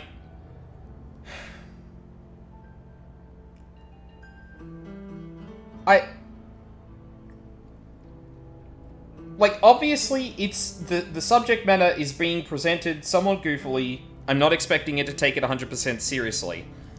But, like, you're talking about things that the fucking nations are really bad at, and then, essentially, you write it so this woman who, tried to make it out on her own to actually truly be free and act of her own will, was finding trouble in the world, and you... make it so that she's essentially homeless because of this, and then the state took the last of her home, the last thing she had belonging to her. But you just make her, like... I don't know, there's something really fucking stupid about that. Like, I talked before about, like, the nuances of some of the political topics this game touches on sometimes, but Jesus fucking Christ, dude. Like, this wasn't silly. Like, I'm sorry, but the thing they're pointing to is not silly, and Situlja realizes that. She says, like, oh, you... Like, literally the last thing you owned, trying to make it out for yourself, the state literally took because it's just illegal to exist in certain places, right? That's shit. That's bad. That is a good motivation for Apiahi to be like, that's fucking stupid, I don't think the world should work like that. but you treat it like it's a silly thing that she, like, was opposed to the idea that you would need to pay for a necessity. And you present it as an absurdity, as if I'm gonna sit here like, oh yeah, like everyone has to pay for housing. What if I told you I don't think that should actually be the case? Kind of feels like we're just burying the lead on that topic and there's no validity to it because, oh, what a goofy woman thinking she doesn't have to pay to stay somewhere. Fucking... And you had a really good, like, character for this, too. Like, again, it's this fucking thing that happens all the goddamn time in media, where, like, someone has a really good point about, like, the state of the world in, like, a systemic, like, societal level. And you just attach this, like, either reprehensible or stupid set of actions to it to villainize them, and not actually, like, undo the logic behind it. Like, Tentoa gets close to actually refuting it. Like, the first port of call for this kind of thing is not to just dissolve the state, right? Like, sure, that's definitely an argument. It's a decent one, especially when, you know, the implications of disabling a government might mean, you know, that a lot of people get hurt. Like, that is definitely a stance to take. But, like, we don't... yeah, fucking... I need to think this through a bit more, because, like, my brain is kind of scattered at the end of this stream, especially when it's starting to get into the 30s for temperature now. But, like... yeah, I'm disappointed with this conclusion. I think it unnecessarily like the quest lines up until this point have been goofy, yeah, and like there's been goofiness to it, but like certain villains haven't had like goofy motivations. Like, you know, fucking the last one we did was, like, someone was definitely changed by war, cannot see the humanity in people, and thus he's like, no, I'm gonna make it so that these people actually show who they are. Because they put on facades and all this stuff, but, like, that is a person that is suffering from, like, war PTSD, and it's not, like, treated as seriously as that, to be fair. But, like, at the very least, the core motivation was solid. And I feel like a lot of the inciting stuff about Apyahi is really good, but, like, bringing it down to such an absurd line, and like, treating it like it's this absurd thing, and then it ends up in, like, the Last of Us shit getting confiscated by the state because, like, it's illegal to be homeless, is, like, you actually demonstrated, you unintentionally demonstrated a contradiction that caused her to be in the worst circumstances possible, but that's used... yeah, no. No, dude, no. Like, listen, I appreciate the cheesiness of, like, oh, and then everyone rushes in to help the Warrior of Light. That's fun. I like that. Like, I like that this expansion has taken an opportunity to be a bit more cheesy. I actually personally enjoy that, right? Especially after the existential shit, and, I mean, the game still does the existential shit, don't get me wrong. But, like, I like a little bit of that. Sprinkle it in every now and then. Not every expansion needs it, not every questline needs it, but, like, I can vibe with that, you know? But, like, when you actually do get to the serious bits, you're trying to justify these characters, like, you can't have it both ways. You can't try and motivate this character by a very serious problem in the world, and correctly point out things that the nations are all doing that are wrong, and then the crux of the undoing of a whole perspective is a motivation you made seem silly. That's stupid. You can't have it both ways. You can't make her a goofy villain and a sympathetic villain with a point at the exact same time. And if you want to do that, you have to have more fucking writing nuance than this. Your bravery was inspiring, everyone. Apiahi is in custody of the Landsguard, and her treasure is destroyed. Without their leader and secret weapon, the Unbound may well and truly be finished. We should return to Ishbalyevtai and let Ral Majun know about her victory here. I completely lost her voice too. Fuck me, dude.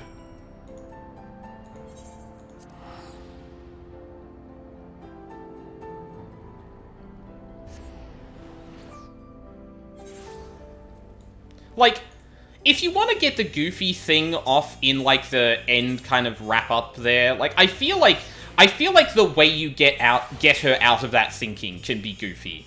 Of just like, well, what if we gave you a house? What? Yeah, we'll give you a house. And, like, you know, that should be all good, right? And it's just like, someone extended kindness to her, but in an absurd way, and she's just like, yeah, I just wanted a fucking roof over my head.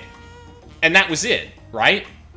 Like, you could have worked humor into that. I don't like the idea that we just kind of, like, you know, that major thing that caused a bunch of people in Uldar to revolt against Uldar because they weren't treating their poor well. I don't think it makes sense to make that the funny motivation for your villain here.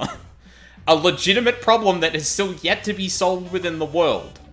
That doesn't lead to any introspection or whatever from anyone. Fuck me. I heard all about your battle with the passage of the Unbound. Leave it to you all to not only not only capture their leader, but do so without anyone in Tuliol coming to harm. By the way, mages from the Wing of Protection inspected the remains of the beasts you fought. Their discoveries were surprising, to say the least. They weren't actually individual organisms, you see, but a collection of minute fungi that had taken the form of familiar creatures. The mages concluded that the Taral Vidral sealed within the treasure was likely once a fungi itself. This explains the sightings of Apiahi traveling with beasts of all sorts at her beck and call. She built her army by finding the fiercest creatures she could and recreating them with the power of the treasure. But you stood against that army without a shade of fear in your eyes. As a token of gratitude, you're all welcome to tacos on the house whenever you're in town. She's saying this like she's addressing multiple people, but no one else is actually here. Speaking of which, I heard Tentoa and the others will soon be returning to their respective villages. Goodbyes are always bittersweet, but I'm sure they'd love to speak with you one last time.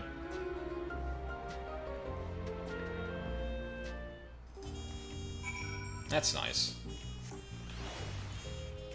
Oh, I guess they're all out here, though.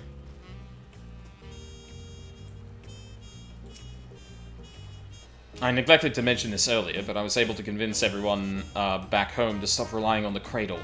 The sleepless days are over, but I've been busier than ever.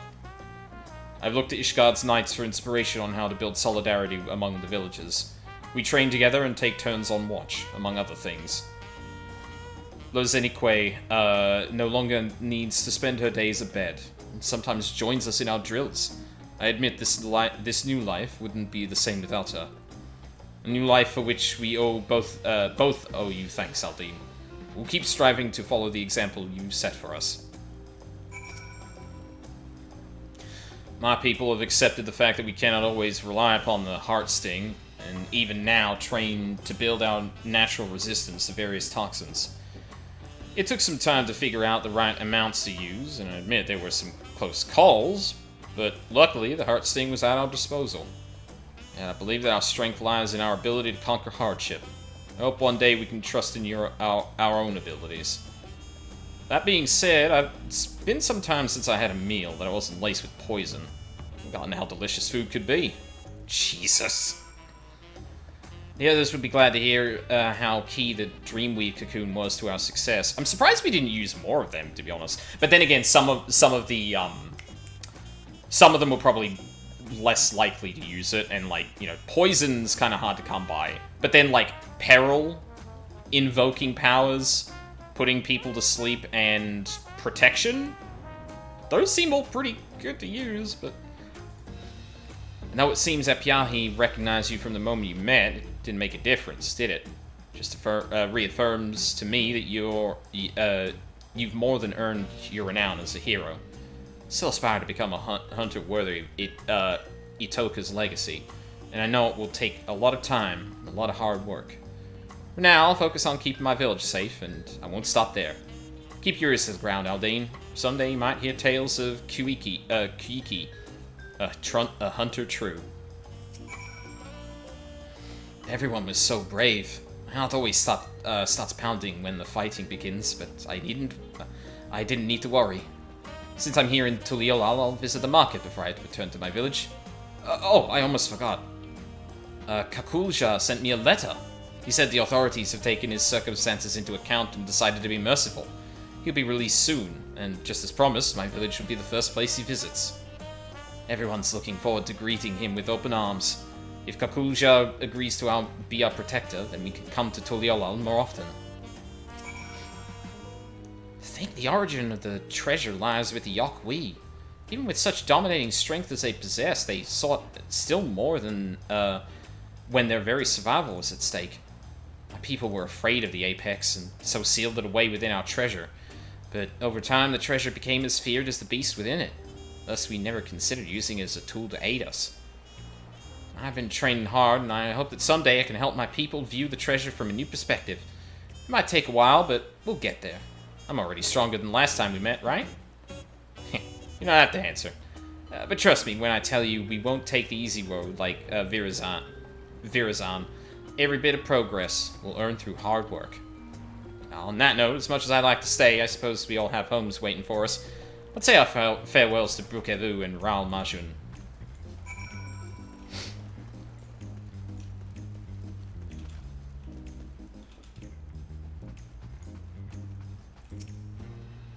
I'm glad you got to catch up with everyone. Shall we bring this party to a close then?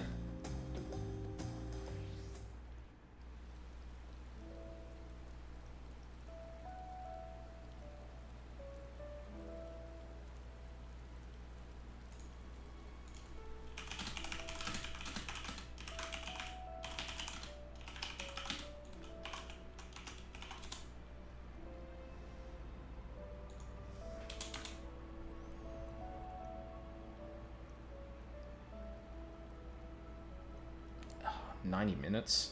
Damn. Maybe I'll do Hildebrand another day then. Because, yeah, it's getting... The stream's getting long in the tooth, and that would bring me up to, like, 6 or something hours, and, yeah, I don't really want to do that. It's a bit too hot for me to be doing that. Be well, everyone. I'll bring Lozen Nikwe next time.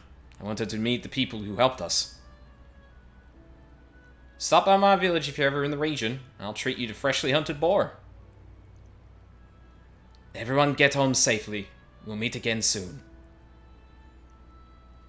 I hope I was able to pay back the debt I owe you, if only a little.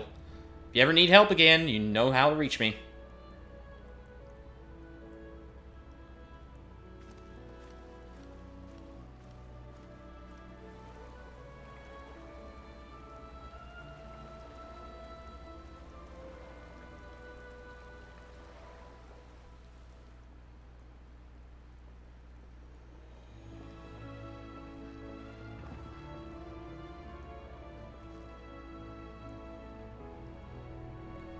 Hello?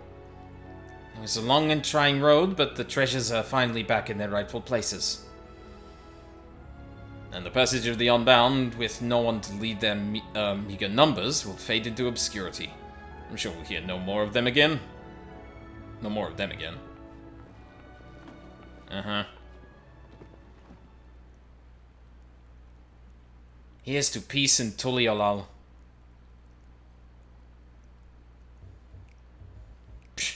Rules. Basic social considerations. Who needs them? Those pathetic bastards don't even see the yokes around their necks. Did you see how nobly Apyahi fought? As long as I can remember that sight, I'll never turn away from the path she showed us. It's up to us to continue what she started. We don't need those artifacts to bring down nations. We'll find a whole new kind of weapon. Passage of the Unbound shall remain ever open, and will be there to guide others upon it.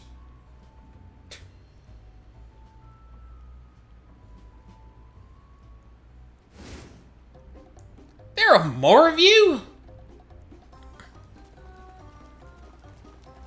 Criminals, over here! Oh, criminals, over here!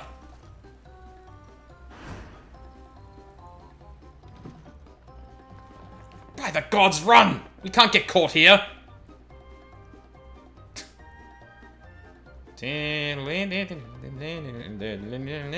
Oh, literally.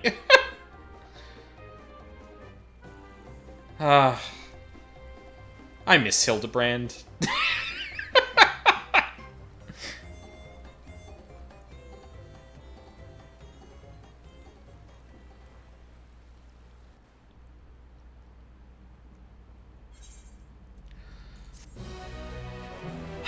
Yeah, I really think they fumbled it. I really feel like they fumbled that hard. Right at the last minute, too, which is a really frustrating thing.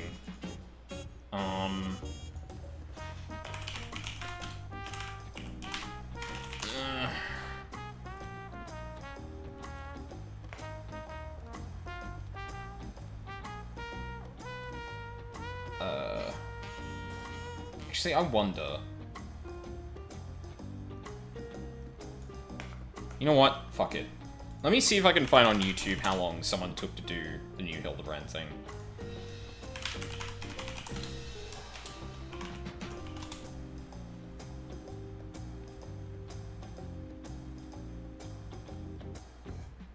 "30 minutes? Okay, hold on. If it's 30 minutes, I'll do it.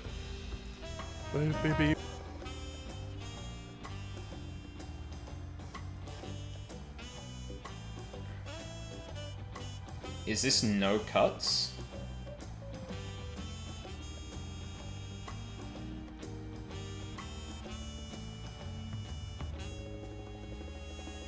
That does seem to be the case. Okay, you know what? Fuck it, we'll do it. Yeah, because I could use a little thing to take the taste out of my mouth of that. I'm not gonna... Yeah, the more I think about it, the more I'm probably gonna be disappointed by that set of role quests, but... Like, there are great moments in it, and I think Apiahi had a lot more potential than the questline ultimately used her for. Well, sorry, no, let me rephrase that. I think it built up a really interesting character that incited all of this stuff, and then just undermined the entire thing with a really silly explanation for her motivations. And... yeah, like... I'm sorry, but, like... You can't, like... keep pointing out, oh geez, the nations aren't great, are they? Anyway, people who are fighting against that are either silly or extremists, and it's like, fucking, like, what are you? I'm not a fan. All right.